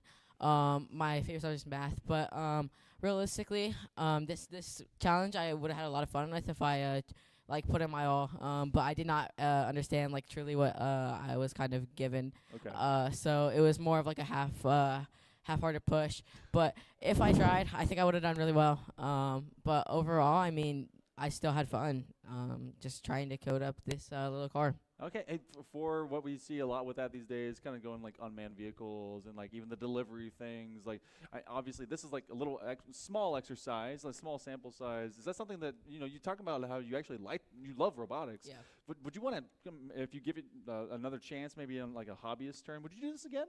Yeah, I would definitely do this again. I mean, I do robotics in school, so I'm making robots through VEX. But I would definitely do it again. Okay. I have a lot of fun with coding robots and even just designing and making them. So if I had another chance, I would definitely have a lot of fun with this. Do you like to do bipedal robots, quadrupeds? What's your favorite kind of robot? Are you looking at manufacturing, just for fun? So if I were to do something in the field, I'd actually go into prosthetics. Okay, nice. Prosthetics is what my passion is. Okay. Because I'm taking a lot of engineering classes right now and just learning how to deal with that stuff. Hey, you know what? I look forward to that. That helps not just to be able to accomplish robotics, but that helps people. So that's really cool. Yep. Awesome. Okay, thanks so much for being with us. Thank you. Awesome. Thank you so much. All right, we got a last one on deck. Come on down. We've got the Team Zenith from out of NC Cyber Academy. So give us a little intro. Give us your name, what you prefer. Be a gamer name, real name. Give us a little experience with this exercise and what you feel about the robotics challenge. So my name is Caleb. Okay. And and in the robotics challenge, what I had to do was build a path that was most optimal, I guess. Okay. And I had to do it in under 3 minutes, the path. And I liked doing it. It was pretty fun. I felt like it was a little bit confusing at first. Okay. Understanding whether the actual map was gonna be random. So Okay. if I had to prepare for that, but I think I was able to do something pretty well. Okay. And it was pretty fun. Hey, awesome. And is robotics and coding in general, is that something that you feel like passionate maybe like to kind of reattempt into maybe a STEM career? What's something that you're wanting to do through school, maybe as a career yourself? I am very interested in robotics. Nice. Coding was certainly something I was more interested in Okay. the past. I have been interested in it for a while, but now I am more deviating towards the robotics and AI side of things. So Okay. I am more interested. Do you kind of dip into like mechanical electrical engineering at all for that, from the design perspective or anything? Not completely. I Okay. would say more like the building of the internal components, maybe, and Gotcha. also the logic behind what robots would do. That's awesome. And for everyone out there that's like, oh, I know the framework. This is gonna be easy. It's already done. It's several different kinds of engineers, inclusive of AI and the cybernetics that kind of go into that comprises awesome robotics. So thank you so much for being with us. Wish you the best of luck as we give our results. Thank you. Awesome. Thank you. All right. So short, sweet, to the point. We got everyone out there, and honestly, this challenge is kind of very telling because we're like, look, I'm a huge nerd for robots, okay? I don't know if I told you already. I love Gundams. I love all that stuff. And I feel like we're going to be seeing so much more integration of people that really will require this. I mean, think of it as a nice assistant that also not only gets you food to deliver to you, but helps out, people as they get older and are able to make sure their life is a little bit more comfortable. Yeah, I'm seeing the silly videos of the Boston Dynamics robots. Yeah. And adjacent, the bipedal robots just Yeah. trying to like run around, do little things, and I laugh at them. But soon I will not laugh at them because they will be awesome and cool and do all the things that you want them to do. Well, for all of you wondering exactly what the results were, so we're going to run all the way through. So we got our 6 teams. I know we only saw half the field, but it's those who are here and those available, and some are playing games out there. So we'll be finding out in just a little bit. But in 6th place, from Marinkus Middle College, from the team The Fool, they had 66 points. For I think a tie with them in 5th place, it was West Cabarrus with 66 points. So I'm getting like the sideways thumbs up. They're like, you know what, I sold. It's okay. In 4th place, from let's see, hold on, making sure I got that one. Yeah, I do. It's NC Virtual Academy, 268 points. Solid showcase. In 3rd place, Team Zenith for NC Cyber Academy with 364 points. That was solid. And when I tell you that our then top 2 are separated by 2 points. 2 points. 2nd place, Team Twinman Rolls from Cabarrus Early College and Technology with 372 points, which means the winners of our robotics challenge here for STEM is Beauty and the Beast out of Philip O'Barry with 374 points. Job well done. Round of applause over to Philip O'Barry. The reason we don't have them right now, we can't pull them from an interview, is because they're playing Valorant. So hopefully everything goes well over there for them. We got their awesome trophy here. I'm gonna give it to you. There you go. I'm so honored to receive it on their behalf. There you go. And then here's this and totally I got the the ring. ring. Awesome. Okay, so make sure, Philip O'Barry, you come get your cool stuff. You're gonna get some rings. You're gonna get a trophy. And this is a 2nd win for them. So I believe so, yes. Yeah, that was awesome. Okay, so the Cardinals going to be taking this one home, and we're going to be taking you to a short break. We've got the grand finals for some Super Smash Brothers Cruise right after this.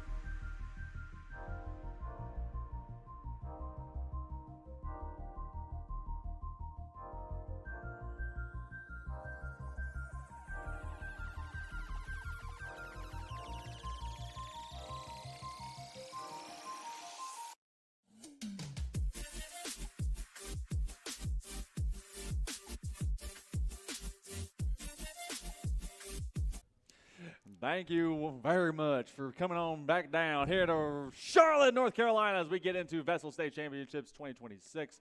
Again, I'm Hal Monkey Man in the booth alongside Cloudsy. And Cloudsy, we got through a lot of STEM. We still have one more category of that's going to happen in just a little bit. I know that was feeling like it was forever, but we've got Super Smash Brothers Ultimate Cruise just online, just around the corner. And is this a rematch of what we saw before? No, it's actually a kick-up as we've got Ballantine Ridge Wolves against the Palisade Pumas. Yeah, and Palisade Pumas are coming in from that upper bracket, the Ballantine Ridge Wolves down below. So if we see, a little upset maybe, you get bracket reset. Yes. Everything goes crazy. Best of 3 crew battle, so that's 9v9 stocks.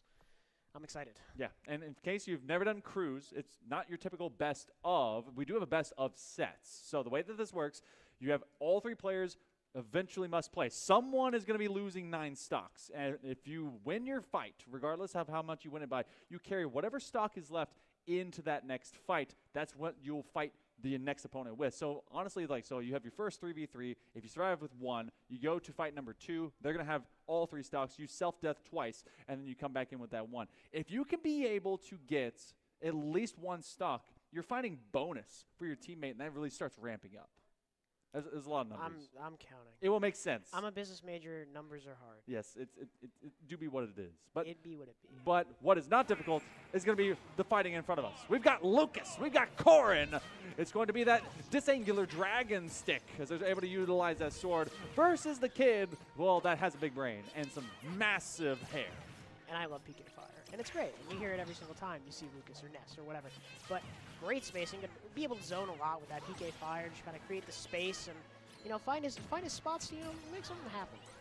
So far, a lot of what Lucas brings to the table is also some disjointed and very lateral play. And what you can get the same thing from out of Corin is being able to use some of that extra diagonal lance play, trying to be able to really take it from the tip of the sword, which is going to be that critical portion of some of their weaponry. But again, it's a longer telegraph system that Lucas brings to the table, but it's also very powerful, as we see early on. Yeah, very floaty, but a lot of those aerials hit like a Mack truck. And so it's going to be very, very, Corin trying to close that gap while also, trying to avoid those aerials, those really well-timed aerials. Coming into this as well, trying to be able to use that special. They wanted to be able to get that Dragon Surge and maybe make a connection. So we are on with Snick. Again, whatever you have right now, this will be carrying over into the next fight, depending on if it's 1, 2. If you have all 3 stocks, you've set your opponent immaculately behind. Trying to be able to take them from behind as well. They want to be able to bait them at least to go underneath that platform, maybe be able to connect into the tip of that lance. They actually Goomba stop them for a little bit, and they bring that one down. A lot of center stage presence. Oh, maybe a misplay as they try to be able to come back up. Good old Thunder didn't quite get him there. Tricky spot with a PK Thunder, not the greatest spot. Ooh, but the PK Freeze hits big. Nice little edge guard coming out from Snick. A little bit of back and forth. Nice little nair. Down air as well, trying to follow it up, but not going to keep the combo. Nice little down special to deflect away. Looking for the side special, down throw into forward air. Trying to make something happen. Nice zoning with the PK Fire, PK Freeze. Nice little trying to get the 2 frame, excuse me. PK Fire as well. Really great zoning. stock lead for Sneck. He's really trying to keep his team in an advantageous position. I mean, they're basically nearly a complete full stock because they do have the 1 death and then all the way to 101%. So this is looking like they might be able to carry 2 over into the next fight if they can maintain some level of control, hop it upwards as Joey has been completely in chase of them, trying to be able to at least land some of these quick lance lunges as they land back down into center stage. So good looks right now from out of Sneck. They've been very elusive, even with as floated as they've been. Oh, a fantastic back grab. They're going to use that freeze. Looking to zone him away. Did a little bit too early, but still, they've really kept Joey on their toes. Yeah, nice little back air did catch his Joey, just kind of edge of the hitbox there, trying to PK freeze. Hit the 2-frame, not able to find much. Joey's big with the lance, trying to make something happen. Sneck closes out match number 1. 2 stocks still on the table. Now, that's massive. Because that's a pretty substantial lead. Because you don't travel into the next fight with any of the percentage, so it didn't matter really how much damage there was. It was all about the stocks. So now we go into it with Sneck carrying 2. So you're only going to have to SD 1 time. And there's no manual, what do you call it, scoring built into Super Smash Ultimate, because you just go in, everyone understands, chill, don't move, SD, come back on. Yep. Everyone taunts. Little crouch. Get a little silly, say, okay, 3, 2, 1, go. Yeah, so. Okay, so apparently we are talking about what maybe next stage is going to be. So yeah, just going through the map selection. We've seen a lot of PS2. Yeah. Like a lot of PS2 today. I know PS2 is basically the best, but I'm a Smashville guy. Okay. Yeah, I can get behind that. I'm like, when it comes to me and the homies, it's kind of like Final Destination. Not even Final Destination, just like straight Battlefield. Battlefield's good. Wait, small, like 3 platform, like 2 platform. Standard Battlefield. Okay, so like regular, like 3 platform Battlefield. Well, yes. so for some people, it depends on what their standards are. Big Battlefield's 5. Okay. And they agree. They agree. they agree. They're big fans of Big Battlefield. They absolutely love Big Battlefield. That's a little too many platforms. They want 8v8. Okay. Have you? I forget that 8v8 is a part I've of never this had game. enough friends for that to matter. Maybe I get enough production friends. Maybe I get friends. I've seen 8v8 like twice. Okay. And one of them was on a game truck. Oh, that's actually awesome. What? Yeah. Okay. I've seen like one time. We back when I had at least a few friends that were actually alive, that you could be able to do that with Kirby, and so you get like every color of Kirby just running across. Every iteration, and all of them are spamming down B. Oh my god. And all of them are spamming. If every Kirby's spamming down B, who's there to receive down B? And who's driving the bus? No one. No one. It's just careening with all the bricks that are in the back of it from the down B. Yeah. And for also, so we talk about crews and we talk about the 9 stocks. Someone is going to use all 3 of their players, and the response to what your position is going to happen coming into like the lineup can change. So it's a blind pick. Whomever puts in, no one knows from either team what's going to be the thing. So they drop in, boom. That's what happens. And then as soon as you're all right. Because they have to keep that character, so it's going to be that Lucas going into this next fight. Now you have to figure out, all right, who do we want to play between our mains to drop into the next one? So it's very strategic. And then because this is a best of 3, you go into set number 2. Now you know what their character is going to be, and then you kind of choose whether or not it's going to be a blind pick, who you may blind pick first into it. Yeah, and from what how it's explained to me is it's just a counter pick off. Yes. Right? Like it's just gonna be okay. We see the Lucas, so now we're gonna counter pick against that. And look, my Smash knowledge is not deep enough to know if Yoshi's a counter pick. I just know I hate that stupid green dinosaur. Why do you hate Yoshi? Because look, when he it's like Yoshi down or Yoshi up, like it's just look man, it's just the silly green dinosaur does way too many things that I don't like. It doesn't matter who I play. The first thing that you don't like is it now exists. because like dinosaur tail, like why like this doesn't feel real. You're telling me the yarn-covered, yarn-existent lizard does not feel real. The felt lizard doesn't feel like a real, not even like a real life real. I mean like a real character to play against. It's not even, you're not real. Be real, they say. And that's a calm 0 to death. Oh my goodness. I feel like we breezed over that. a very effective way to really take over this fight immediately. And again, remember, they had to go in and get that first self-death. And so with Snek, they're already, well, they were on the ropes, but they're also acting for some bonus. But it's about maybe putting your best person first, maybe put them as a mid, maybe having them as a late anchor. And right now, looking for this one to be able to go up and see if they can be able to get it done. I mean, Snek is up against the wall. This one they've been able to at least equalize. And I mean, for Yoshi, it is so tough to be able to chase them down. They are about a medium heavy. They can take a lot of damage before things start being more effective. Yeah, I mean, you know, and Lucas being so floaty, like, I feel like if Yoshi just gets on top of him, it's going to be so hard to kind of continue to run away. But if they have that initial spacing, it's pretty good, pretty patented. Huge Not hit. able to hit the ledge there. That's a little tough. These big feet, they're not real. Oh! And good old backslap. That's going to be a DI. They're going to try and get them with some of those extra special eggs. They're going to use that PK Thunder. They're chasing after them. This has not been easy for Snek to be able to get back onto the stage. I think it's Yi-Fi. And they're saying yeehaw as they continue to send this Lucas back into the outer blast zones, and they've really not been able to connect. They finally get a downward throw to finally able to at least stabilize. But man, these size 20 feet are really connecting. Yeah, it's still like just really struggling to play around the ledge.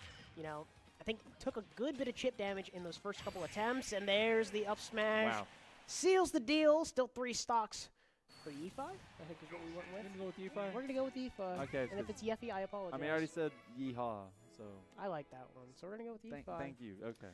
Calm little 3 stocks still for the Yoshi, and we're going to see the second pick coming out of the Ballantine Wolves.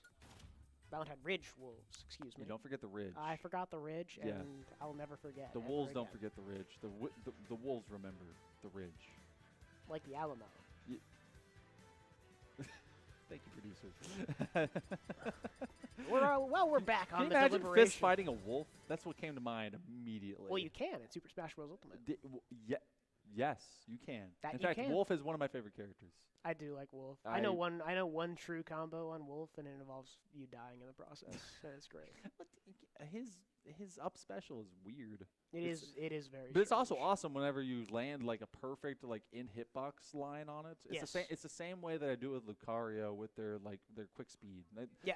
That's so great. Mhm. Like both old head characters. I think Lucario came out in Brawl, right? Yes. Okay, and if I Wolf remember was correctly. also Brawl. Wolf was also Brawl. Okay, where the one game out of Smash that everyone hated because of tripping mechanics. I will never forgive them for what they did and what they did to Meta Knight. They made Meta Knight God, and I didn't like it. That was very true. I actually loved the tripping mechanics, but mostly because I was a Diddy Kong main for a little bit as well, and so I makes got sense laughed now. at. That's It makes sense now. Yeah. All right, we go into game. Well, this is game number 3, but both are in basically round number 2 with one another as we're both at fresh 3-3, second man. Yep. So this is going to be very indicative of our foretelling future. And for Vine Plant, I mean, you have a lot of works and a lot of setups that maybe Yoshi would actually deny. Yeah, I feel like this is like Yoshi. I'm not gonna say rush down. That's the incorrect word I want to use, but Right. still very up close and personal, while still that medium heavy like you'd mentioned earlier. Piranha Plant I feel like just has so much setup around it. Admittedly, it's one of the $5 characters Nintendo decided to add into the game, but like I don't know, of those $5 characters, doesn't seem super oppressive in terms of what they can do. It's definitely one of those for this Piranha Plant that as soon as you start really hitting, especially from off of the extra spit, it feels almost oppressive to have to deal with. But again, not giving a lot of that extra space, making sure to at least continuously harass. And we talk about zone play, and you get that little extra hitbox from off the stars that come off from the down drop from Yoshi. And so you never really are safe. Maybe that's why exactly we go to Kalos and trying to be able to maybe have that little bit of height. But it's Yi-Fi who's found Upi. At least hit with an oopsie as they're going to drop that first stock. Yeah, I mean, really strong start from Yi-Fi, just kind of like maintaining the position, really just kind of not letting this Piranha Plant set up, do whatever they want. But Dinosaur Tail going to do Dinosaur Tail things, keep going, and, maintain the juggles on this Piranha Plant. Nice little roll behind, good read, trying to maintain the spacing. Nice little back air. Trying to get the up special to connect, maintain that edge guard. Nice parry from the side of Upi. But yeah, maintaining the space, doing a great job. So far, so good. And Upi has found it to be a struggle bug and a half to get any kind of connection succinctly and successfully in sequence onto Yi-Fi. Oh, trying to be able to at least use that as a nice zoning play. That's the first time they've actually used that Poison Cloud to give them a chance to, like, all right, you're going to have to either come into damage and you're going to be at least staggered out while then I go for my spit. And so now they find a little bit of that, but it's all briefly lived. And Yi-Fi is just playing this one very patient. You see that they're not really showing their hand for some of these extra positions that they're playing. Try to be able to use that egg. Oh, and they landed on top of them. I love that follow-up. Yeah, really great. I mean, like, keep in mind, we're still up a stock for the side of Palisades. Oh, and the shield break. Oh, That's boy. gotta be tough. Only at 67%, no joke intended, on that first stock. I mean, Palisades are looking great here. They're looking fantastic. Pumas really are just kind of moving along. And so for this squad, feels like this Yoshi kind of a mid-anchor. Sometimes you talk about like how good and effective some of these players are, and sometimes you put maybe your quote unquote best of the best, your dead ringer as a first man, and sometimes you put them around maybe that last anchor position. For these guys, I mean, a solid fight began, but from out of their corn. But this Yoshi has been a complete difference maker, and as they play a little bit more of that distance poke, they know they can't run it down immediately, but they are trying to be able to find this potted plant just off kilter. That's going to be a nice 1-2-3 combo as they try to be able to follow up with that spit. They throw yet another Poison Cloud, and they bait them into that next attack. Yeah, pretty even percentage, but again, two-stock league is I'm thinking of the bigger picture here, right? It's just going to be so difficult for Valentine Ridge to make up that ground maybe in this match. Nice little down special, trying to end things off. Up air, not able to find the kill. Good DI from the side of Valentine. Oopie still trying to make something happen, and that might be the nail in the coffin. Still at 3 stocks is Yeffy. Oh, you went Yi-Fi. Yeffy. Okay. Sorry.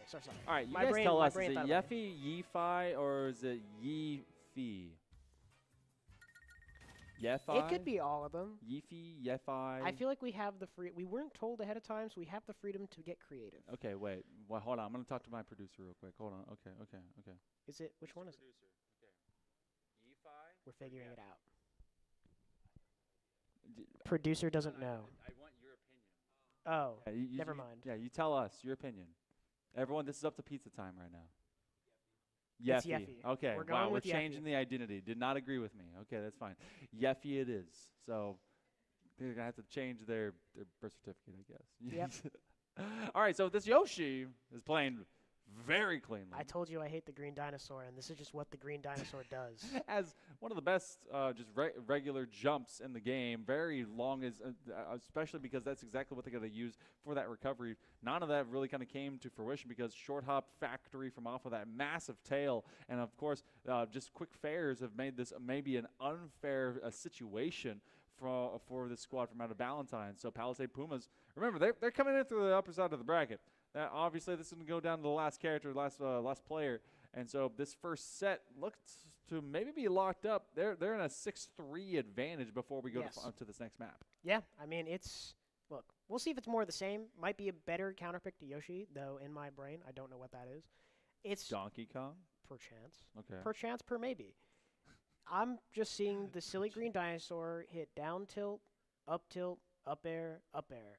And that's a lot of damage, and I'm not a fan of it. And I'm looking at the next character. It is the big Cloud Strife, and it's gonna be more of the same. It's just a different. Okay. I'm gonna spam up tilt character. I'm gonna spam up air character.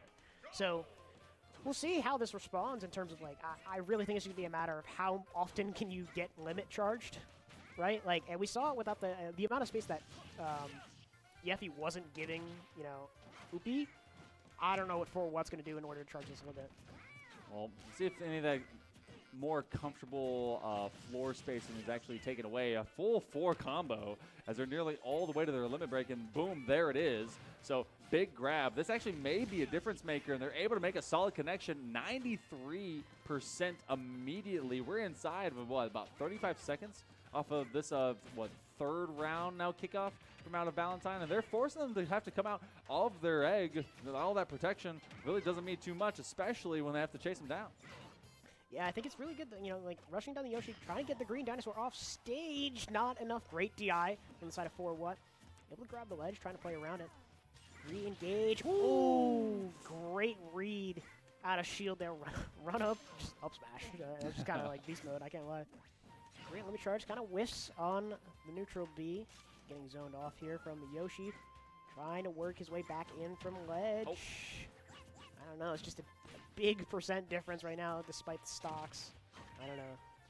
This one for Yeffy, they haven't found a comfortable position to really start and go on the attack. They finally find at least a couple, and you hit a good old Cloud a couple of times with that egg, and eventually they're going to be dropping down with egg on their face. So 40% at this point in time, but a good response now out of Yeffy.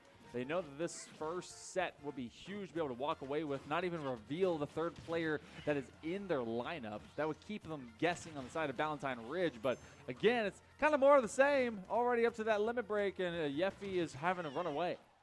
Yeah, the limit break is kind of just like this big question mark of like what Cloud's going to do with it, right? What's going to be the empowered special ability? I don't know, just trying to... There it is. The side B just doesn't connect.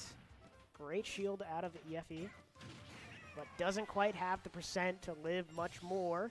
2-1 stock lead, the side of Valentine Ridge. Trying to make something happen. Does have that limit charge, did spend it, getting back to ledge. The dinosaur is oppressive. The dinosaur has control of the ledge. What more can you do, man? It's, what was it, Land Before Time. Look, we all know how delicious that leaf looked, and so Yoshi, I'm sure they've eaten plenty of those. Oh, Clim Hazard, and nice connection, disrupting what was that down special. So solid look from out of For What? Well, I'm gonna let you know For What, for survival. Now the problem right now is that Yeffy has done a fantastic job of, even if For What is able to survive, they've only got that one stock to carry with them into a 1 versus 3. So this is kind of danged if you do, danged if you don't. But they might be able to get this first set done here, as Palisades Pumas might be able to finish the job. A lot of extra pressure. They do have that limit break online, full meter, but will the Dino even allow them to use it? Okay. Not a bad option. Not a bad option. Just in the spot that you're in. It's look, Yeffy's done his job. I think at the end of the day, he's done his job here. He's made it. Ooh. You see the win come out for For What? Okay. And great read. Yeah. Nice little roll read. But you got 1 stock to 3 now. It's gonna be tough. That might be a toughy 2x4 is what we call it. Is that really? What? No, I just kind of that one high key was just off the dome. Frosty I don't know Sports, where keep track of that one. Look, Aye. Tuffy 2x4. What kind of play in Valorant would you use Tuffy 2x4? Is that where you win a 4 versus 2? That's like I'm trying to think, actually. You're telling me to put this in Valorant terms, and Yeah. I don't. I'm actually stun locked. Tuffy 2x4 sounds like the equivalent of 3-bagger, I think it's but just- winning a 2 versus 4. I think it's just alliteration. Yeah. I like I mean, that. it is I alliteration. I like that, but I think my brain just did it because alliteration sounds nice. That's okay. You're now. I'm trying. You're drunk with power up here. Okay, it's the platform. It's my Apple box, which for that you can't see it and nobody knows besides people who have been here. It's just a folded. You know those gray tables? Yeah. That's just it. Be prepared for the kickflip of the century whenever this entire event is done. It's gonna be. I'm gonna awesome. try. I don't think it'll happen though. I don't think I Even have. if you lift it. In my little legs, I don't think I have enough strength and power to make that happen. We're gonna get 3 people to kickflip this table. I'll have someone. You'll spin. I'll jump. We'll lift up the table. Yeah. I'll jump. We'll spin the table, and Okay. I'll land back on it. And I think it'll be good. Okay, so 1 person per corner. We could actually just do Well, 1 person like per side, and then we. I think spin we got it. Okay, is there too much momentum if we spin it too fast? No, I just have to jump. We just have to hold it, and I have to jump high enough so that when we spin it, it doesn't hit my legs on the way. When I'm in the air. You see what I'm saying? You know, I know kickflip wise, we were talking about spinning it, but like I actually was thinking spin it like a top. Oh, you're talking like a. Do you think that if you like came down, you would like accidentally like twist your ankle because you'd keep going with the momentum? Oh no, I got good ankles. We're good there. Oh, I mean you're wearing flat shoes, so yeah. I hope so. You don't know the Converse. It's big. It's cool. All right, regardless. We're going to the next one. We got Rob. We got All right, Rob. thank you everyone. We filled some time. All right, cool. So we go over, and what is all of a couple of SDs and 1 stock left? Valentine Ridge. There's some work to be done. For What? Very efficient of at least facing down and running down into that Yoshi. Unfortunately, Yeffy really good about getting the job done. Quick Clim Hazard putting on their best Kirby impression to be able to trap him into that blade. But earlier today, we saw Crown find the crown. And, I mean, Palisades, I feel like having their true captain, maybe their true ringer here as their third man is like the scariest thing.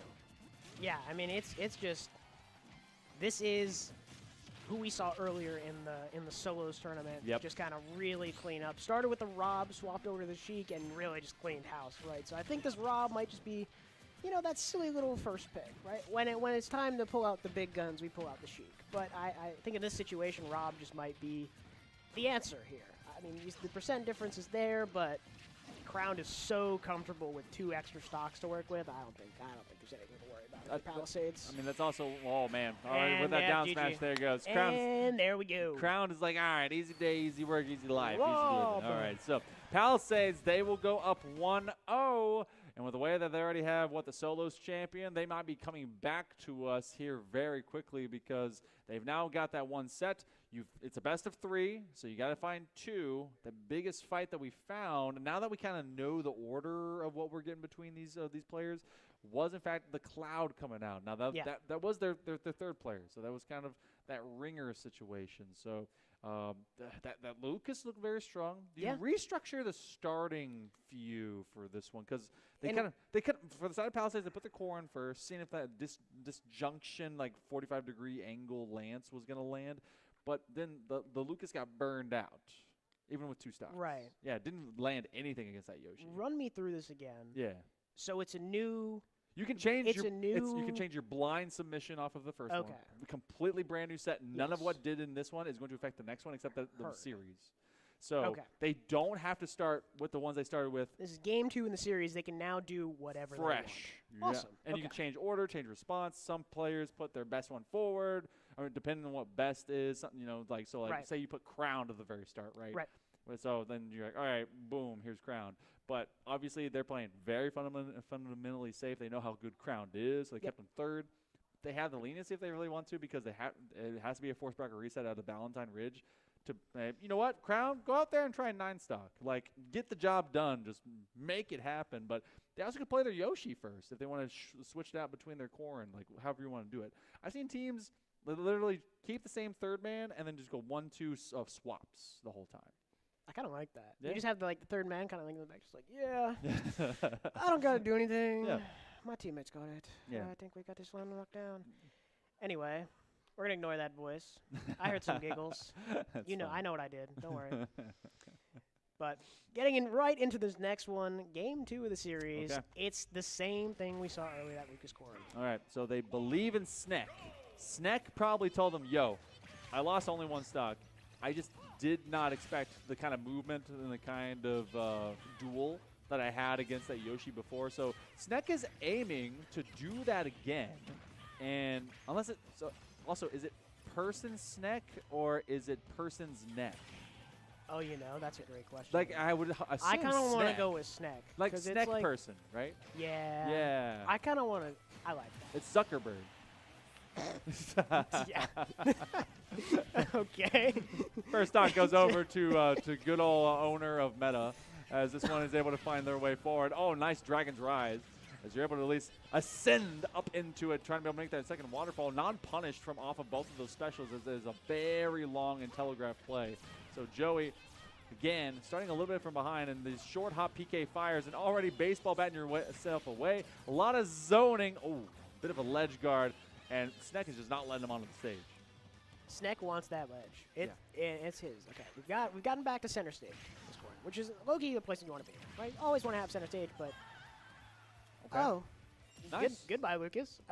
Great up B from Joey, but I feel like Sneck's doesn't like that too much. He's gonna answer right back, just trying to finish off this stock, maintain his league. Look, Palisades, I think at this point are trying to like lower that gap from the first series. You know what I'm saying? Like. They had that 2-stock lead for Valentine Ridge, and he kind of took care of business. But I think at this point they're just trying to maintain that gap to maybe a smaller margin. They can. Yeah. Sneck did a very good job about being elusive, as floaty as you are onto the Lucas. I mean, finding a lot of solid connections so far. And really made life difficult here for Joey, who continues to try and do what they can. Oh, the up special. Oh, they could not take advantage of that one. That was looking so promising as well, as they basically were an open target. Joey probably kicking themselves out as the rage meter goes up, so a little bit of extra damage. That's going to be a full snipe to the face. PA fire to death is so. I mean, I get it. 175. That's like anything. Anyone breathes on you, you die. Yeah. But like PK fire to the face is so silly. I just don't. Well, Sneka is primed to possibly do yet another 2-0 position going into round number 2, and they would love a rematch against Yeffy's Yoshi. Feels like Valentine Ridge might rely upon some of that, especially with what's cooking on the other side. Their Piranha Plant was unable to kind of stand up to the test, and maybe if this Lucas can be able to do some of that extra damage, it will. That's not a foregone conclusion. In fact, they've only got the one. So if they were aiming for a rematch, it's going to be even more difficult, but Joey wants to be the one that moves forward. Nice little counter from Joey. Great read on the up smash there. Again, but just a frame too late. Almost has it. Nice little downer. I mean, there's 70% to make up here. As I say that, it turns into 80. That's a bit tough. DI is not enough. And that'll be one stock lead for Valentine Ridge going into this second matchup. It's a smaller margin. They did what I thought. I mean, true. And the biggest thing now, so all right, Snack, person, Snack. Person, Snack. Zuckerberg. They have at least a task in front of them. They would love to get one. They couldn't grab nothing. In fact, it was pretty much what was four-stocked by Yeffy, because they grabbed, well, no, it was five-stocked actually, because they took the 2 off the Lucas, and they straight rolled the Piranha Plant, right? Yep. So that was the 6-3 that was left against that was a lot of value Cloud. from the green dinosaur. Massive, yeah. And I know you dislike admitting that they worked, but it was real. Yoshi worked, and Yoshi did what Yoshi did. Yeah. And I think it's just a trauma response. It's just a trauma response to the Make Yoshi. sure you get some Yoshi toys over to Cloud Z. They want only things Yoshi. No. No thanks. If someone gave you an egg for like Easter and painted it with like a couple of those green spots, throw it at the wall. You wouldn't throw it at the person. That shows growth. That shows maturity. It's not their fault. Is it not? They painted it. It's Yoshi's fault. Yoshi influenced them. Okay. It's either the wall or it's getting like, I'm talking Gronk spiked into the ground. Like it's just it's big frame. spike. It's frame 1. It's not. That's like 2 tables tall if we're doing the Gronk spike. Okay. I'm talking instant. No magic. None. No magic. Fantasy gone. Min-max, all in strength. We go over to this one. It's another Lucas versus Yoshi. They're going to keep Crowned for the other end of it. But Yeffy was fantastic. We're going to see if Snek is able to find one. Yeffy is all about business, though. I feel like they might be able to get this one done in short order. Look, Yeffy, I just need you to show me the truth right now, okay? Right? You see that this silly little guy is zoning you. PK fire. Nothing for a guy like you. Just hit him with the patented, 1-2 dino combo. Take him back to the Triassic era, please. Oh. I'm not talking Jurassic. I'm talking. Hit him with that silly little tail. He's got a lot of scales, and they're trying to impale this little Lucas. Oh, they hit him with a headbutt, hoping to land him into the ground. They're actually able to dodge away from a big grab as they go directly back into that shell protection. Snack is now finding this one a pace too far. A nice big spit, but they actually are able to land a nice fair. So as they run this one forward, a lot of extra contact, and Yeffy feels like they're priming this one up for a shutdown. Yeah, Yeffy kind of maintaining his playing pretty disciplined, honestly. Like this is a bit different from, as I say, that big nice shoes? DI, big shoes, nice DI. Playing this a little bit more safe compared to the first bout we saw in that first game, but still maintaining, hefty % lead, just making it clean, keeping his stock lead, taking out Snack, and now we're down to the second man for both teams. My main concern. All right, do you actually switch up second man if you're Valentine Ridge? Because this has the potential to snowball very quickly into what is championship point for Palisade Pumas. They're already on it when it comes to series play, but we still are at least a second round situation away from that. Would you try to utilize the Cloud to walk into this Yoshi first, since they were generally successful, and maintain your Piranha Plant as your third man? I think it's either going to be that, like you said, that Cloud second. Yeah. or it'll be a swap away from the Piranha Plant. Okay. That would Okay. be my sole read, and I don't know. I think we'll have to see because we know that Crown still has that cheek in the bag. Yeah. Because look, if it ends up being Cloud now, we see Rob and then another counter pick or something of that nature. Like I don't know. There's a lot of cards on the table. There's a lot of options, but we'll have to see. Oh, we're going to be getting to picks here in just a moment. So obviously Yeffy has to walk in with their Yoshi. They're going to have all three stocks, so we're going to have no delay. I'm trying to be able to get some SDs, and this is a very big turning point regardless. Either it maintains the regular par for the course from out of Palisades, or where you could see this one go on the other side of things. See if this narrative changes around. Maybe force a third set, because they already need to force a bracket reset. It is, in fact, going to be Oopie. They feel like they left something on the table last time. They absolutely did. They're going to start with that Poison Cloud combination very quickly to try and start zoning out Yeffy. Maybe it was a stage difference. Maybe Smashville's got something different. This isn't Smashville, is it? Town City. Town City. I was close. Yeah. They confuse me. They're like the same in my brain because they're the same colors. Which Actually, this might be Smashville. I don't know. Hold on. The colors are It right. is. Okay, cool. Yeah, you did right. Yes! I'm dumb. I know things. You absolutely do. And it's a different start from Upi, right? Yeah. Getting that early percent lead, he's getting the opportunity to set himself up a little bit, and maybe I was too quick to dismiss the Piranha Plant. Maybe there is some tech here. In terms of platform, if it's any kind of constellation and something that really works, one, that Poison Cloud creates basically an obstruction that you have to walk through because you don't have separation of two platforms.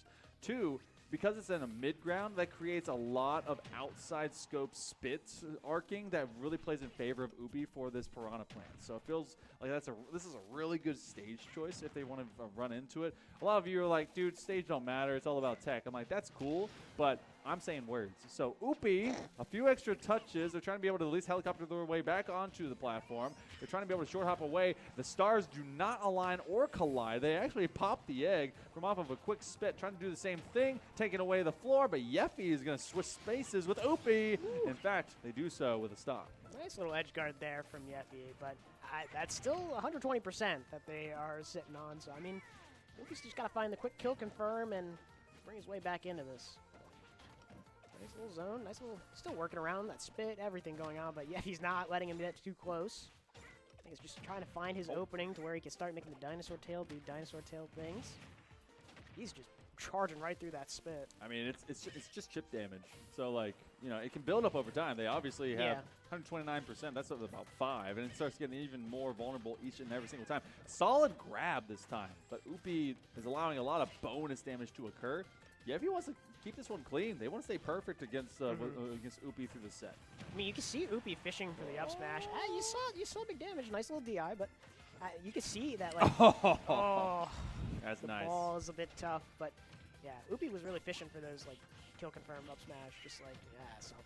You know what I'm saying? And Yeah. Yeffy's doing a pretty good job of reading stuff, so big 60% lead in terms of the percentage, excuse me, but I don't know. Yeffy's still kind of maintaining that safe position, playing far less aggressive, far less oppressive than we saw in that first series. Playing a lot of more of projectile poke from some of this, and this it can be very frustrating to have to play into that. Some of you really hate anything Star Fox, and it's similar to that. Long build-up, obviously.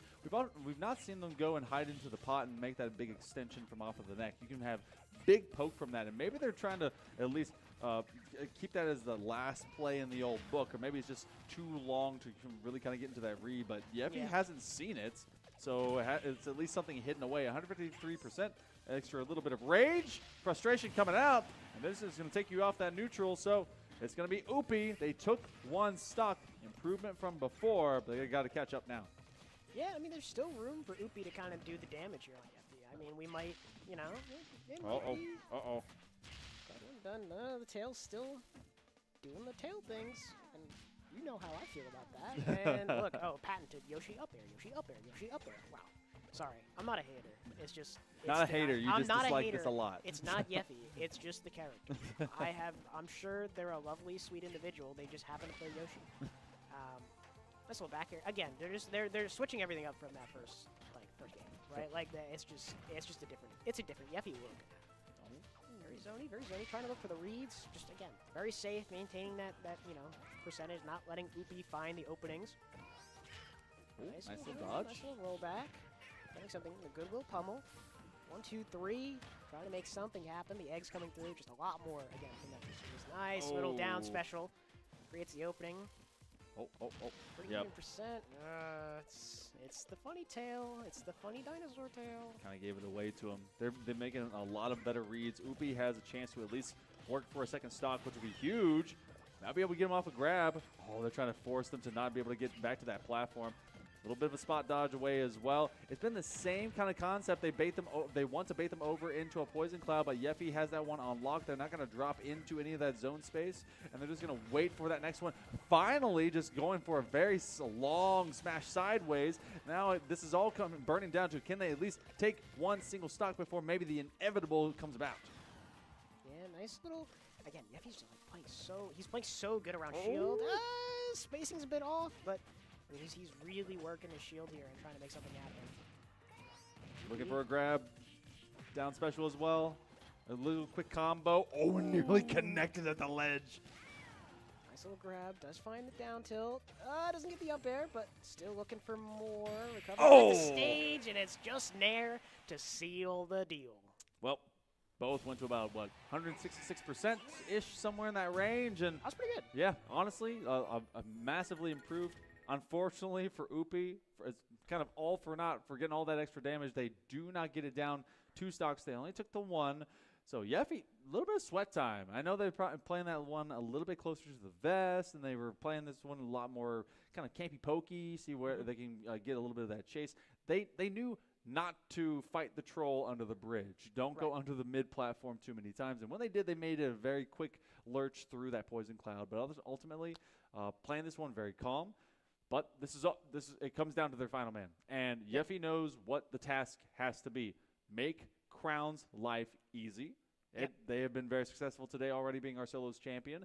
Take as many stocks as possible. Maybe even get the trophy lift themselves to be able to get it done with all 3. That would have been Yeffy. If they can do it here, they would have taken down literally everyone. Yeah, I mean, again, and we're getting right into this last matchup. It's the same as before. Yep. It's the Cloud versus Yoshi. And then, it's like you said, Yeffy's going to do the damage that he can do with 2 stocks on the table. And we'll see what For What's got in store for us. Okay, so where's this Smashville? It's Town City. This is not Town City. Yeah, you Smashville before this Town City. Smashville. Oh, they're both Animal Crossing, and I understand it all now. Yes. All right, yes, cool. correct. I got it. We're good. Well, it all boils down to 4 what's. Well, what's it for? You're doing this for what? What? A little bit of extra glory. Have an attempt, a chance, and of course, this is the only stage that evolves between the platforms changing. So it goes to a very microcosm of Final Destination before we then eventually switch up between all the extra platforms above. So a little bit of a change up every now and then might be huge. They use that Clem hazard to try and be able to at least create some extra separation. We've seen stock takes at least a little bit from forward from that Clem, but now they're just making sure to not get caught by that special egg before they get that blade across the neck of a lizard. Yeah, I don't know. And, as I say that, I'll smash for fun. Bang. 100% though. Still got a lot of ground to cover, right? Like, I don't know. I feel like Yeffy's gonna do enough damage here that it's just not gonna matter. And you got Crown. Like, Crown's still in the back pocket. You have to remember that's our solos champ from earlier. That's a tough mountain to climb. It is. You have to see some real creative gameplay from For What to really convert this. They don't really have to be too creative. They're going to build up as much of that meter as they can. Lied, yeah. Might be able to force this one. They actually my connect. goodness. The Wait a minute. Okay. Wait a minute. Hold up. Wait a minute. Something might be happening here. Limit break. The hero needs it. It take a couple stocks before Yeffy can confirm 1. So we are going to have a true 3v3 stock for what could be our final fight. I was saying that a little bit. Yeffy needed to do some damage. They did the damage, but the reach advantage went over to the Cloud. So For What? Showing that there is still some fight out of these wolves. And you know what wolves are known to do, D&D style, they'll trip you up. Oh, yeah. Yeah, see? Oh, yeah. Special move. I see what you did Little there. bite. I see what you did Little there. bite. So. But yeah, I mean, look, forgive me for being ever so slightly a doubter. Thought Yeffy was going to do a little bit more magic with the silly green dinosaur, but it's been vanquished. It's gone now. And now we're down to our champion from earlier. First for what? It's going to be the Rob v. Cloud. Hasn't busted out the Sheik yet. Again, I don't understand how that matchup necessarily goes, but we're looking at some good old-fashioned 1v1 now. 3 stocks apiece. The problem for what is they must consistently cut down that space. They're going to be using a lot more of that blade beam to take away the floor. And then the problem against them, as Crown is going to utilize a lot more of that sped up gyro, the laser, to really force them to go into basically a Kamehameha wave battle between the two. But we've seen solid connections. The spacing as well as the tracking down by 4-Watt has been really special. Limit Break is online. Might be able to at least get that final touch onto them if they can do so. And they're not letting Crown have a lot of time to really recoup. Yeah, and Crown's just doing a great job of just trying to like bait out that limit, right? Like you saw at 4-Watt's really patient, not trying to like let that rip just yet. But ooh, great roll read from Crown. That'll be his first stock going his way. But yeah, like I was saying, he's doing a great job just kind of like playing around the limit, right? Like once 4-Watt has that in store, and there is that patience, but he's just trying to not let him get that. Mainly that side B off. I think that's the big kicker there. This is also the second time that Crown has had to go and win maybe a championship if they can be able to do so through someone that is trying to build up into a meter. Last time it was through a Joker, and they realized that they had to run away over to the Sheik. This time around, it's a little bit more mid to heavy, trying to be able to directly take on the blade. Well, the gyro is going to not be allowed to build up. For what? A little bit of extra bonus damage put against them. They're hoping that they can be able to do a little bit of ledge guarding. Crown, yeah. It's a little bit too much time. Iframe's gonna run out. Just gonna let the neutral be. Limit break hit. That's just tough. I mean, fresh stock though. A lot of space to make up. Good 50% into that Cloud second stock. Ooh, nice little up B. Make things happen. Still making it back to Eden's percentage. That's tough for Crown. I mean, he's just gotta find his opening. He's letting that beam charge up. Just I don't know. They're trying to find the space to reset, and 4-Watt's just not letting him. Trying to dodge away, see if they come down to maybe make a spike, just try to be able to counter read if they can. I mean, you get a lot of dynamic recovery from out of Rob, and a good solid pickup as they come up through just enough of those iframe to just at least live. Oh, the nice pile drive, down throw. Crown trying to follow up after it. 4-Watt does not want to go down to final stock first. It had been able to catch up pretty steadily and efficiently against Crown. Solid counter, and that down smash. Suddenly we're on championship moment as he's going to be able to catch up and send him away. Can't quite get the Goomba stomp. Crown now, again, that stock lead is going to be huge. Great follow-up in the middle of that stock. Just now has to maintain his percent, make sure he maintains his lead. Nice little up air. Now has to play on the back foot. That limit is coming up here for what? Nice beam, trying to maintain his space. Limit on the table. This could be big. 70% does have control of center stage.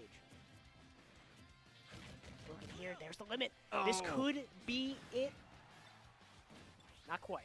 Crown's still going to play around the edge. Trying to wait. Not let that limit come back up again. But 150%, I mean, 4-Watt cannot give any more ground here. Crown just looking to body the way through. They use a fully charged laser beam. They're going to use that gyro to just separate him from off of the other side of that ledge. 4-Watt has a lot to do and not a lot of life to do it. Crown has not been touched in a while. That full-fledged blade beam comes in. They've got to be able to find some level of connection. They do so here. DI is not going to save them. They're going to have half of that meter in, but that's it! Back air! And that's going to be a 2-0 Palisade Pumas. They put this one to rest, and they show that they are the best. They will be your 3v3 Super Smash Brothers Ultimate Crew Champions. Yeah, really well played by them. Big round of applause for them. Awesome stuff. Really well done. I mean, we saw Crown take it earlier, and they won it in Crews as well. Yes. Well done. Well done. A very solid anchor, to be honest. And you saw the evolution out of Valentine Ridge Wolves. They looked like they were, all right, do we even change up the order of this? Do we start talking about kind of the stages that we put into it? And I like that we got to see a little bit of that drop of Smashville and Town and City. Make it difficult to just have that normal kind of PS2 read that we saw through the entirety of that solos win. And this one required a little bit more thought patterns. And I was starting to see some sweat, but I see some smiles over there as well because we got Crown back in the build. Let's bring over our crew battles, folks, this direction. Oh my goodness! Here, hold on. Oh my goodness! Look, we got a short caster. Okay, it's my Afterbox. This way, everyone. Step on over it. All right, get just right here. Right, join together. Oh my goodness!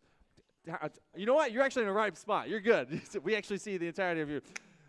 Give it up over for Palisade Pumas. Oh my goodness. All right. So okay. By the way, okay, was it Oopie? No, Yeffy.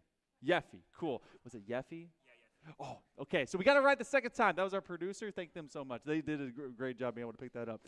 Okay. So we walked into this fight, and so were you the Corrin then? Yes. Okay. Cool. All right. So tell me about. I guess. Well, hold on. Let me pull up the thing. Let me get this going. All right. Boom. Okay. We're going to go kind of line by line for this. Okay. For the Corrin, so you guys did not change your lineup. Was this the same order for the entirety of this tournament of what you've been doing for crews today? Yes. Okay. And also, bring it up just a little bit. So for this fight, you play Corrin kind of as your main. Kind of saw it be disjunctive versus the Lucas, but you guys didn't want to change anything even into this championship position. Did feel like you're able to do a little bit more damages next time around, make life maybe a little bit easier for Yeffy as that one was coming up, right? Yeah. For this fight, I feel like you guys have how long have you played together? Like, what year in school are you? I'm a senior, and I haven't been playing for too long. Okay, really? Yes. How long have you been playing? Couple years-ish. Okay. I was about to be like, are you like a 2-monther? Yeah, Like I was gonna just say. coming in like out of nowhere. That'd been wild. But doing solid work as a good starter. That's always a sweaty position. Do you feel like a lot of responsibility to kick off the series whenever your team goes in? Yeah, it feels real tough. And then for Yeffy, if you're gonna be able to pass the mic along. So for Yeffy, okay, first off, this person right here. Beef. I got beef, and it's only 'cause They you play do Yoshi. not like Yoshi. I But got beef. I but would but if you accept it, then that's fine.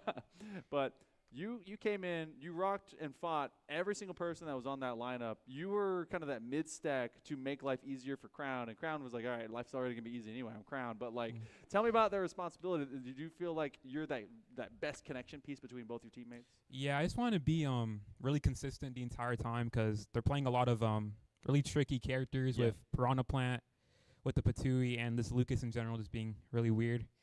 So I just want to make life as easy as I can for Crown. And do you think that if we saw, because you did come in at a disadvantage after the one Piranha Plant fight, you actually lost that stock that second time around.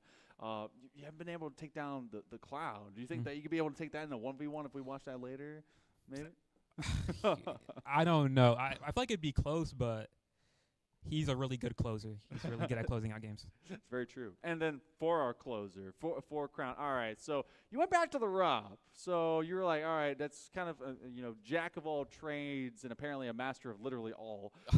You didn't want to do Sheik into this one? You're feeling a lot more Rob these days, especially in like a team concept for your crews? Sheik is just a lot more inconsistent and like a lot more technical and difficult, and Rob is just my comfort pick and what I consider my best character. So I just went with my comfort pick, did what I could, and got it. I mean, you did what you could. You literally beat people down. So you took the closer and you're like, it's done. So you're saying, so you're a senior, right? Yes. What year are you?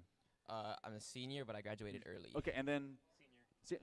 So oh my goodness. So we're seeing a lot of This was it. This was. Do you guys This was the finale. This was huge. Did y'all get to play as crews before, like last year or anything together? This was the first time he was on the team. Just this time, and then we two have been playing for a bit longer. Okay, awesome. I guess for future tenses, like we talked to you about what you might want to do into college. Do you see yourself kind of playing FGC to like collegiate level or anything too? I think maybe locally, but I don't know about collegiately. Oh, sorry, do it one more time with a microphone. I think maybe locally, but not like collegiately for FGC. But I'll try to whenever I can. So a solid community to that. Same thing, same question. Be able to give it over. So do you want to be able to do some at the next level as well? If I get good enough for it, then yeah. That'd be really cool. I mean, honestly, it'd be cool if like we got some local crews. That'd be really get that together. This team will be super formidable. You guys ran through the upper bracket, absolute perfection. And guess what? We got some hardware for y'all as well. So let's be able to hand out these rings again. Yeah, you can actually do it this time. Here you go. Bang out.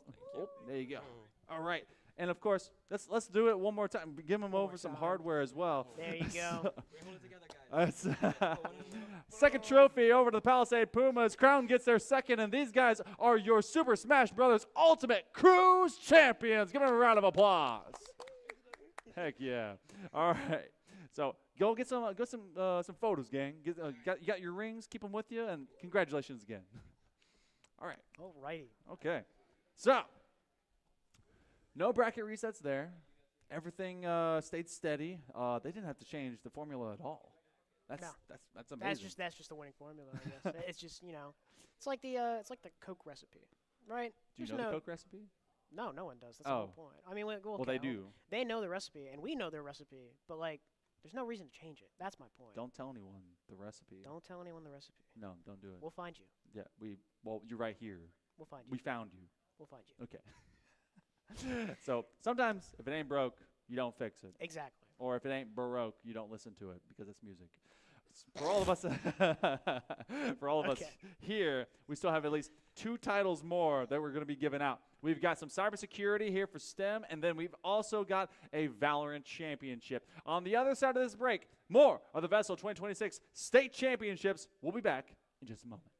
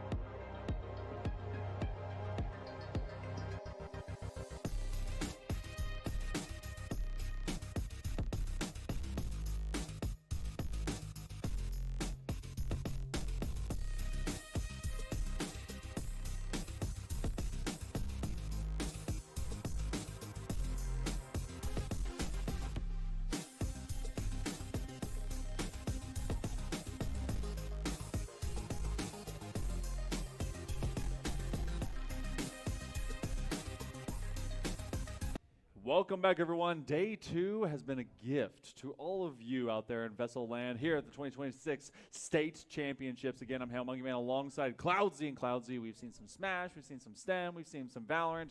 We're going back to the STEM side, and we've got one last STEM trophy to be able to give to a winner. It's cybersecurity, and cybersecurity is actually my realm of study. It is my realm of career. It's one that's driven through a lot of policy. It's defense in depth, and there's a lot of things that you need to make sure a network and IT implementation and integration has to follow, and cybersecurity is often where that rests. But what did our students do for cybersecurity for this particular challenge? So students were responsible for creating digital escape rooms with different things like cryptography, social engineering, and logic puzzles, and just like one big rabbit hole experience. So judges were attempting to hack through these escape rooms with only a student mission manual as a guide. Wow. Okay, so they put the manual together themselves. They had the judges actually go through it. So, yes. So I'm a big escape room fan. Do you like escape rooms? I do. Okay. I dabble. Yeah, they're pretty cool. And sometimes if you do not put together a good technical instruction for someone to be able to follow, even if it's, you need to work with some of the clues, it definitely shows, especially if your puzzles don't exactly work very efficiently. So, and when we talk about stuff like steganography as well, it can be hidden literally within the image. So a lot of those things can be very plain as day, or can be obfuscated by a lot of set things that they kind of put in your way. But we've got a few of our teams that were able to be with us. We have 9 in total. They're going to give you the placements of. We got a third of those, as this has been a pretty long day, to have you know about. So coming up, first on the docket, let's go as we bring him in. All right, so you're going to give your name. You can either go with a gamer name, a real name, whatever you want to be known by. Give us your school, and then tell us about your escape room setup, like what your ideas were for this overall challenge. Well, my name is Ryan R. I'm representing NCVA, not just NCVA. I'm representing my team, the second STEM team. We created a escape room called the sorry. No, you're fine. It's called, Well, we created an escape room about solving puzzles, file breaching, and finding secrets. There's different endings. There's a bad ending where you need to save hostages. If you don't save all the hostages, obviously you leave without one. Okay. You get a bad ending. If you find all of them, you get the true ending. Okay. Okay. Okay, was that inspired by... was that inspired by anything in particular? Like, not really. Okay. It was more of an original idea I came up with. Okay. Okay, and so then, like, for yourself, how many people were on your team? I know that NCBA you had a couple teams, right? Yeah, we had I think we had 3, but there's one person on their own. Okay. So we had Saturn's teammates. There's my team. I had 4 people. Okay. They unfortunately could not be here today. Okay, that's fine. And then there's a person on their own. Okay, so you had to make the manual as well that the judge had to be able to follow. So creating the puzzles, you had the original idea for it. I really like the idea of like the bad ending, good ending. I play that to a lot of video games and stuff. The manual itself, was that pretty simplified? You're like, hey, just do this. So it was kind of just in this beginning slide. Yeah, okay. Right. So it kind of explained everything you needed to do. Okay. Okay. Okay, so then, I mean, we're both aficionados of escape rooms, and so can you give us like we don't get to like see it up here, but what's one of the puzzles that they had to do to save some of the hostages, and also just bring that up right here. Right? Yeah. A puzzle was you had to look for the files to drag it, breach it, okay, and to unlock a room to save one of the hostages, okay, and then leave with the other 2. Okay, man, I don't think I would have been able to get all the hostages. I think that would have been that's a completionist ending, and that unfortunately for me is not where I go for puzzle stuff. I would have been. It's like me trying to get all the Kuroks when it came to Legend of Zelda. I probably would have left one of those guys behind. But we look forward to being able to give you your placement. We'll be doing that at the end at all the interviews. Thank you so much for joining us today.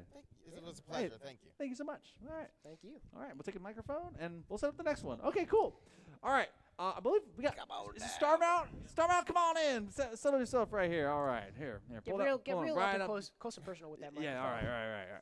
So, please give us your name. We got to see you yesterday during the skill trades, but remind everyone who you are, where you're from. Also, tell me about y'all's escape room. You were really good with some good puzzles yesterday. More like mine because I'm the one in this team. Well, tell me all about it. Let's go. Well, my name is Blake. I'm from Starmount. And my escape room, I more so chose on what cybersecurity mostly is dealing with, which is file breaches. Okay. So mine is just that. You just have you breach into a company's files and just see what kind of shady stuff they're doing. So the company by nature was shady, what they were doing behind the scenes. Yes, Okay. because it was a mining company that was mining nuclear material. Oh, wow. Originally for nuclear power plants. I see. Okay. Wow. Okay. So they were definitely picking up some uranium, maybe some extra material. Well, actually, it was thorium. Thorium. Ooh, okay. All right. Trying to get even more. All right. So then, what was one of the challenges that you kind of found with this challenge in particular, putting the puzzles together? Well, mostly it's just that a lot of the stuff just did not want to work when I was first making it. I had to strip like 90% of the stuff I was going to have. Yeah. Just because the stuff that I was trying to build did not work. It's always a challenge. Always a challenge. Yeah. So then, how did you end up? Did late term? Like, how long did it actually take to finally get all the puzzles to end up working? Like, how long did this take? Probably about like the entire time we were given, like 4 days. Oh wow. Ooh. Okay. Hey, that's some good troubleshooting. We got to see you do that yesterday, and then I mean, obviously, so this project today. How confident do you feel about this cybersecurity challenge for yourself? I definitely know I'm not going to be first, but I am hoping to get a higher placement. Okay. And hey, who knows? You know, it might have been, even with all the issues, might have been enough to pull you over the line for that first place. You know what? We'll see exactly what ends up happening. We'll be able to get your results and all your points as well. But thank you so much for being with us, man. This is awesome. Yeah, appreciate it. All right, cool. All right, well, that's Starmount as well. And then we've got our last on the docket. You guys roll deep. In fact, okay, come here. All right, come here. Right up in here. All right, so we've got Audrey Kell. You're going to give us your name, who you want to be known by, be real name or some gamer names. But y'all got to know, Audrey Kell had, I think, at least 3 teams in this. A lot of competition. You guys absolutely put everything into this particular competition across STEM, but as well as cybersecurity. So tell us about yourself, to be able to tell us as well what you did for this challenge. And it's lay nights, right? Yes. Lay nights. There was lay nights, law nights, and then just STEM. So, so introduce yourself and then tell us about what you guys did for your escape room. So hi, my name is Honored. I'm from Audrey Kell High, and our project was about. It had a basketball theme. I like basketball a lot. That's a lot of my projects. So basically, the aliens are coming back again, and they want a game, and you have to pick the 5 people to save the world. Okay. This sounds like Space Jam. It is very much Space Jam. This sounds like Space Jam, and I love it. Space Jam the sequel. Everybody come on. So each challenge, it's like a puzzle. I really like puzzles and codes and stuff like that. Right. So each of those gives you a name for a person, and all 5 of them together, you save the world. Okay. Wow. Okay. So wait, were there some key, I guess, inspirations for each of the people that you were picking? Like, did you do it after NBA players, or like, what'd you do? There's slight inspiration you might get after you know the names. I didn't want to do them exactly so that even if you had a little bit of ball knowledge, you could skip some of the stuff. So yeah, I guess that's it. Okay, so then like any big challenges? We were talking with Starmount, and they were saying, some of it just didn't work. Anything that you had to do a little bit of troubleshooting with to make it work out? Little bit. I had some trouble trying to gauge how difficult it was. Okay. So I did a little testing. Shout them out to my parents at home. They both went over it, and I definitely gained a lot of insight on that, on how to change it to make it better for the user. Yeah, because sometimes it's like stuff that you're like, oh, this is going to be simple, and then someone's like, I do not know what none of this is. That's crazy. So you're a big Space Jam fan. Of course. Okay, so do you think you would have been able to get... Look. When ball's on the line, I always score. Could you have done it faster than Vince? Maybe. His ball knowledge is extreme, like absolutely. Look, you said like the ball knowledge won't help you. Ball knowledge does not save you in this scenario. So if you do not know ball, it doesn't matter. It does not matter. Well, you know what? We're going to be letting you guys know exactly all the placements for today. Wish you the best of luck, man, and thank you so much for being with us. Thank you so much. Appreciate y'all. Of course. All right, we'll take that from you. All right, so let's see what we got. I got you. I thought you went for yet another empty handshake. There you go. Thank you. Been left hanging like twice today. One of those times it was a fist bump from me. So, look. All right, so let's get into it. Yeah. Okay, so we had all the scores compiled. Now, what must be known, and some of these scores beforehand, maybe that wasn't like something that was told, but if you turned it in late it was 25-point reductions per day.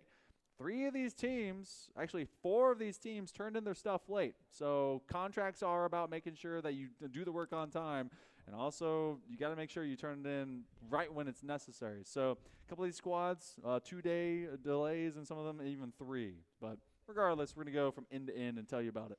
Okay, so I'm going to not make it too much of a build-up until we get to our top 3. All right, so in 9th place, it was NCVA. They had 712 points. For 8th place, it was the 3rd Ardrey Kell team.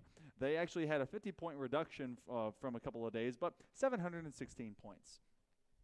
For 7th place, it was Cabarrus Early College and Technology, good old EC&T. Tournament rules was 743 points. We get to about 6th place with 840 points was Saturn's teammates with NCVA. So both of our NCVAs now accounted for. So for our top 5, with 865 points and 5th place, it was Starmount, an Orchid Cut 410's team. 4th place from Marankus at 882 points, able to do that with Team The Fool. So now for our top 3. Top 3. With 903 points, which actually happened after a 2-day reduction. Team Knights, LA Knights from Ardrey Kell. Top 2 with 912 points, just 3 points shy from the first place winner. Lay Knights out of Ardrey Kell, which means the winners were Beauty and the Beast, Philip O'Barry with 915 points for cybersecurity. Round of applause over to Philip O'Barry. They took 3 pieces of hardware home, and they will be your cybersecurity 2026 VESL State champions. So good looks to them. So, yeah, awesome. I mean, and look, we can't pull them up right now to congratulate them. Yeah, they are currently, I think, playing Valorant. No, not this one. I think they already got beat. Yeah, we'll be figuring that out. We'll figure it out. Yeah. So, in fact, actually, we're gonna hot drop. Oh, producer's looking at me. He's saying, "Monkey Man, do not go away. No break here. We're gonna go straight into a current game that we got right now." Thank you guys so much. Feel free to go meet with your family and friends and all the other classmates. Thank you guys for competing with us. We're gonna go into this game. We are 6 rounds in. It's 3-3. It's like nothing ever happened. Yeah, we got NCVA versus Philip O'Barry. Okay. It is Philip O'Barry. Into the action. Okay. Of I'm a liar. Yeah. Look, I told you. So I got a trophy. We got a trophy. They have 3 trophies. Dude, what? 3 big ones. Yeah. And look, they're still competing for the Valorant trophy as well. So still a lot to be done here. Just taking a look at the team comps, a bit unconventional from the side of NCVA, I believe. Yes. Or is that Philip O'Barry? Philip O'Barry's attacking. We're hot dropping in, but I'm finding our bearings for us. So Philip O'Barry is in fact attacking, and NCVA is on the defense. And that, if you remember right, NCVA had this 2 Spy Islands, and Spy Island, so that we're going to call Spy, is on the Clove. Yes. And Spy Island, they are on, I think, the Phoenix, who just got dropped. Unfortunately. Yes. But 3-3 scoreline, pretty close game so far. 4v3 situation. You do have that Steel Garden, Iron Garden? Steel Garden. Yeah. We got there. And the Hunter's Fury still online. Plenty of tools to work with. Going into a retake situation. Messy to Goat, able to find 1, find 2. That's 3 on the round. Down in the tiles position. Still looking for Josh, the last remaining player for Philip O'Barry. Trying to make something happen. A couple shots gives away his position. Now NCVA trying to make something happen here with 20 seconds left on the clock. Bomb in hand, but not much room to do anything, frankly.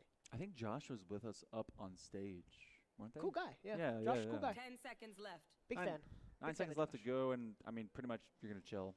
Josh does not want to have to go and fight any of this. Yeah. They have the spike. Can't even get the bonus bucks that comes from planting it. Really not able to do too much more than pretty much exist. Oh, my gosh. In fact, Spy. What?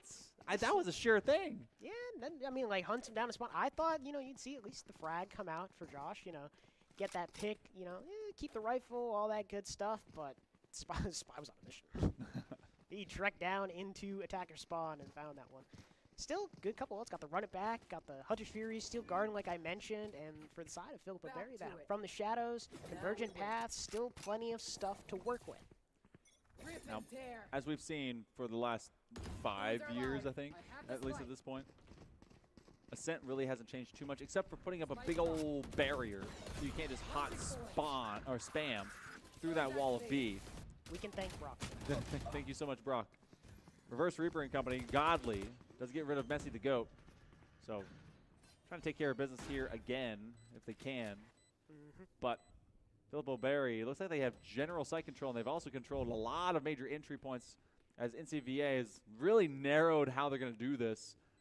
So, feels like this one might be, all right, can we get a pick? Cool. You're going to try and activate from extra information from the running back. They throw the hot hands. They're basically blind, looking towards that double stack of Tetris. And now suddenly you're alone. Both your friends died on entry. No information gained. And Island trying to do what they possibly can to just at least keep everyone seated here for the time being. But that's going to be Cap. That caps them. That's Philippa Berry with another tying round. Yeah, it's really tough.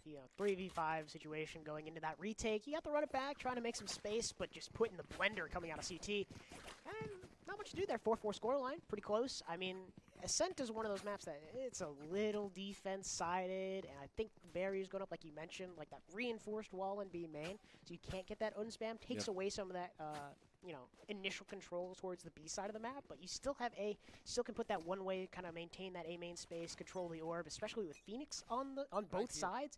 Orb control was going to be big. Revealing area. I'm surprised at all that, this day and age, especially with Ascent, that we continue to just get, I guess, a lot of Phoenix picks. It feels like Phoenix is a bit more high school coded, but does that ring correct for you with this map? Phoenix does ring correct, especially with some of the meta changes. Like, I think it's coming down to what value KO provides opposed to the Phoenix. So, it's kind of hand in hand, and just the double duelist comp seems to be what the go-to is for teams nowadays. So I don't think nothing out of this seems very unconventional, except for NCVA having that double Sentinel. You do see double Sentinel, but it's nothing like you've seen in the past. None of that chamber deadlock. Shout out Wadada for innovating that comp.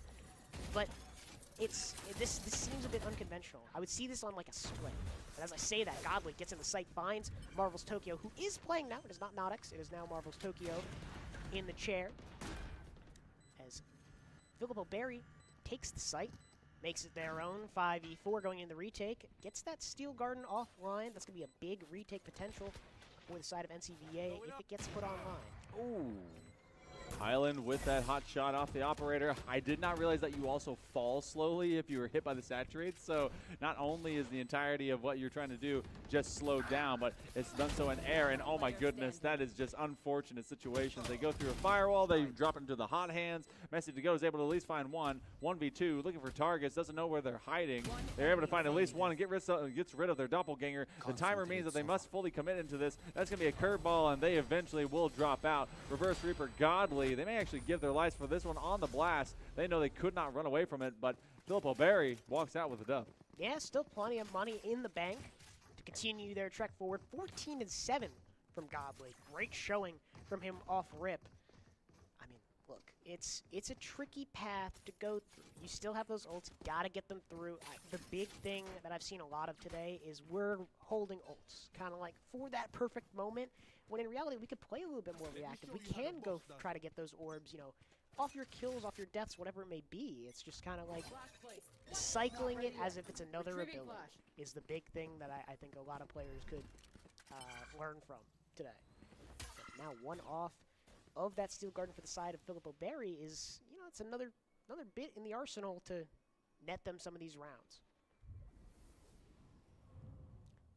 Waiting for that crossfire, maybe to get some extra punishment. You do have that kit presented by Marvel's Tokyo. They want to go into basically an anti-blind situation and see if they can find at least one pick. A nice refract, especially with their waylay, will protect them. And Marvel's Tokyo has the ability to really slow this down. I do like the double senti, but a very deep idea and a nice down check. It doesn't matter for the jump pick as they try to be able to at least see Reverse Reaper. The Reverse Reaper took advantage of the moment. It becomes a 1-1. They're caught on the refract. They know they at least have one down around that Jenny. Guy versus the world. It becomes a Sova battle. Who's able to take Mother Russia and get the dub for it? Guy just trying to be able to go for that plan. But Messi to GOAT ties us up. This is still best of one. So this is still best of one. It's so tight right now. Yeah, it's a very do-or-die situation. You know, winner of this goes to Grands, best of 3. But there's not much room for error in the best of one. So with the way that we got this stacked up for NCVA, a lot of good retake capability. You don't have the running back. Doesn't matter too much. You're going to have an extra life.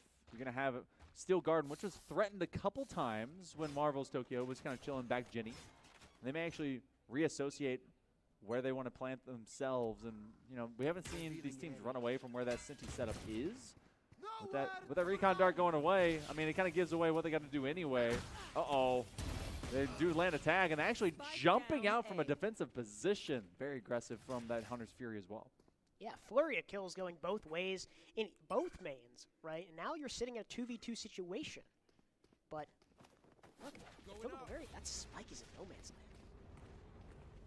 On top of that, finding the frag is godly, and that is the From the Shadows available. Yep, there it is. Gonna take a quick little trip over, recover that, and get the plant down. NCVA has a mountain to climb in the 1v2. I believe that is Marvel's Tokyo. It is. And also, Reverse Reaper are going to be able to do so much with this. Cap is going to be your little roamer, and you're going to for the most part, protect Reverse Reaper, because if it comes down to it, you find that duel, you have the running back. If you really want to not have to utilize that here, that'd be huge. But if you go down, you have that second life. And so they're going to try and protect them as much as they can. They're going to go for the curveball. Marvel's Tokyo eventually gets clapped through the wall. These are still paper thin. It's about all of a half inch, if you will. There's the potential for 6-6. Filippo Berry had just gotten slapped down a second ago, but Virtual Academy, I mean, there's a lot of life. There's a lot of ults. Actually, we may see 2 running backs pop at the same time. Hey, anything's possible in this game. So it's that last round of the half, and we've seen ults held in people's pocket for quite some time. So I wouldn't be I would expect a lot of chaos in this round. You got run it backs for both sides, Steel Gardens for both sides, the convergent pass, not dead yet. Oh my goodness, that's a lot of words. It's a ton. Oh, they take out one. All of a decoy. The real player was right behind him as Spy is able to take out Godly before their running back ends up being a factor. So they end up dying and not using that going into the next half. So already out of the way is one big cardinal of Filippo Berry. Going to play a man down as Swift. Again, this is a huge impact player. Yep. We got to see them on Pearl just a little bit ago. I'm going to dodge away from that Arc Rose, as they do at least aim to identify if anyone's coming up into this link just around tree. Swift knows that kind of raw peak situations, and the rest of the team is also being slowly corralled. Oh, nice swing. Swift takes care of business. And in fact, oh my goodness, Josh takes out a couple. They're going to have the not dead yet as they try to be able to at least buy their defense some time. Has to try to fight up, and Swift just takes care of business as Messi finds one of his own. The Steel Garden going to come through, stall out the retake in a 2v3 situation. They don't have the info of the Filippo Berry team. Might have that recon dart coming up soon to try to dig anybody out. As I say that, nice little recon dart doesn't ping anything, but the hot hand's going to connect. Spy Island does find another. Flash into hell. Not able to connect. Cap holding on with everything he has left. Nice little shadow step. Tries to fake him out. Gets the frag. 7-5 half in favor of Filippo Berry. A very smart way to use that shadow step and just completely fake it out directly in line. I actually had a question for you, and this literally doesn't mean too much of anything. If you have 2 running backs, right? If they're used basically at the same time, maybe a millisecond of difference. If they're used on top of each other. Elaborate. So, okay. One uses theirs. Yeah. Right. Just enough time for the other one to walk away, but you know how long it takes, about a second or so for you to pop your collar, and then the other one's there.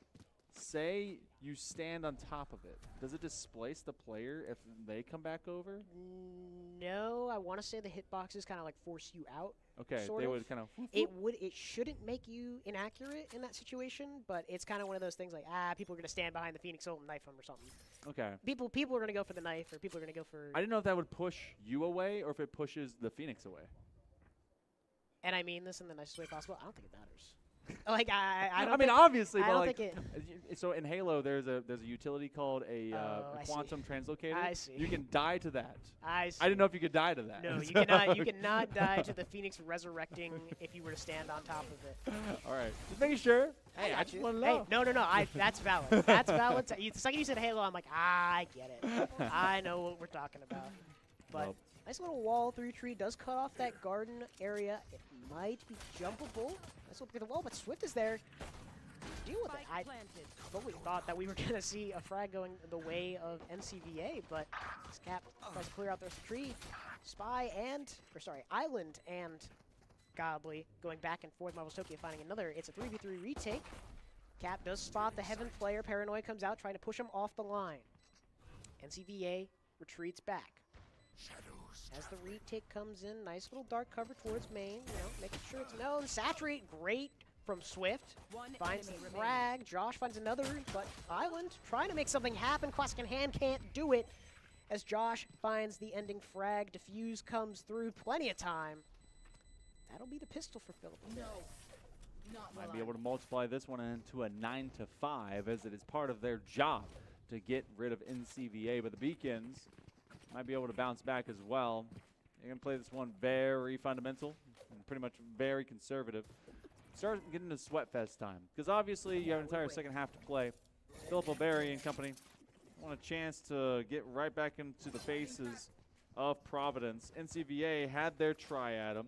13-7 went that over onto, I believe it was Breeze. Providence continues to wait for anyone that wants to face them. I mean, you got to give some love over to Philip O'Berry. After losing to Kearns, who we saw earlier today, took out Northside. They were able to take out Ardrey Kell, and then they took out CCT. This hasn't been a lower bracket run for these guys. Yeah, I mean, they're definitely proving their mettle here, but NCVA maybe not want to give up just yet. It's certainly an interesting situation, but it's a down but not out one at that. But we were talking about how, you lost pistol, you don't have the greatest decon. It's not saying it's Jover. It's not Jover just yet. It could be Joe Ever. It is, in fact, Joe Ever. Hot hand for Godly. Again, oh my goodness. The timing, gotta keep really? your gun out. Gotta keep your gun out. That's rule number one. Never too sure where the enemy could be. 4v4 situation. Again, lesser guns. Marshall shot goes wide from Cap. Sees the arc rose, but I'm not going to let it do much. Dark cover comes through. Owl drone as well. Going to spot him out. Quick break. Gotta maintain the pressure. 30 seconds Backs left. off.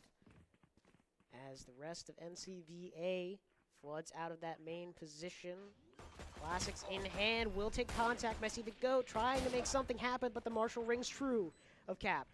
Bomb goes down. 4v3 situation on this retake for Philip O'Berry. Trying to play discipline. Guy does find one onto Island. Onto Spy, excuse me. One enemy Now the remaining. flood comes through. Spectre's in hand. Gonna clean up shop. The fuse comes in. That'll be 9 for Philip O'Berry. Nice predict. They end up handing that over as well to Godly. So he's going to get that extra little orb. And I love a good orb max. Good I ol'- love a good min max. you know that having it does nothing? Having the spike? Yeah. Yes. I mean, it does in terms of timing. Oh, yes. Do you wish that they would do anything to actually implement? Like, No, an the game. incentive? I can't lie. If you got anything for having the spike, that would be insane. Even creds? Like even like 200 creds? Yeah. Really? I can't lie. It would be a little good. A little good. Okay, 200 credits is fairly insignificant to the point of like, why would you do it? Okay. But if you give it something that has any kind of value monetarily, ult-wise, whatever it may be, that gets chaotic. You're going to see ults out the wazoo. The balance that comes in from Riot would be increase the ults, and they've already done a fair amount of that. Nice little trap off the B main orb. Philip O'Berry did take the space, got their orb unpunished, but NCVA did have the trap ready. This little triangle hold in B lobby. And try to recon. You just got it. It's a big announcement for everyone. Probably the most important news that you'll ever hear across the board as we actually get a fat trade through this firewall. Pizza will be ready in 30 minutes. I repeat, pizza will be ready for everyone in 30 minutes. Guess you could say it's that's the biggest applause I've heard. You guys are great. It's going to be pizza time. Not our producer. Cool guy, though. Also, Pizza Time told us that. So, like, he said it's pizza time, which means they said they said the thing. It's pizza time. Nice little out drone. Spots out Saturn. Little waylaid dash. Trying to get something. The light speed. Not going to be used to take space. Messi the goat. Late lurk through tree. Tries to find the running back. Is there in time. 3. 2 left for 1 left for Philip O'Leary. Oh my goodness. It's been a long day. It's been a long day. Messi the goat cleans it up 4. Big. That's the kills for NCBA. That's a Canadian billionaire, right? Is it? Hold on. I'm thinking like O'Leary, something. I don't know. There's a song. There's a song in my head that has something similar. Yeah, this guy. Wait, what's his name? Oh, that's Kevin O'Leary. Kevin O'Leary. That's who I'm thinking of. I hate that guy. Whoa! What did he do? He's on Shark Tank. He's a billionaire. Yeah, he's on Shark Tank. And I'm gonna have. And I'm gonna add. Our look, producer's like, nah. No, we don't like that. Okay. Guess we don't like it. All my homies hate Kevin. You're one of my homies. I'm just thinking of Shark Tank. And I'm just like, he's just sitting there like. He was adorable. And I don't have a deal. I don't have a deal. And I just think he's funny. He's also bald, so it's a little funny. You're just hair dipping him? You're hair dipping Kevin O'Leary, the Canadian billionaire? He's just a silly guy. And I think the fact that the prod of Shark Tank doesn't do a good job of letting the light reflect off his head is tough. Sorry. I'm getting off track. So are we. We're 5v5. We're 6-9. We've recovered. So fine. I see. Yeah.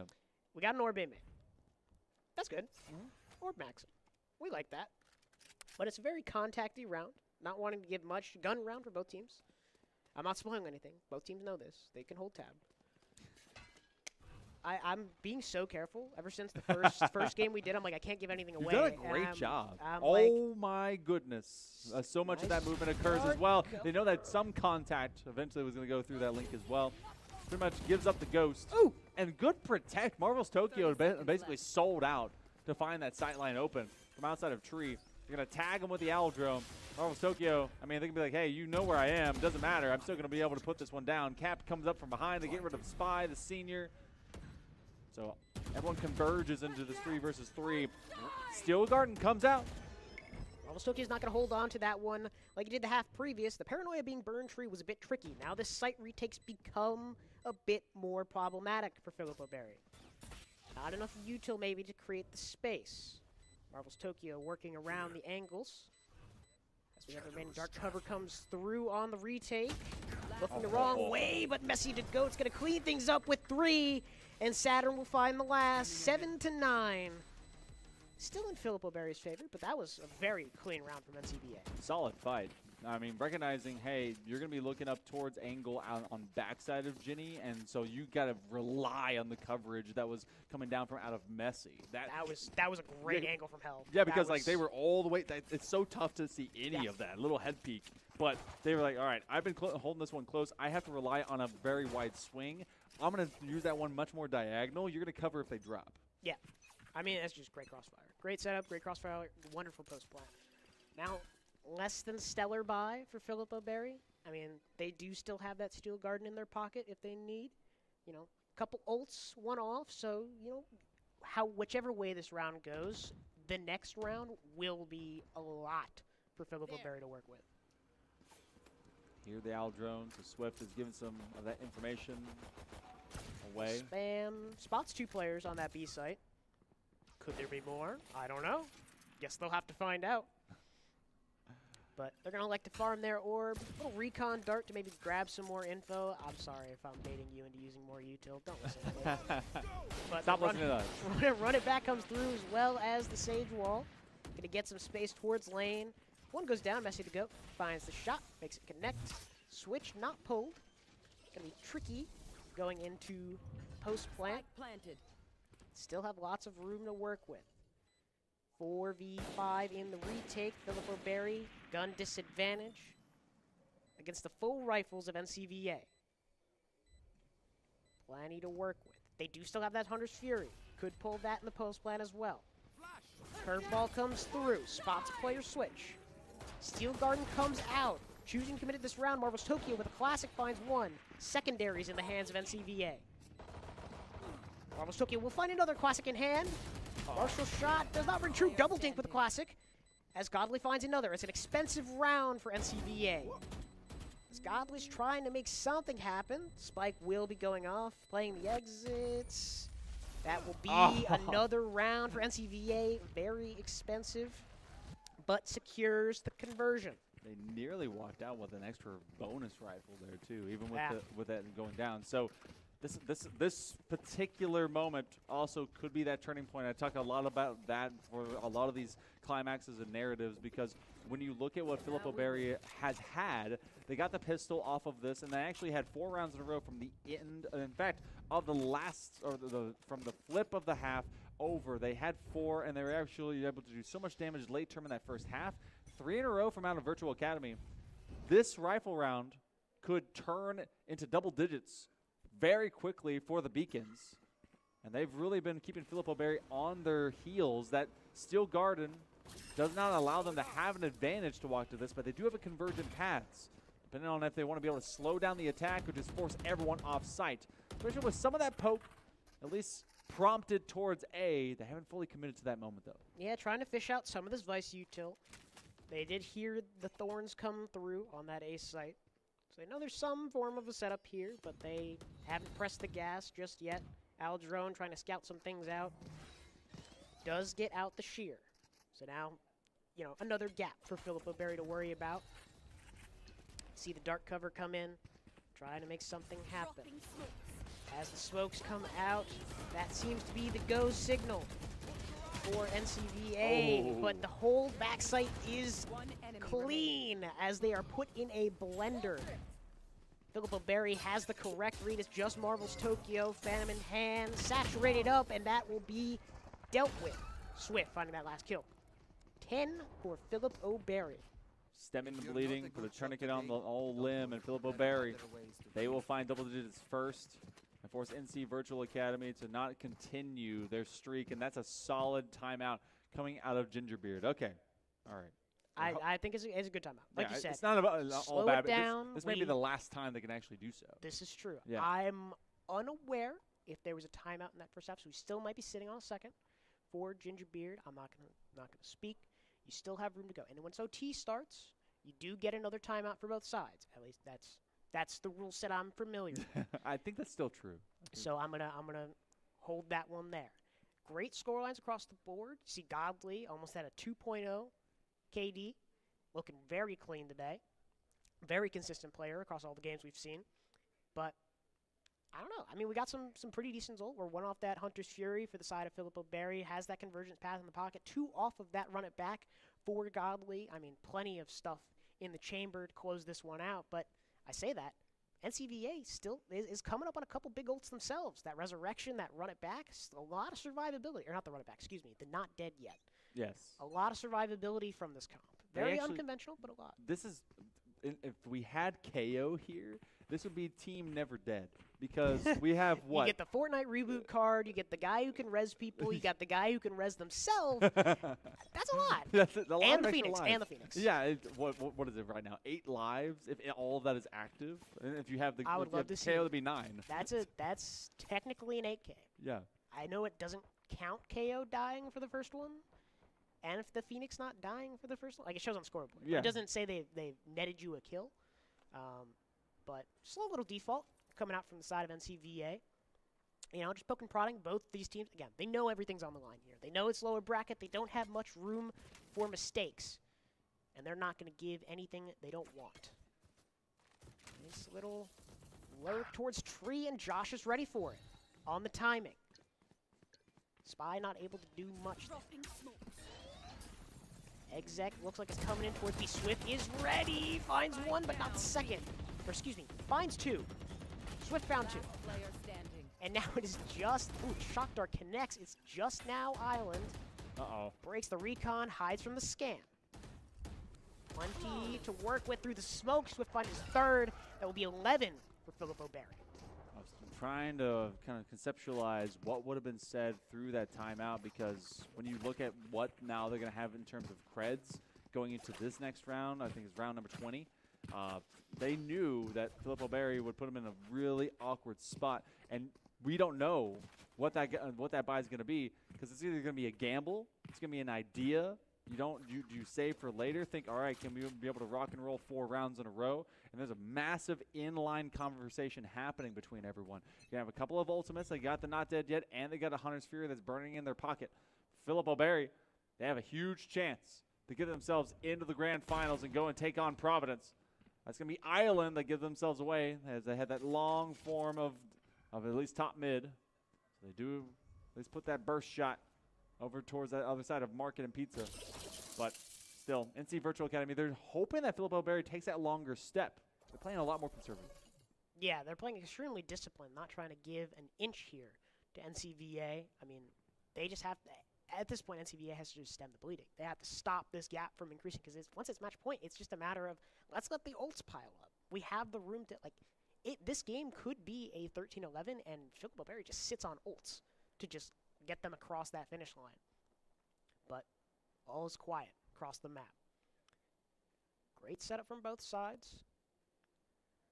But nothing given just yet. The gap's being recognized by both teams.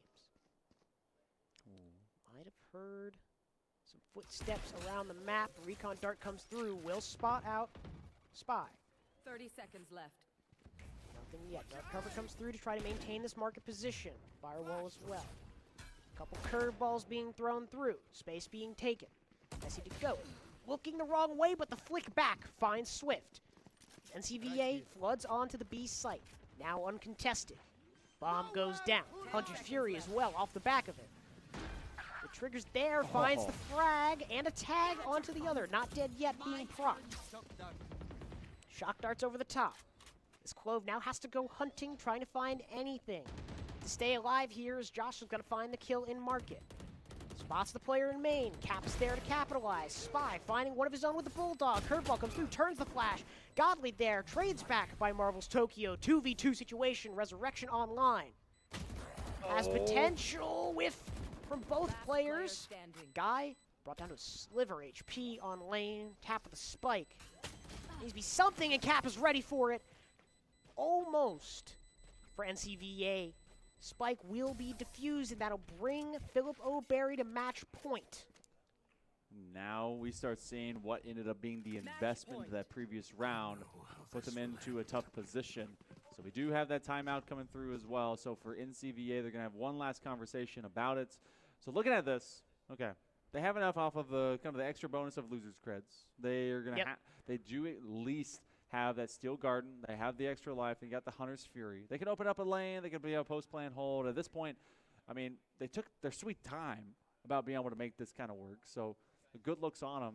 But Philip O'Berry, very structured, very strong. They've relinquished a lot of that mid-upper percent of the map. Yep. We saw a lot of the early portion of that half got aggressive into lanes. They were pushing on up towards them, and they were taking those duels when there was a little bit of that leniency or working around that pistol situation. But as we've moved into the deeper part of this, and now with everything on the line to make it into the grand finals, they're like, you know what?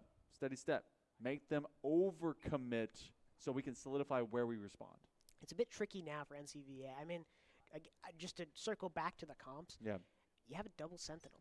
That's going to prove to be a little bit more difficult on the attack side of the map, and that's showing a bit here. I mean, you have that string of 3 rounds, but now it's starting.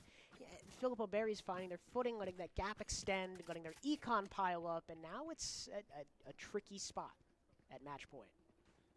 4 rounds separate them. NCVA has a lot of work to do. Philip O'Berry just needs to do it one time. It doesn't matter if it's between now and 3 later. As long as they do it before overtime, they don't open the door of opportunity for NCVA. Want to get themselves to go and face off against the Panthers of Providence. So Virtual Academy build up into what they can. In fact, now they have 4 ults online as they are able to get that running back good to go. Haven't shown their hand. They recognize that there's at least a little bit of this kit existent. So traveling alongside with Marvel's Tokyo. They're like, all right, you're going to be the one that could open the door for us, but maybe one leads behind the other, especially with that extra running back. Yeah, plenty of ults for NCVA to work with. It's going to be a matter of stretching those. I talked about it earlier, making sure we're not overcommitting. I understand this is a do-or-die situation, round to win, but those ults are also your win con. Right back secures the site, 5v5 retake. Bomb goes down. Marvel's Tokyo getting the plant secured. Plenty of ultimates to work with as Filippo Berry works towards the site. Post-plant position being held. Aldrone will spot one.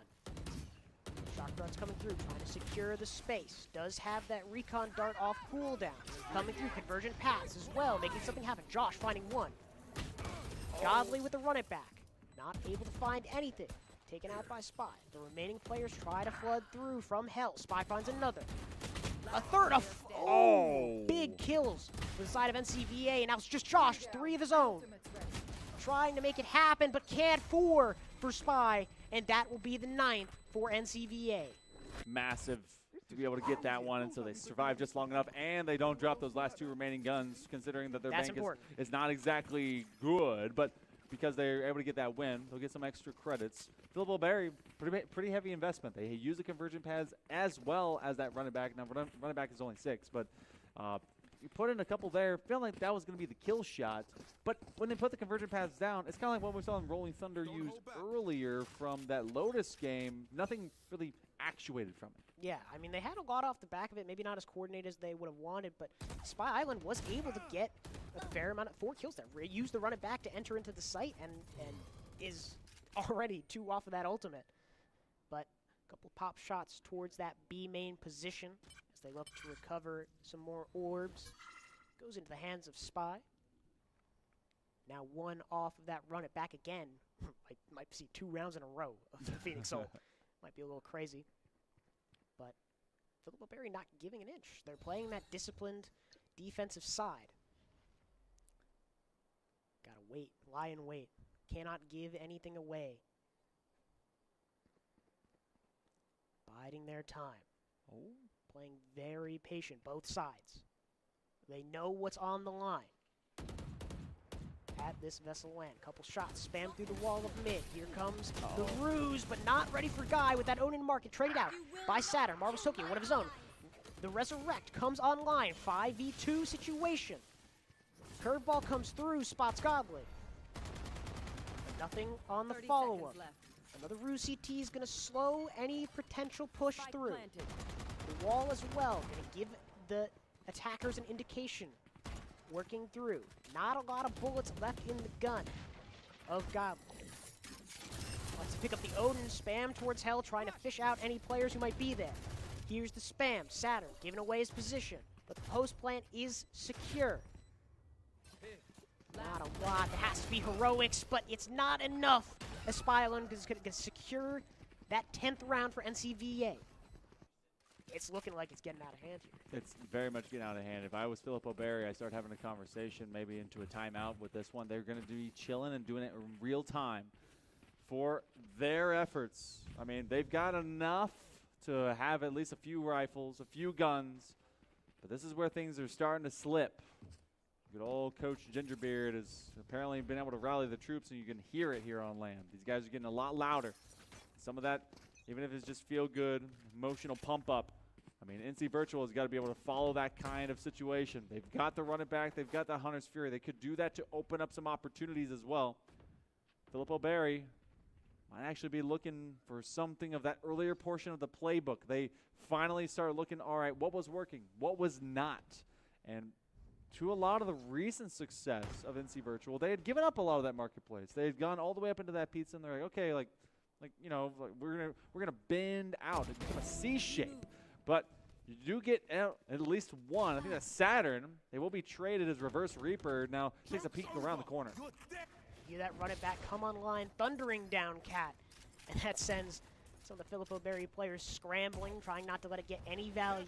Hot Hand's going to come through, try to maintain that garden space for NCVA. You see all players take flight. Moving towards this B site. Aldrone comes through, spots 2 players from NCVA.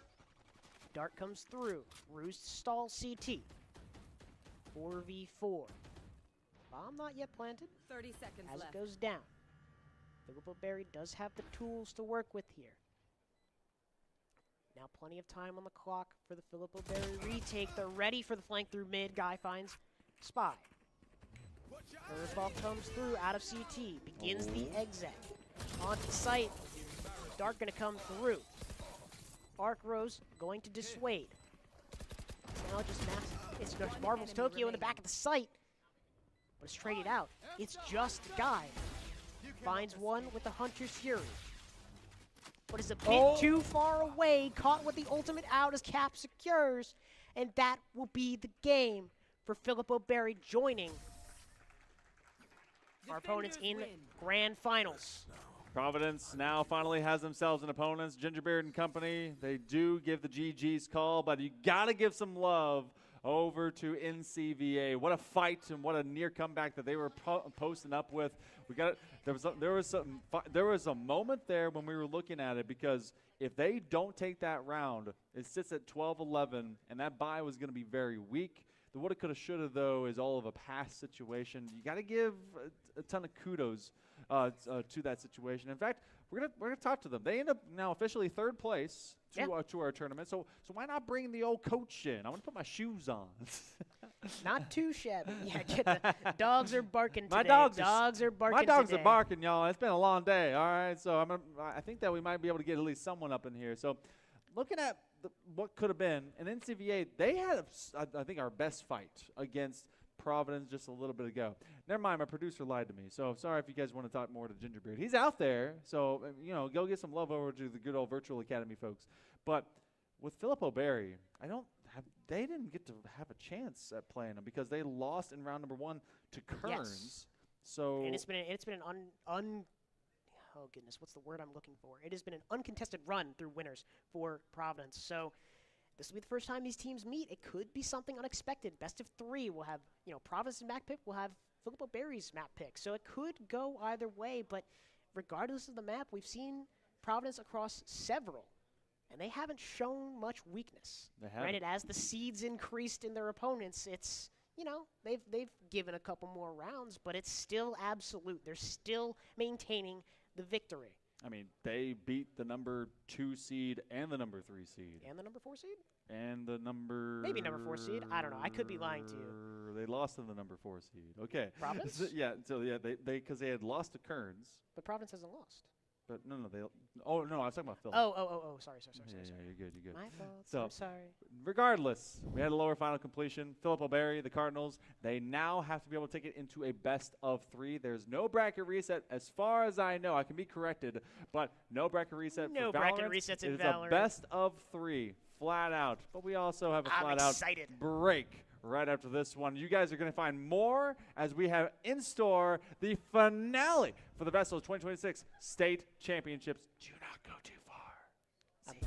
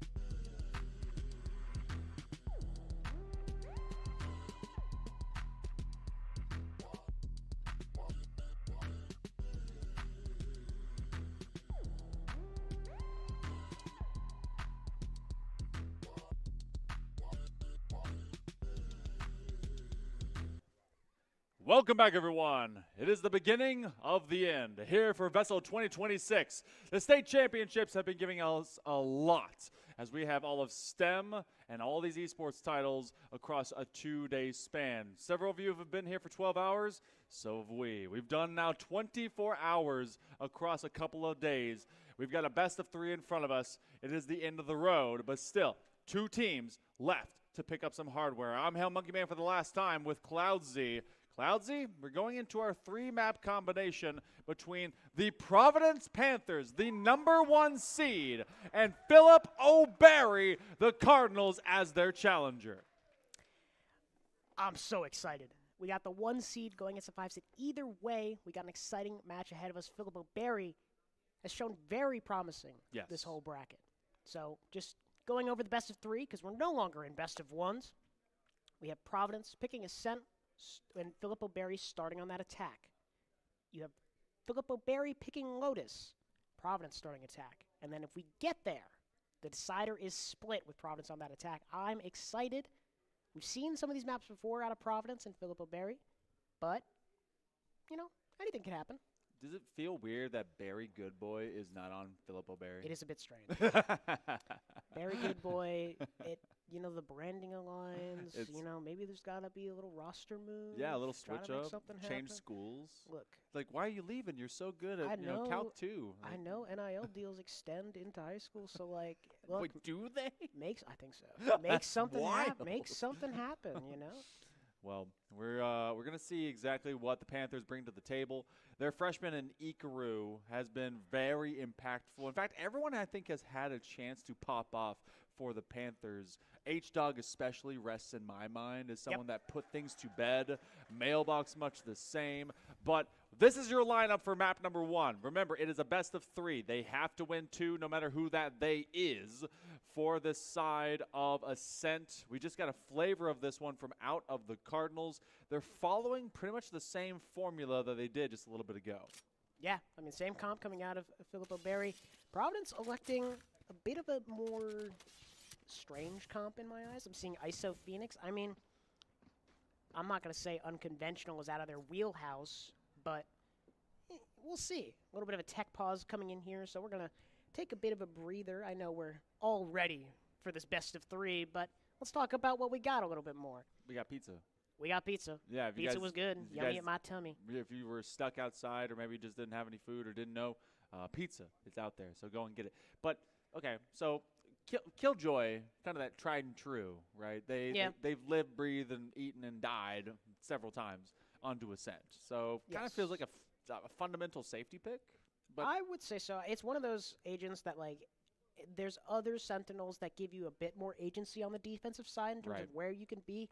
KJ, it's kind of like I live in the Venn diagram, and I will never leave the Venn diagram. For those of you who don't know, KJ's utility has a radius on it, so you have to stay within that radius to keep it active. Yep. So typically on defense, you'll have 2 pieces of util within that radius, those 2 radii overlapping. But I think this comp is interesting. The duelists are certainly fine. They're good for the individual pop-off plays. You have flashes, you have the Vuln, you have the wall to help get out of certain mains on the attack.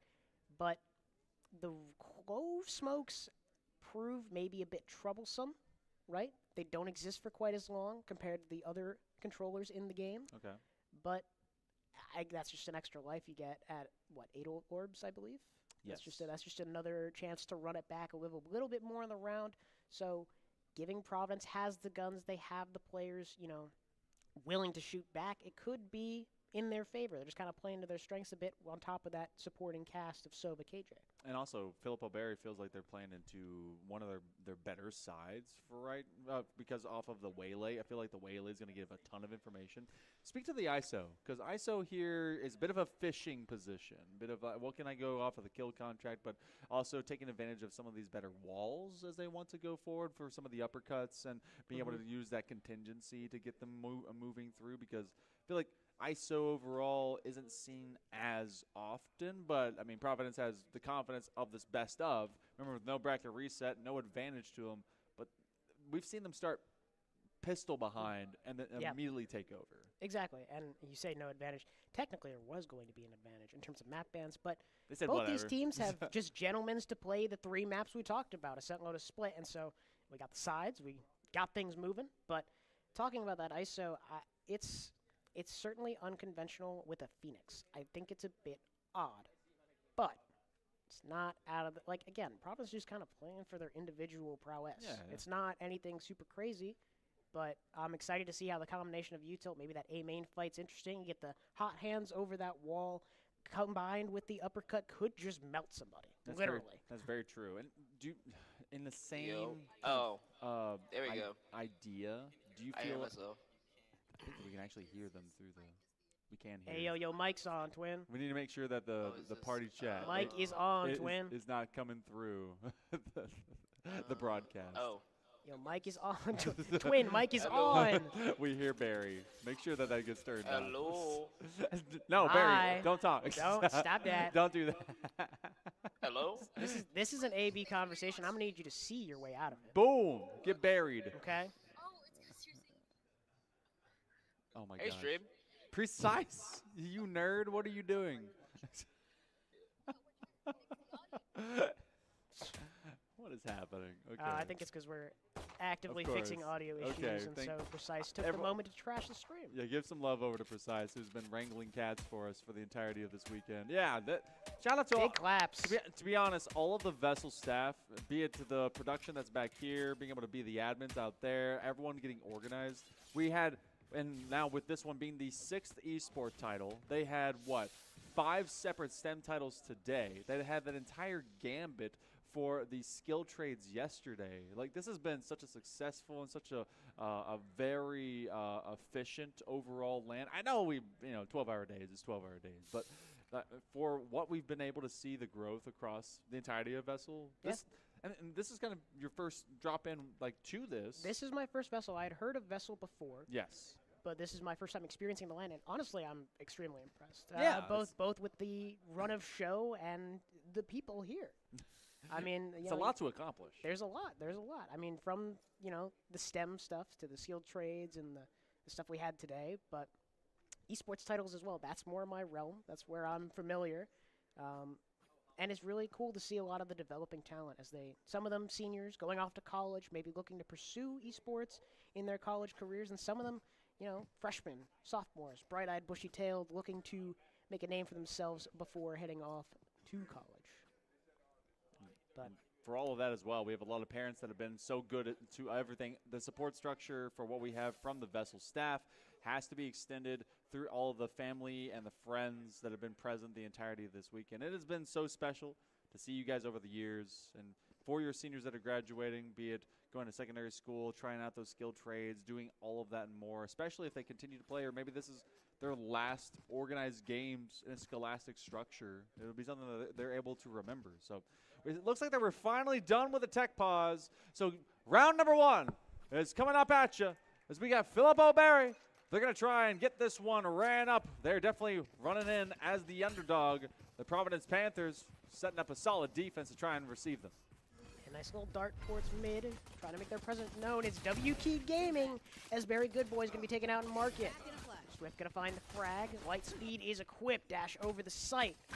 Trying to take the space. Kills going the way of Philip O'Barry. 2v4 in this retake situation. Bomb goes down. Door wasn't able to be closed on the entrance into site. H-Dog and Mailbox. Not Mailbox. That is Freaky. Trying to make something happen here. A little bit of a low swap. Saw Mailbox on the Phoenix earlier, but electing to play that ice zone nowadays. Trying to get something started. Plenty of players left. H-Dog gonna find one. Quick little double tap into main. Still 3 players to go. Freaking to find one, but Swift, the double stack 4 on the pistol round for Swift. Will net Philip O'Barry the first. For like a half second, I forgot that Mailbox was a player, and I thought you were making a call out. I thought Mailbox was a place all of a sudden backside. I was like, there's Dog, and you're like, Mailbox. And I was like, Mailbox. I do not know Mailbox at all. What are you talking That's some GC tech. You know.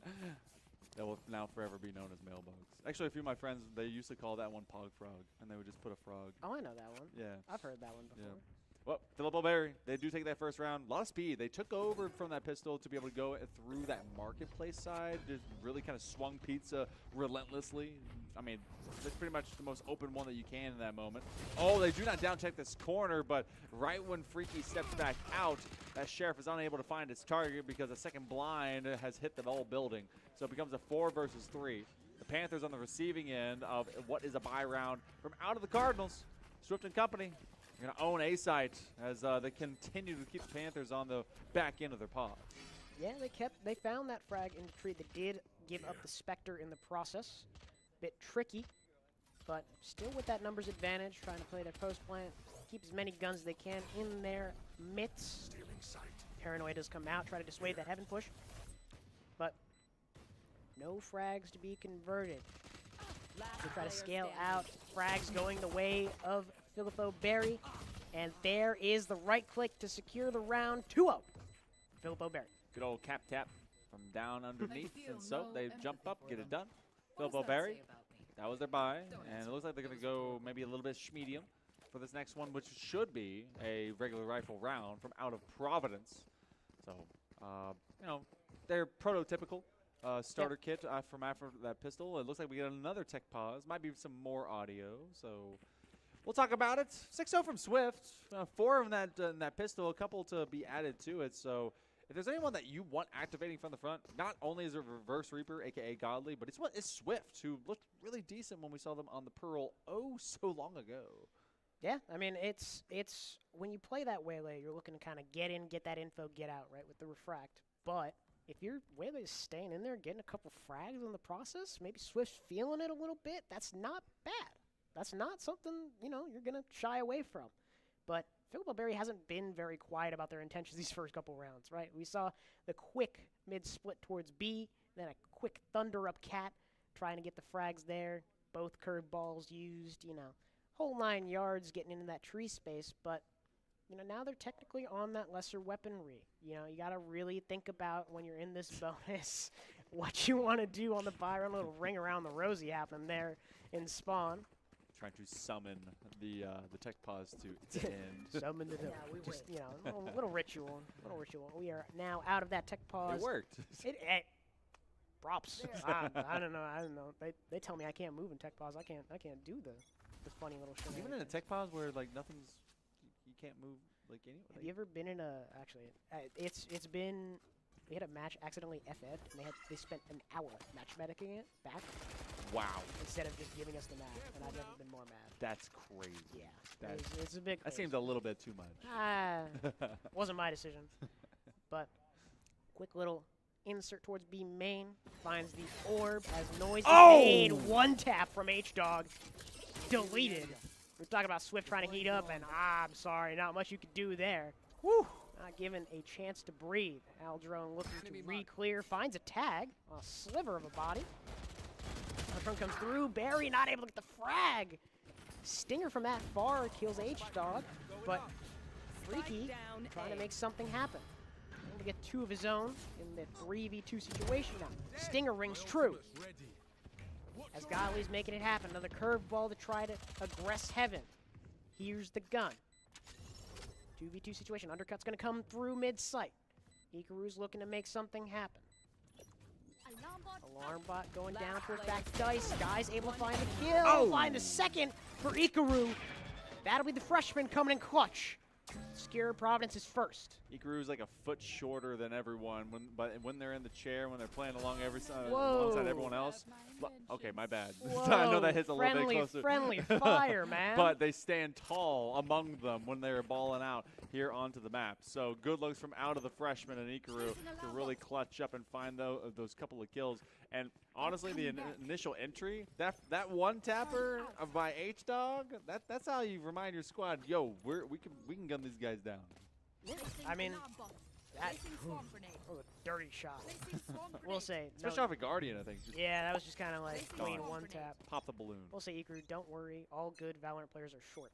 So hey. Don't look at my VLR stats. They won't confirm that. But hey, you're on a good team. I don't know what you mean. You're still there. I'm still there. Yeah. I'm still there. A little bit of noise towards mid. trying to sniff out anything. Does find Barry tucked away in that bottom mid position. Oh, Firewall comes out, spots the turret. Gotta deal with. You gotta kill it, man. You gotta kill it, man. Gotta shoot the turret as they split towards B. Providence gonna elect to play on the back foot. Going down numbers early, not always the greatest situation, but they're making it work. Ikaru's able to find one. Little spam through the wall, trying to find something. Bombs going down, 4v3 post play. Now, Philippa Berry does have the run it back active. Do they elect to use it in the post plant is the big question. Not a whole lot of util, down numbers, but not a whole lot of util from the side of Providence to maybe make this happen. See the paranoid come out. Ikaru is aware, but the trades have gone the way of Filippo Berry. 1v3. Freshman's done it before, but can he do it again? Too much to handle. 3 for Filippo Berry. Too many within. So many options and not enough time to be able to hit all 3 of them. They had 1 down short. They had 2 back in Boathouse. It was just not going to work out for them. So it was a tough round. Yeah, tough round to win. Everyone collapsing just on the other side of the stairs. So Filippo Berry, they find 3. And honestly, this is a big moment because Providence, generally at this point, after the pistol kind of slides by them, they go on actually a slide for about 4 rounds in a good direction. So now Filippo Berry, they played this map very recently. They're able to just take out NCVA over just a moment ago onto Ascent. Being the first one up there, feels like they've carried a lot of that extra momentum. Jump peek from out of Josh. They don't see anyone trying to be able to make some of that extra contact, but these ultimates are really starting to get fired up, especially if they want to activate maybe convergent paths. They're going to use that run it back. That's going to give them that information. You're going to see it on either side, actually, who's maybe going to have those ones stacked up together, but still, a lot of extra contact. They want to be able to scan this one out from tree. They get rid of at least the Ghost Man on 3rd. That's all it's going to be. Spike down A. See him looking the wrong way, and now it is just Cap alone in the site. The last Bastion not ready for Ikaru in hell. 3 on the round for the Sentinel, and that will be 2 for Providence. Still a lot of good ults in the hands of both squads. Coming up on a few of their own, right? Providence have that lockdown for retake. Great hold on that ace site, not having to use it, but they are one off that Hunter's Fury. Filippo Berry, close to their own Hunter's Fury, do have that convergent path and the From the Shadows. 2 off of that Steel Garden. There's a lot of work to be done here. I feel like if Filippo Berry, like say they get something over towards A, right? Yeah. Your regular response off of at least this ultimate that you have for that lockdown would be able to put that run from tree. Do you allow some, I mean, not allow, but just have that happen and then maybe bait that up, wait it like about 5 or 7 seconds, and then convergent paths down to maybe kind of bounce back to it? There's always the option of fighting a tree to contest that, right? Like Yeah. it's just a matter of how they choose to handle it, but we'll see. Yeah. A lot to happen here. Freaky with a nice little peek through tree finds the opening frag. Now everything slows down. Love when my teammate bumps into me with a knife. Recon Dart is going to scan 3 from the side of Filippo Berry. Still plenty to do. Recover the orb. You know, maybe it's a lesser buy, right? They still have plenty to try to min-max on, get those orbs, get everything online. So that maybe in this next buy round, they can make something happen. Or, you know, net a couple kills, find themselves in a more even footing, get the bomb down. Maybe they could go play for a little post-plant game with the ultimates. But looking to speed a little bit here towards the ace site curveball from Heaven. They're aware of the position. A second to follow. Freaky's there. The volley of Ikaru is going to take care of Josh, and it's just Freaky with 3. All alone guy in main. Finds 1, but not the second. Tied up scoreline. Providence at 3. Panthers' entire cheering section rolls very deep right now, and honestly, you're seeing a huge performance from out of the freshmen with Ikaru, Freaky, and H-Dog holding the line there. But, I mean, Mailbox and Barry, got to feel like that they're coming up, you know, saying, all right, these opening rounds, it doesn't matter. We're providing a lot of support. They've used that undercut, and they've also utilized just a lot of good response utility to support what basically is their upper 3 for Filippo Berry. Now, as we go and see kind of this entire flip, they had to go into a mid-buy off of that previous round. This one's not exactly secure in the bank, But a lot of bank has been picked up by the Panthers. They're kind of rich for at least the next 3 rounds. Absolutely. You're talking about that slow start from the 2 players on Providence, but keep in mind, Clove doesn't have to be alive to have impact. That's true. It's admittedly they have turned down the duration of this. It's only 10 seconds, I believe now, for the after they've died smokes, but there's still impact to be had. See the smoke towards Cat. They're very cautious of this tree position. Curveball through might give stuff away. Firewall as well to get the cross. Dash out on the site with that light speed. Steel Garden comes through, trying to make something happen. Secured the site, but still 5v5. Lots of post-plant utility, lots of retake utility. H-Dog with the Hunter's Fury gonna find one. Lockdown comes through. Uh-oh. And that is the Hunter's Fury for the side of Filippo Berry offline. They have to get out of sight. They have nothing to contest this at the moment. That was a choice to allow them to have their Sova plant that out. Maybe trying to be able to get to it. They do eventually commit to it. Convergent pass will come through, so they use that as a post-plant defense. They're trying to be able to hold this one. Swift. They clear out H-Dog. So now it goes 4v4. A lot of quick contact as Swift is trying to be able to at least answer in kind. That is Freaky taking care of business. And a little bit of W key, and they do run it down. Wow. What a response. They just don't let them back to the door. It was a good attempt from Filippo Berry, right? They had that convergent pass come out to try to deny, but unfortunately not wide enough to get a lot of the site, right? They narrowed that down in a couple patches ago. So with that lockdown and your Sova going down, it's tough now. You're forced to play on that back foot, and even with that ultimate committed, they weren't able to find much. Is convergent paths narrower than Rolling Thunder and Nightfall? Or do those cover the same amount? Yes, if I remember correctly. Okay. Yes, it is. Okay. It is longer, but it is narrower. Okay. Makes sense. Light speed. Yeah. Early smoke towards tiles. Seems like Barry had an idea. Electric shot taken out by Swift. Quickly, but Freaky's on the back of it, finding the trade for his teammate. 4v3. Barry trying to reaggress some space, try to poke and prod, find something. But the gun advantage for Providence is tricky. Spike down mid. Cap with a stinger from Again, God knows where. I mean, remember that because that previous round was their upper buy, and then with Providence taking that, they're in that mid-level. So, like, stingers just be very much a meta. They're in that teetering point. What was it, like 900 creds? Cheapest thing in the game? I see you wincing at Yeah. that.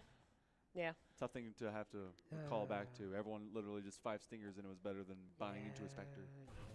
It's all G2's fault. Cover going out. C'est la vie. Aldron comes out, spotted Ikaru, Guardian, in the hands of Cap, trying to find the frag mailbox. He's going to do something quick, gets the shield down, but Ikaru's going to hold it down on switch. 5-3 for Providence. Now it is 4 rounds in a row. It's been a bit tricky. Econ's been tough for Filippo Berry, but they're finally clawing their way back. The ultimate's coming online. Things are maybe starting to get moving. But it's just been Freaky and Ikaru really holding this one down for the Panthers. And what a moment to kind of wake up into, especially for Providence. This number 1 has been a target on their back for a while as they perform through the regular season. And for Filippo Berry, I mean, they've been slaying through the lower bracket. They've taken out half the field to get here in the first place. But rising to the occasion, they beat 2 and 3, but they got to beat the number 1. With the running back as well as the fishing line from the kill contract, Providence has a lot of options to make life difficult. And then as soon as that dark cover goes down, Barry peeks around the corner. Swift is not a player that you want off the map if you're Filippo Berry, and the Cardinals now feel like they've got to force the issue. Reverse Reaper, Godly looking for targets. They find one. H-Dog hits the floor, and it's another plant forthcoming to A. Yeah, they do have this numbers advantage. Good opening onto the site from Cap. Now have to make something happen. Run it back, pops. Killtron contract as well. I think secures 1. 1v1 situation. Mailbox, a little bit of whiffage. Not able to find it. It's just Ikaru. 1v4. Finds the first. Phantom in hand. Now quiet down. Filippo Berry having to play discipline. Ikaru unfazed. 1v2. Time ticks down. Swing out from Guy on the timing. We'll find him. 4 for Filippo Berry. Tough drop off that box. A little tough. Yeah. You cannot silent drop that. found that out the hard way. Really? It's tough. I thought that was actually a silent drop for a while. So the tech Yeah. little insider knowledge. Okay, so you cool, can, cool. for those who don't know, you can silent drop. If you crouch on a box, move off of it, and then stand up, it doesn't make a noise when you drop. If you're KJ, you can technically silent drop onto your turret. But you would hear the turret playing. But you hear the turret. Okay. At this point, they know he's in heaven, so he could have done that. But that's tech that's beyond me that I don't know how to do. So I won't fault Ikru for not knowing that, not having that one in the bag. It's okay. It happens to the best of us. I'm going to try that out. We have our observers going in and they're doing basically a geolocator for our maps. So I'll try that and just kind of say, all right, can I, a wannabe Killjoy main, be able to maybe not have everyone hear my shoes hit the ground? But for our ults that are online, Providence is keeping their running back for a rainy day, it feels like, as they've been slowly pulling at the reins of the Cardinals. H-Dog going to be set to receive. Oh, this turns into a one-way favorable for them. It goes unchecked. That's a tough spot. Oh, no. The ping, but hey, good spot. Good positioning from Josh. Just behind that hard brick. Can't get spammed out. Little flood smoke to try to create some pressure, but stuck in the thorns, H-Dog. See the curveball come out of heaven. Josh looking to contest. Not able to find a frag as H-Dog gets his own. 2, though, on the back of Filippo Berry. Freaky answers right back. 2v2. Berry finding another one of his own. Still has that not dead yet available. Spots the player in main. No ruse for the bomb. Barry does still have a lot to work with. One way as well. Bomb half. And Barry's there to hold. 6 now for Providence. You don't expect someone to just literally be like just full eyeball staring at the smoke as you just kind of have to raw peek through. So they did put that, I think there was that dark cover just behind them, hoping to take away that defensive Ginny position because they had planted to the south side of it.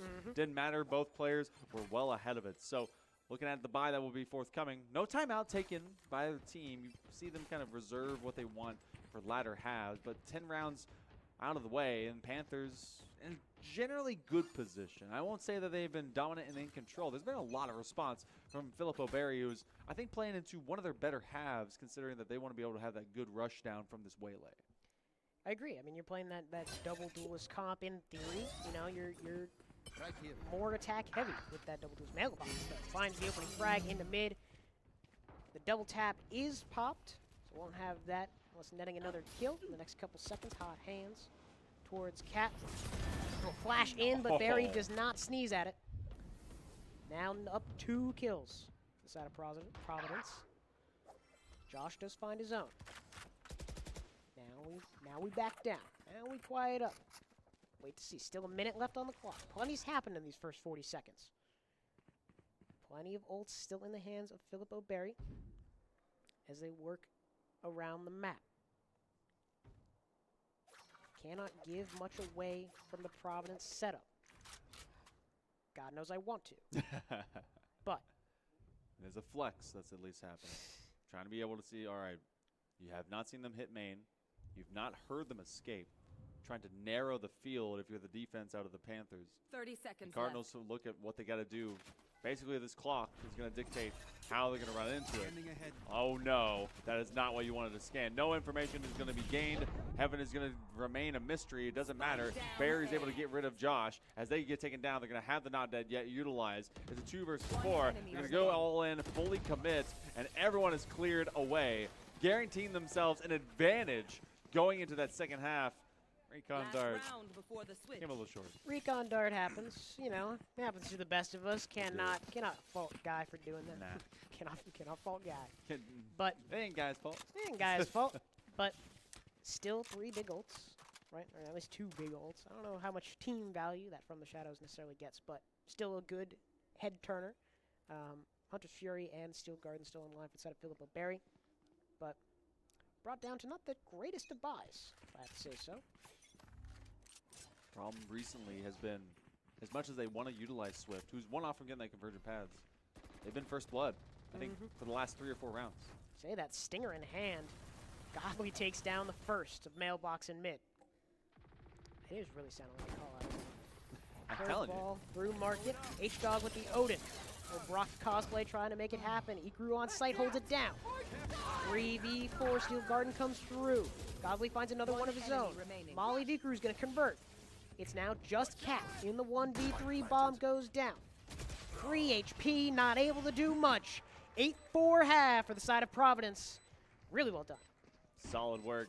Received it well. They kept their ultimates until there was going to be kind of a force of the issue from out of Filippo Berry. And unfortunately, I mean, you kind of look at what's left on the board.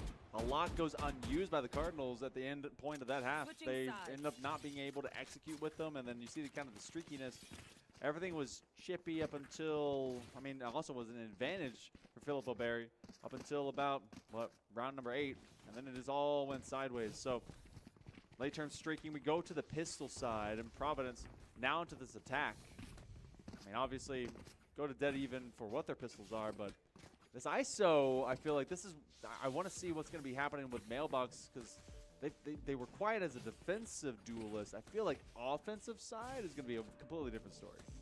Yeah, I mean, we'll really see just kind of how Providence works around the map, right? It could be tricky without having those smokes down for a long time. You know, could enable the Filippo Berry flood a bit sooner.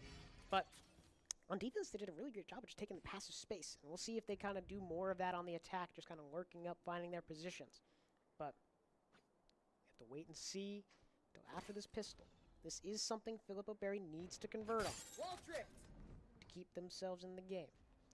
Quick trip of the shear, trying to make the question mark available. Make Filippo Berry sweat just a teeny bit. Dark cover comes in to kind of control the space.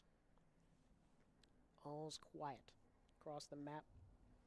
Very disciplined from both sides.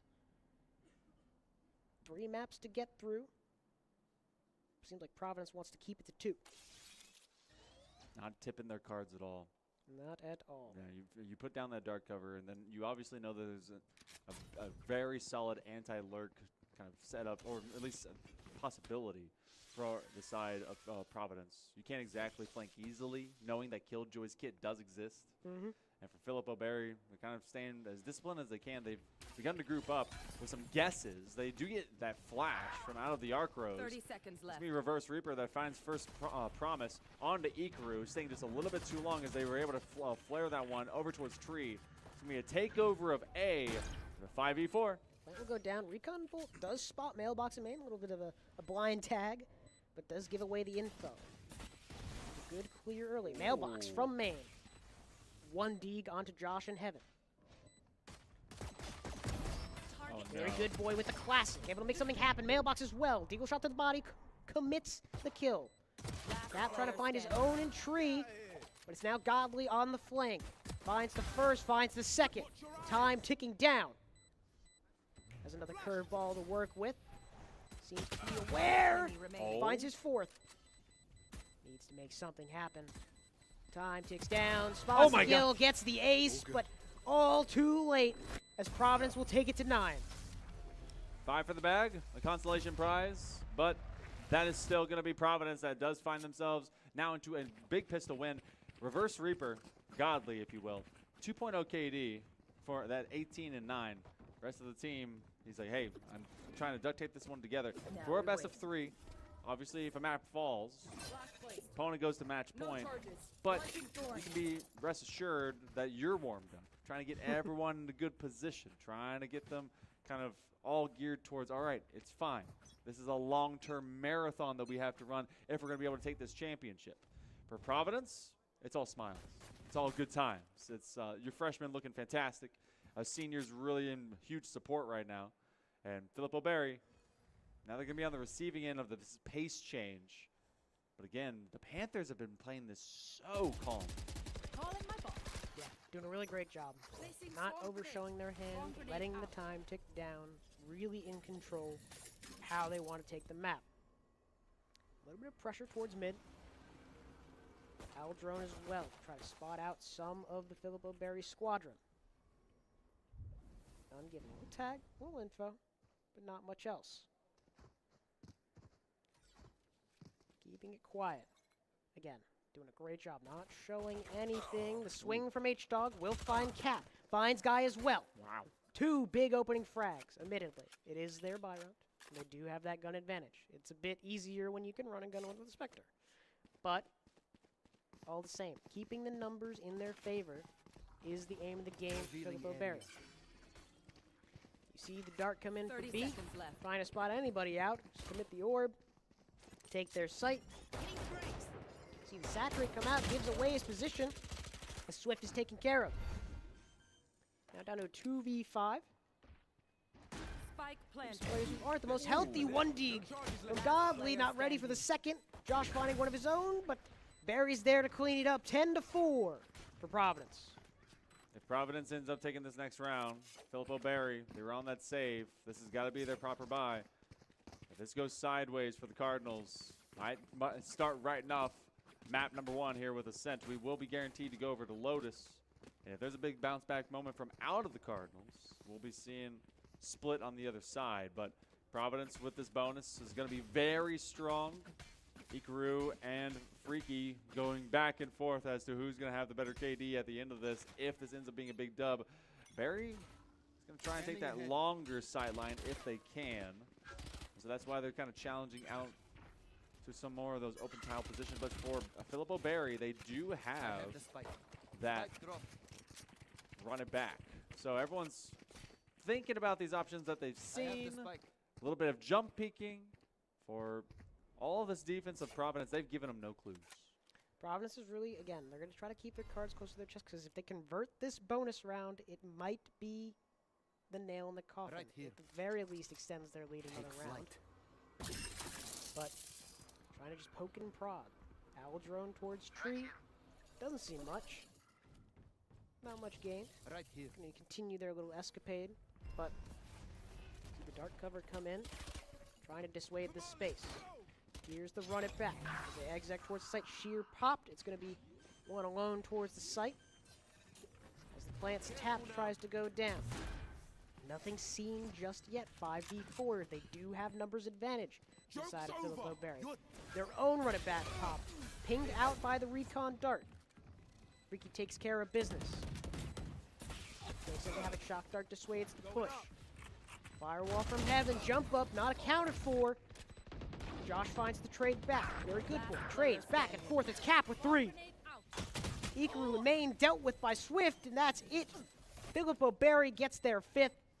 Maybe they're coming back a little bit, finding their footing.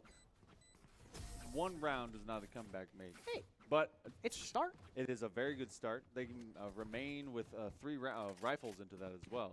But a couple in succession, and I start feeling a little bit better, both as a Cardinal fan as well. I'll knock on wood. Yeah, I'll knock on. That's on me. I'll knock on wood. Okay. No caster curse here. Yeah, not yet. But it's usually we did see a 3-1 to begin things at the start of the first half.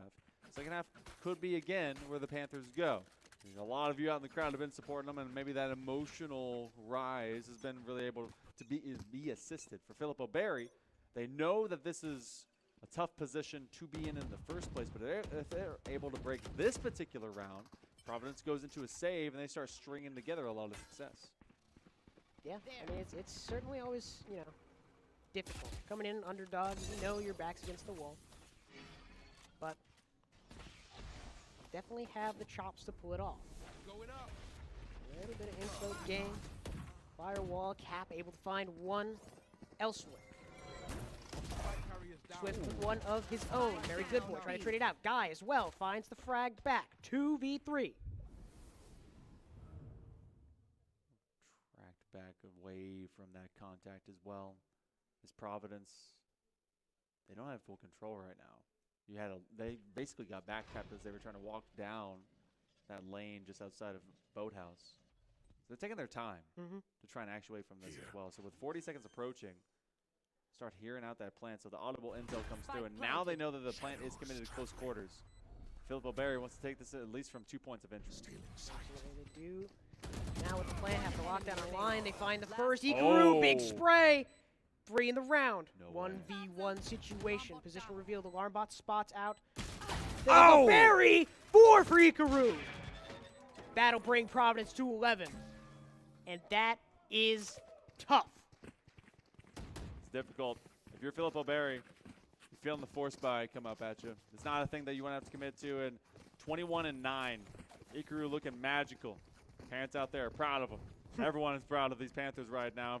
For Filippo Berry, the Cardinals, it's a gut check. They're going to be going into a rough situation because you know you really shouldn't allow your opponent to kind of force you to have to make maybe a worse investment, but you've got to play off of this. So they invest where they can. And sometimes, yeah, if you're going to be going especially into that kind of kit, that kind of arsenal, maybe doing it from very close quarters. They got the lone man with the Vandal. They're going to try and make that spin. They got rid of the double tap. A huge win from Josh as they take down Mailbox. Kill track not going your way, you know, not too shabby, but Josh making the movement happen. You know, it's unfortunate that they hadn't procced the shear before the kill contract to really capitalize on the fact that Josh can't move. Yeah. Josh is stuck in that other dimension. So they couldn't net the frag. Numbers advantage, Filippo Berry. They've been in the spot before, but they have to be disciplined. They have to maintain their ground. Swift spots a couple on top cat. Elects to fall off. We wait, we lie and wait. Godly spots two, gets one. Down mid.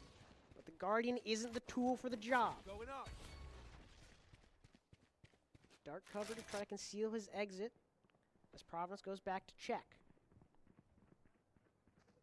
30 seconds Huge left. find from off of that long form flank. Now a lockdown being invested. They're trying to put the old snow globe up. Deny them some extra space. Freaking company. Oh, catching an Omen with the cowl up, and Cap gets sat down. So off of this Killjoy ultimate, everyone has to separate. It's going to come down to the wire. They will be able to get this plant off. They commit to Ginny. So for Filippo Berry, they've got at least the man advantage. You do have that Hunter's Fury. It's not really going to be too effective, especially with the separation of spaces they've got right now. They're going to pick their poison. They break on door. Josh is finding yet another pick. Started slow. Unfortunately, that's going to be a shock dart into their teammates, so Swift falls. 2 versus 1. Ikaru has to do exactly what they did before, and they cannot quite do it again. A 3K for Josh. It's been a quiet map for them so far, but they absolutely come alive when the Cardinals need them most. Yeah, I mean, look, Josh has had a slow start, and that's not to discredit them. They, again, defensive half have certainly come alive. Yes. And a down but not out kind of situation. I'm happy to have that player on my team. Never giving up, even when it looks dire. Now we wait. Well, they will have the Steel Garden online this time around as well, so you can get some information as well from the shadows. Other than that, Providence has something for both pre and post plant with an extra life from the Not Dead, and as well as a giant electrical line. Being a wizard, cast lightning bolts, especially through walls. Woo! H-Dog finding the other end of an outlaw, giving him at least 2 holes to the chest. Yeah, a bit. Not the opening pick you wanted if you're on Providence, but nice little Marshall from Cap. Finds Mailbox, but very good boy. Answers right back. 3v4. And honestly, Filippo Berry just looking to stack their ultimates here. Very close to a few. And have that gun advantage. Thorns activated. Nice little ruse towards Garden will prove the end destination. Ikaru does spot Godly. The outlaw rings true. Finds another 2. Not dead yet is reserved for a later round. It's just Freaky alone. Converged upon. Josh finds the frag. And that will be 7 for Filippo Berry. Use the spike. Now. That save round, the 140 damage from off of those outlaw shots. I mean, they knew that they could be able to trust into that. So this, again, because that was a save from out of Providence. Control the space. I feel like we talk about needing to be able to really rise up. This is kind of that moment for the Cardinals. Yeah, I mean, the choice to choose the scoped weapons, now choice we to win. choose. The fact that they bought those scoped weapons and had that one shot to the body shows that they were really paying attention to the econ there. Yep. But now we're back to an even playing field. The only difference is that Filippo Berry has 1 more ult to work with. I was about to say more, but, not that considerable, considering looking at, the ult economy across the board. But a lot to be done. Undercut has been seen. Spam towards B main as well. Maybe electing to grab a couple more orbs, work the space a bit. Dark comes through. Swift will be spotted out. Joke's over. Hip dodge away. Around the site, run it back, committed. Swift deals with it. Isn't aware of the space-made lane. Cap finds one of his own. Mailbox hoping to create a new gap just by a huge volley of bullets. Now, as they use yet another run it back, as they heard the threat of the plant, using the old Jigsaw and Tetris to see if they're even nearby. 3 versus 4. They got the numbers advantage, and Philip O'Barry is stuck in a funnel right now, but that's Josh and Guy finding a couple key targets. This will create a delay because of the not dead yet. They know they cannot let them live, but that's just enough time for this plant to go through. Cloak does have to net into a kill to stay alive. Will go down to the timer. 30 seconds left. 2v3 for Providence. Spike is in a manageable position. Curveball. Maybe try to bait out some positioning. Second to follow. Last player Nothing standing. yet. Josh finds the frag onto Ikaru. Odin in the hands of Mailbox, but can't find the remaining 2 players. 11-8 scoreline. For Providence, do they go to another save? It might be. Still got some money to work with. We'll see. We'll see. It feels like they're forcing, though. We'll see. Okay. We'll see. To that idea, I mean, Philip O'Barry, they were able to kind of identify some of that. And if you fall to a buy like that, No charges. I mean, this is a slow crawl.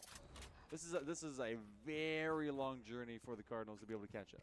My bigger concern is the fact that Philip O'Barry only used 1 ult into that round. That's true.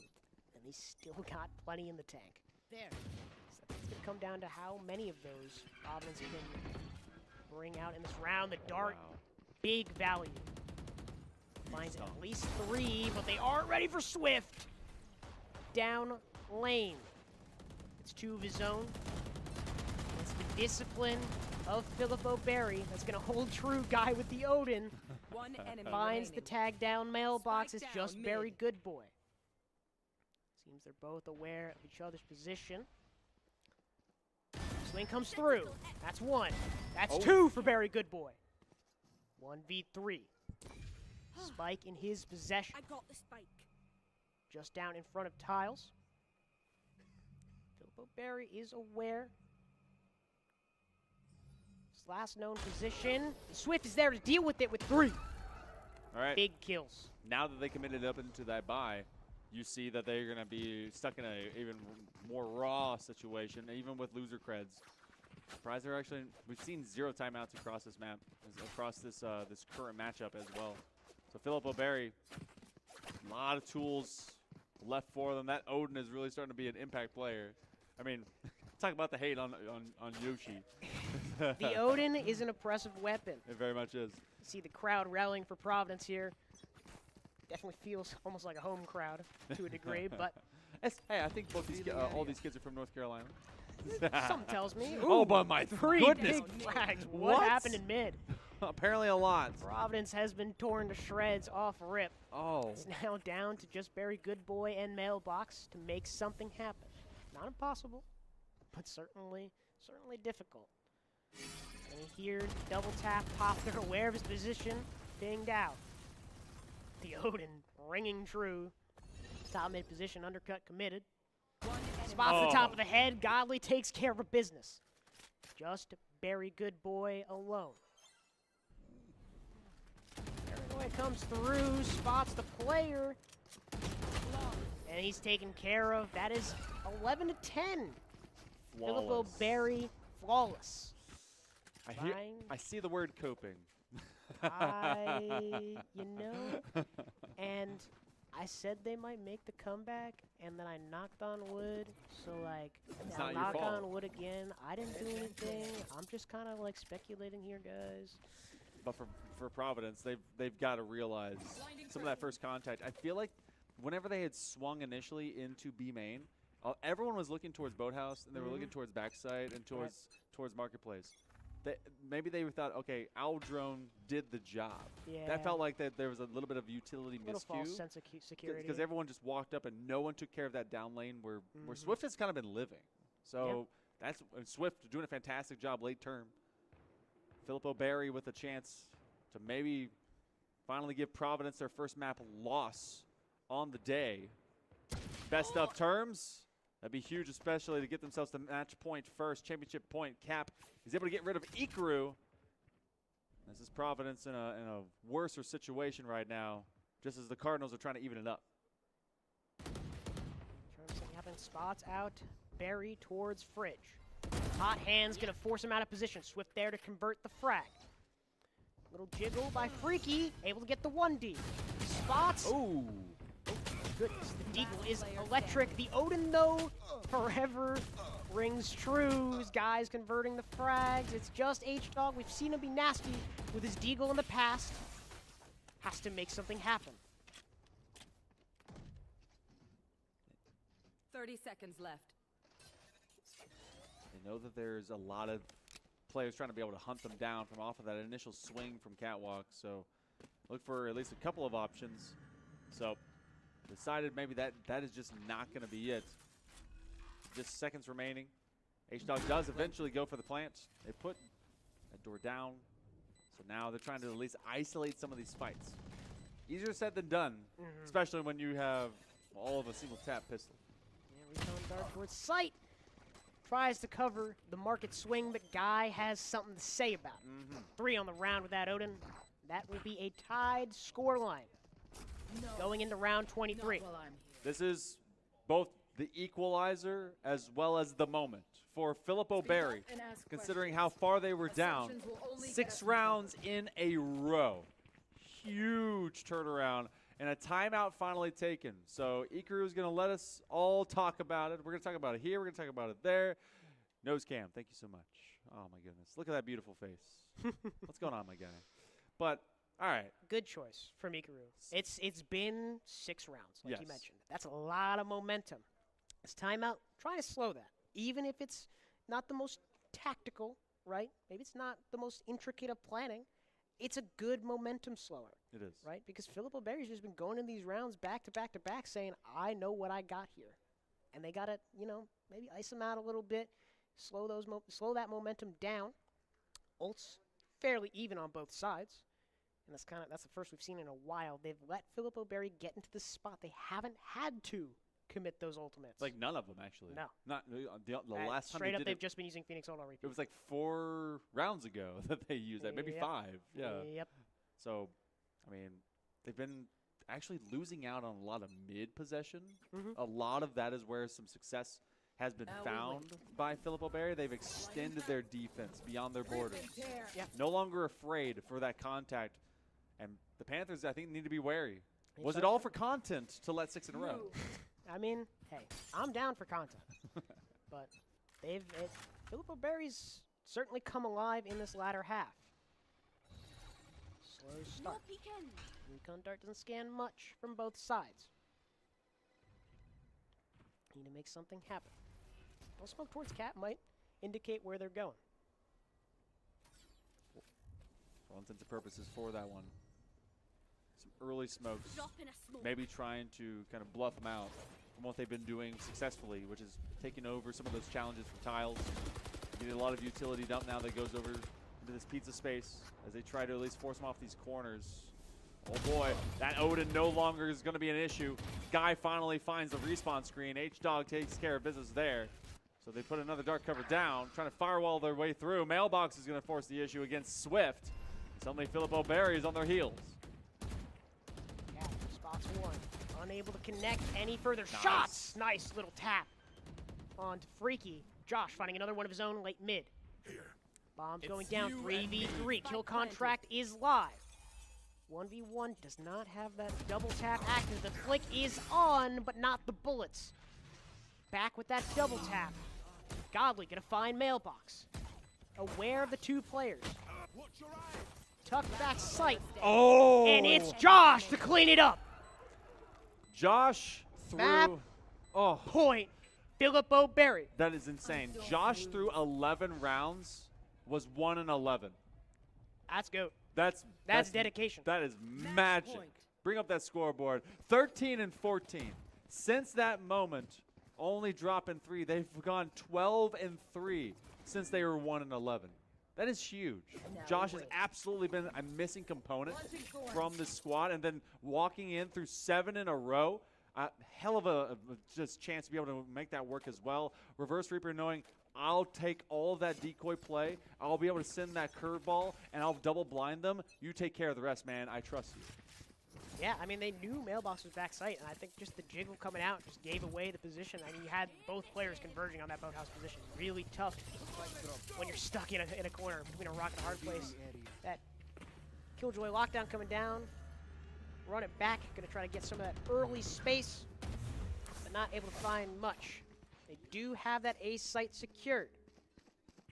But unfortunately, the cards still aren't in their favor. 4 ultimates for the side of Filippo Berry going into this retake. Still plenty for Providence to work with, though. Aldrone from Heaven, quickly taken care of. Hot hands as well. Filippo Berry biding their time, making sure they can secure the deal. Oh boy. Bunch of Fury, convergent pass. Josh finds one, Godly another. 5. Berry finding one, not dead yet. Freaky another. 2 with the Hunter's Fury for H-Dog. 2v2 situation. All is quiet. Discipline here. Time ticks down. Berry finds one. Not enough time. No time left. 2v1. Josh can't do much less.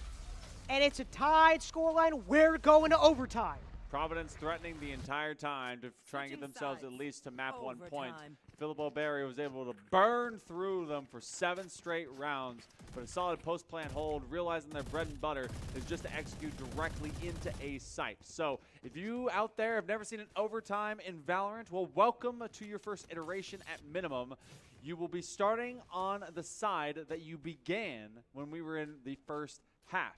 Then whatever happens, win or lose, we move over and flip to what you were to begin the second half. We continue to do this back and forth until we find 2 in a row. This can go on forever. I've seen octuple overtime. Yeah, it can go for as long as win by 2 situation, right? But honestly, Filippo Berry did have the capabilities to close that one out. They just took a little bit long trying to sniff out that cat player, trying to find something. And that Hunter's Fury came up huge from H-Dog. But it's a new dawn, new day. Back to the first half kind of situation. Again, both these teams not willing to give an inch. Berry spotted on the jump. Saturate comes out. Trying to do something, takes care of Swift. A little overzealous. Spotted. Odin as well, ringing true. Guy finds H-Dog deep in spawn. Walks into the bullets. A little tough. Firewall comes out, cuts the sight lines.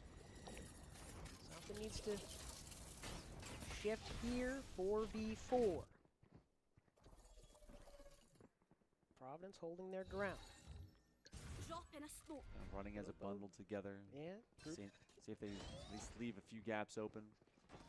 Cardinals want to be able to challenge this one. Off some extra information as the owl drone comes through. A lot of extra gadgets and gizmos now being dropped as everyone forms a candy cane into the kill feed. Guys got a little bit of extra pressure they can apply with that one, but they have not been able to get that plan. It's a 2v2. Mailbox unidentified, but it doesn't matter. Ikaru takes care of business as the freshman finds a couple, and now, for the first time in a while, Providence, they get themselves on a map point. Yeah, I mean, it's been a long time. I don't want to say, like coming. That's all right, because look, we saw a crazy comeback, right? Like, I don't know. We were kind of up pretty early, and we only just got to this map point. It felt like it should have happened a while ago. But Filippo Berry has proven their mettle. 27 kills for Godly. Certainly having a performance here. As the round kicks off, do or die. Farming of the orbs, trying to min-max best as possible. Owl drone through a main, trying to spot out the util, taken care of by Josh. Double tap proc. Thorns being activated, trying to stall out a potential push. Filippo Berry hearing the util. Recon dart as well, trying to find as much info as possible. Sheer is procced. Does hear some footsteps, but unsure of the numbers. Aldrone coming out to confirm. Plant's going down. Cap finds one. Opening pick. Spike planted. As the plant falls, H-Dog unable to find much. The paranoia is proving huge value. Very good boy in the 1v5. As the defuse being stuck. Cap closes it out. flawless round for Filippo Berry, and we're going to OT number 2. Double OT. We might be in for a long one. You know, I've always said, or not always said, but recently I've been saying. So, you know, you start first half, or for overtime, you go back to what you were the first half, and you flip to the next half. You go back. You go forth. It'd be great if they actually reverse staggered that. So first OT, do that. Second OT, Yeah, 2 back-to-back. Kind of like Counter-Strike? yeah. Yeah. So, but don't they do 3-3? They do 3-3 because Yeah. they're weird and different. Yeah, but like it'd be great. You still win by 2, but just change the order of it. you keep a consistent side for a bit longer. Yeah. Yeah, It'd be yeah. nice. I get you. Yeah. I could be down for that. I'll dart towards mid, trying to find anything here. As Filippo Berry maybe, returning to their old playbook. A curveball through, counter flash from Freaky, taken care of by Swift. But they are ready for Berry in market, dealt with. Undercut comes through, Berry with 3. It's now just Cap. And I won't tell you where he is. Well, they know where Barry is. They were loud enough. They found out. They found out where Barry was. Aldrone will give away his position. Pinged out. But not taken care of just yet. Spots, mailbox in mid. The opener, but the Odin out in the open takes care of business. 14-13. Switching Been sides. here before. Match point. Second time in as many OTs that you see Providence now at match point. We get a timeout. Josh has decided, hold on, pump the brakes. We get these in overtime. So why not? Let's have a conversation about it. It's going to come down to who's able to finally win an attacking side. Feels like that's going to be really the big deal here. Sometimes it boils down to who wins that defensive end. But attack has been tough. I feel like both teams, especially, I mean, you look at the streaking that's happened in that second half by Filippo Berry. Both saying, all right, the playbook is kind of thin. We've seen a lot of Ascent over the years. Right. We know so many ways that you can attack this. Exactly. It's a tried and true map, been around since the game's existence. Yep. Right? First map that they added out of beta, if I'm not mistaken. Yep. But, coming back into the map pool, meta's shifted, but people still fundamentally know how this map works. And Filippo Berry, we saw they went back to their first couple round playbook of just running it down mid. And unfortunately, Providence was ready for it. That kind of put a stop in their plans. It's going to come down to how well this attack is executed from the side of Providence. Again, in overtime, you start halfway to your ultimate. So, can't exactly get the 2 orbs on the map and then have something ready to go. Still got to work for it. That's kind of the X factor going into these OT rounds. Make something happen. Early pressure. Made with some util. Double tap is popped. Flame wall out. Sheer propped. Can you wall tap that? The sheer? No. Can you wall bang that? No. I was about to say, all right. You get your I'd be like, that'd be wild. So Providence has found themselves onto the A site. 5v5 going into the retake. Plenty to work with. See the Odin spam coming through. Oh, boy. Lightspeed comes out. Paranoia makes the difference as Oh my Godly gosh. finds the frag. Curveball, trying to find something. Swift takes care of H-Dog. Oh. Very late. The whiff comes through, but Josh handles business. Godly still around, connects through the smoke. It's just Ikaru 1v4. Finds one, but not the second cap there to take care of business. 14-14, folks. We are going the distance. It was amazing to see that POV. Shout out over to our observers giving us that corner shot whenever we saw the dash in from off of Swift. Making use of that light speed refract combination to full effect. Realized that they were not going to win that fight. Off into the corner back end of Jenny, and then boom, splashes back all the way from towards that side of tree, and that gave a direct target comm over to their teammates to what they could be able to do, and then say, all right, now we can start coming in from heaven. Very solid work, and again, the defense is winning the day right now, even with a 5v5 post-plant retake. You get into that situation, it's hectic. It gets crazy with the util. But again, electing Gotta go farm some orbs here. Tried and true. Yeah, Phoenix on both. Excuse me. Phoenix is on both sides. It's a long day. You know, that's kind of the name of the game here. Farming those old orbs, getting the run it back. Active. Ikaru. Aggressive through a main. Spots the opening frag. Coming back by Josh. Trying to take care of business. Nice little ruse to try to cover the exit. Nothing just quite yet. As a minute left on the clock.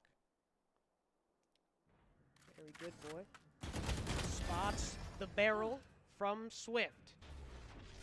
Bit of damage in the process. Not much else. Spam through. The Odin is a problem. Mailbox finds one of his own. Godly able to do it, but Freaky answers right back. Josh left alone. 4 left alive. 15 for Providence. Triple overtime. You'd love Again, to see it. I've seen octuple overtime on this map in specific. 31, 21, and 12 out of Reverse Reaper. The first one to break open the 30 bomb. But it's been Providence that continues to break open the match point. Yep. Third time in a row that we've seen that. Then, in fact, it's Ikaru who's been told, who's telling the team, hey, let's calm down. Let's talk about it. Obviously, attack is tough. Playbook is pretty much non-existent. It's reactive. I did like the change-up out of Filippo Berry's idea of it. Unfortunately, when they played slow, that was kind of a green light for Ikaru to play more aggressive up lane when they encroached and everyone had played kind of back. Was that like a bait? It's the opposite side of the coin, right? You see Providence going for this A main pressure pretty consistently, and they've done it throughout their entire attack half. And I think Ikaru just like, they're doing nothing. Yeah. Like, yeah, sure, maybe they switch it up and I get punished here, but found his timing and took advantage of that, getting that opening pick. It was just lights out from there, right? And then that made them Gave all so stay even much deeper. Info, so much info to his teammates to be able to stack towards that B site. But timeout coming through at this, I believe, is it. Right? I don't know if the timeouts are fully wiped. I know we only saw 1 in regulation. I don't know how many. How do they get? They get 2 in regulation. Yeah. They think we get 1 from both sides, and they get 1 more in OT. I don't think they carry over. Someone can check that for me. On the TO side, I don't remember. That'd be very but nice. We'll say both teams have used their 1 OT timeout, and we should be good for the rest of the game. But match point again for Providence. Farm of the orbs.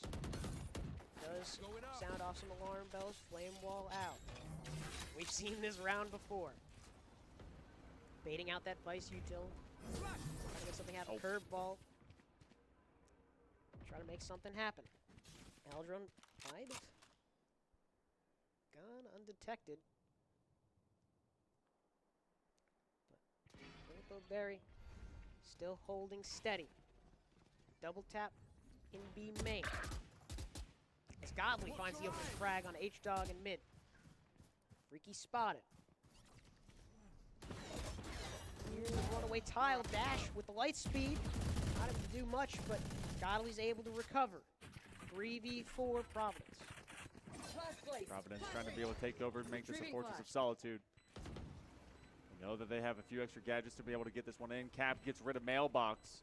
It's one of their favorite spots to be able to hold into that CT side. Becomes a 1 versus everybody, and Barry is against the odds. They're going to be all the way identified. It's a matter of time. They find at least one, but just as they make that feel-good touch-up, that's going to be Guy that gets rid of him. So quadruple overtime coming, people. We have seen now 30 rounds as we are trying to find who can get to it first. Philip O'Berry, and defense is just winning the day.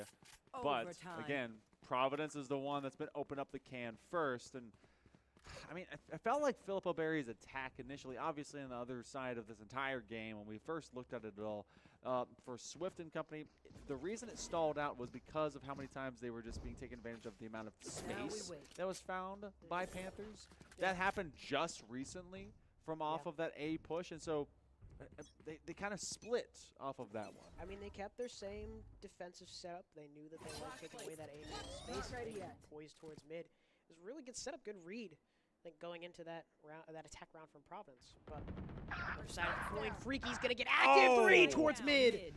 Goodness. Comes up huge. Nice little curveball. No one playing anti. Tough spot to be in. Remaining player's gonna flood out. 4 for Freaky. Run it back. Pop. That's the ace. 16 for Providence. First time we've seen an ace today, y'all, and it's happening in quadruple overtime for the Panthers from out of Freaky. Freaky trying to join the 30-bomb club along with Reverse Reaper. Both the Phoenixes at the top of the rock for both their squads, but a great opening salvo. One of the few times that we saw, all right, Philip O'Barry just wants to slow walk it up the catwalk, but a turn on the catwalk, yes, a turn on the catwalk, and suddenly you're turning back to the respawn screen. So, Philip O'Barry, again, have to clap back. Providence continues to find new ways to make them suffer. Recombo comes in. Broken by the defense. Quick little orb farm. Coupled with the algorithm. Spots out Swift, undercut. To disable and reveal position. Shot come through. Right back. Trying to break some of that util. Nothing quite found. All's quiet. Look, both these teams not wanting to give anything, no cards to be shown in their hand.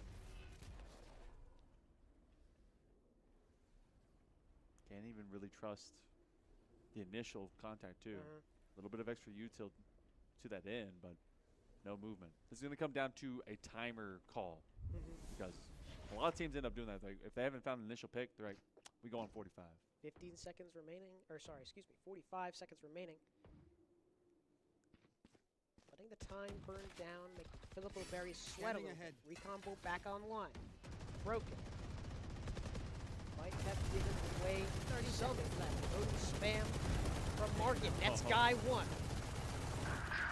Freaky and H-Dog find two of their own. 3v4 going into this post play. Oh. Providence spiked down.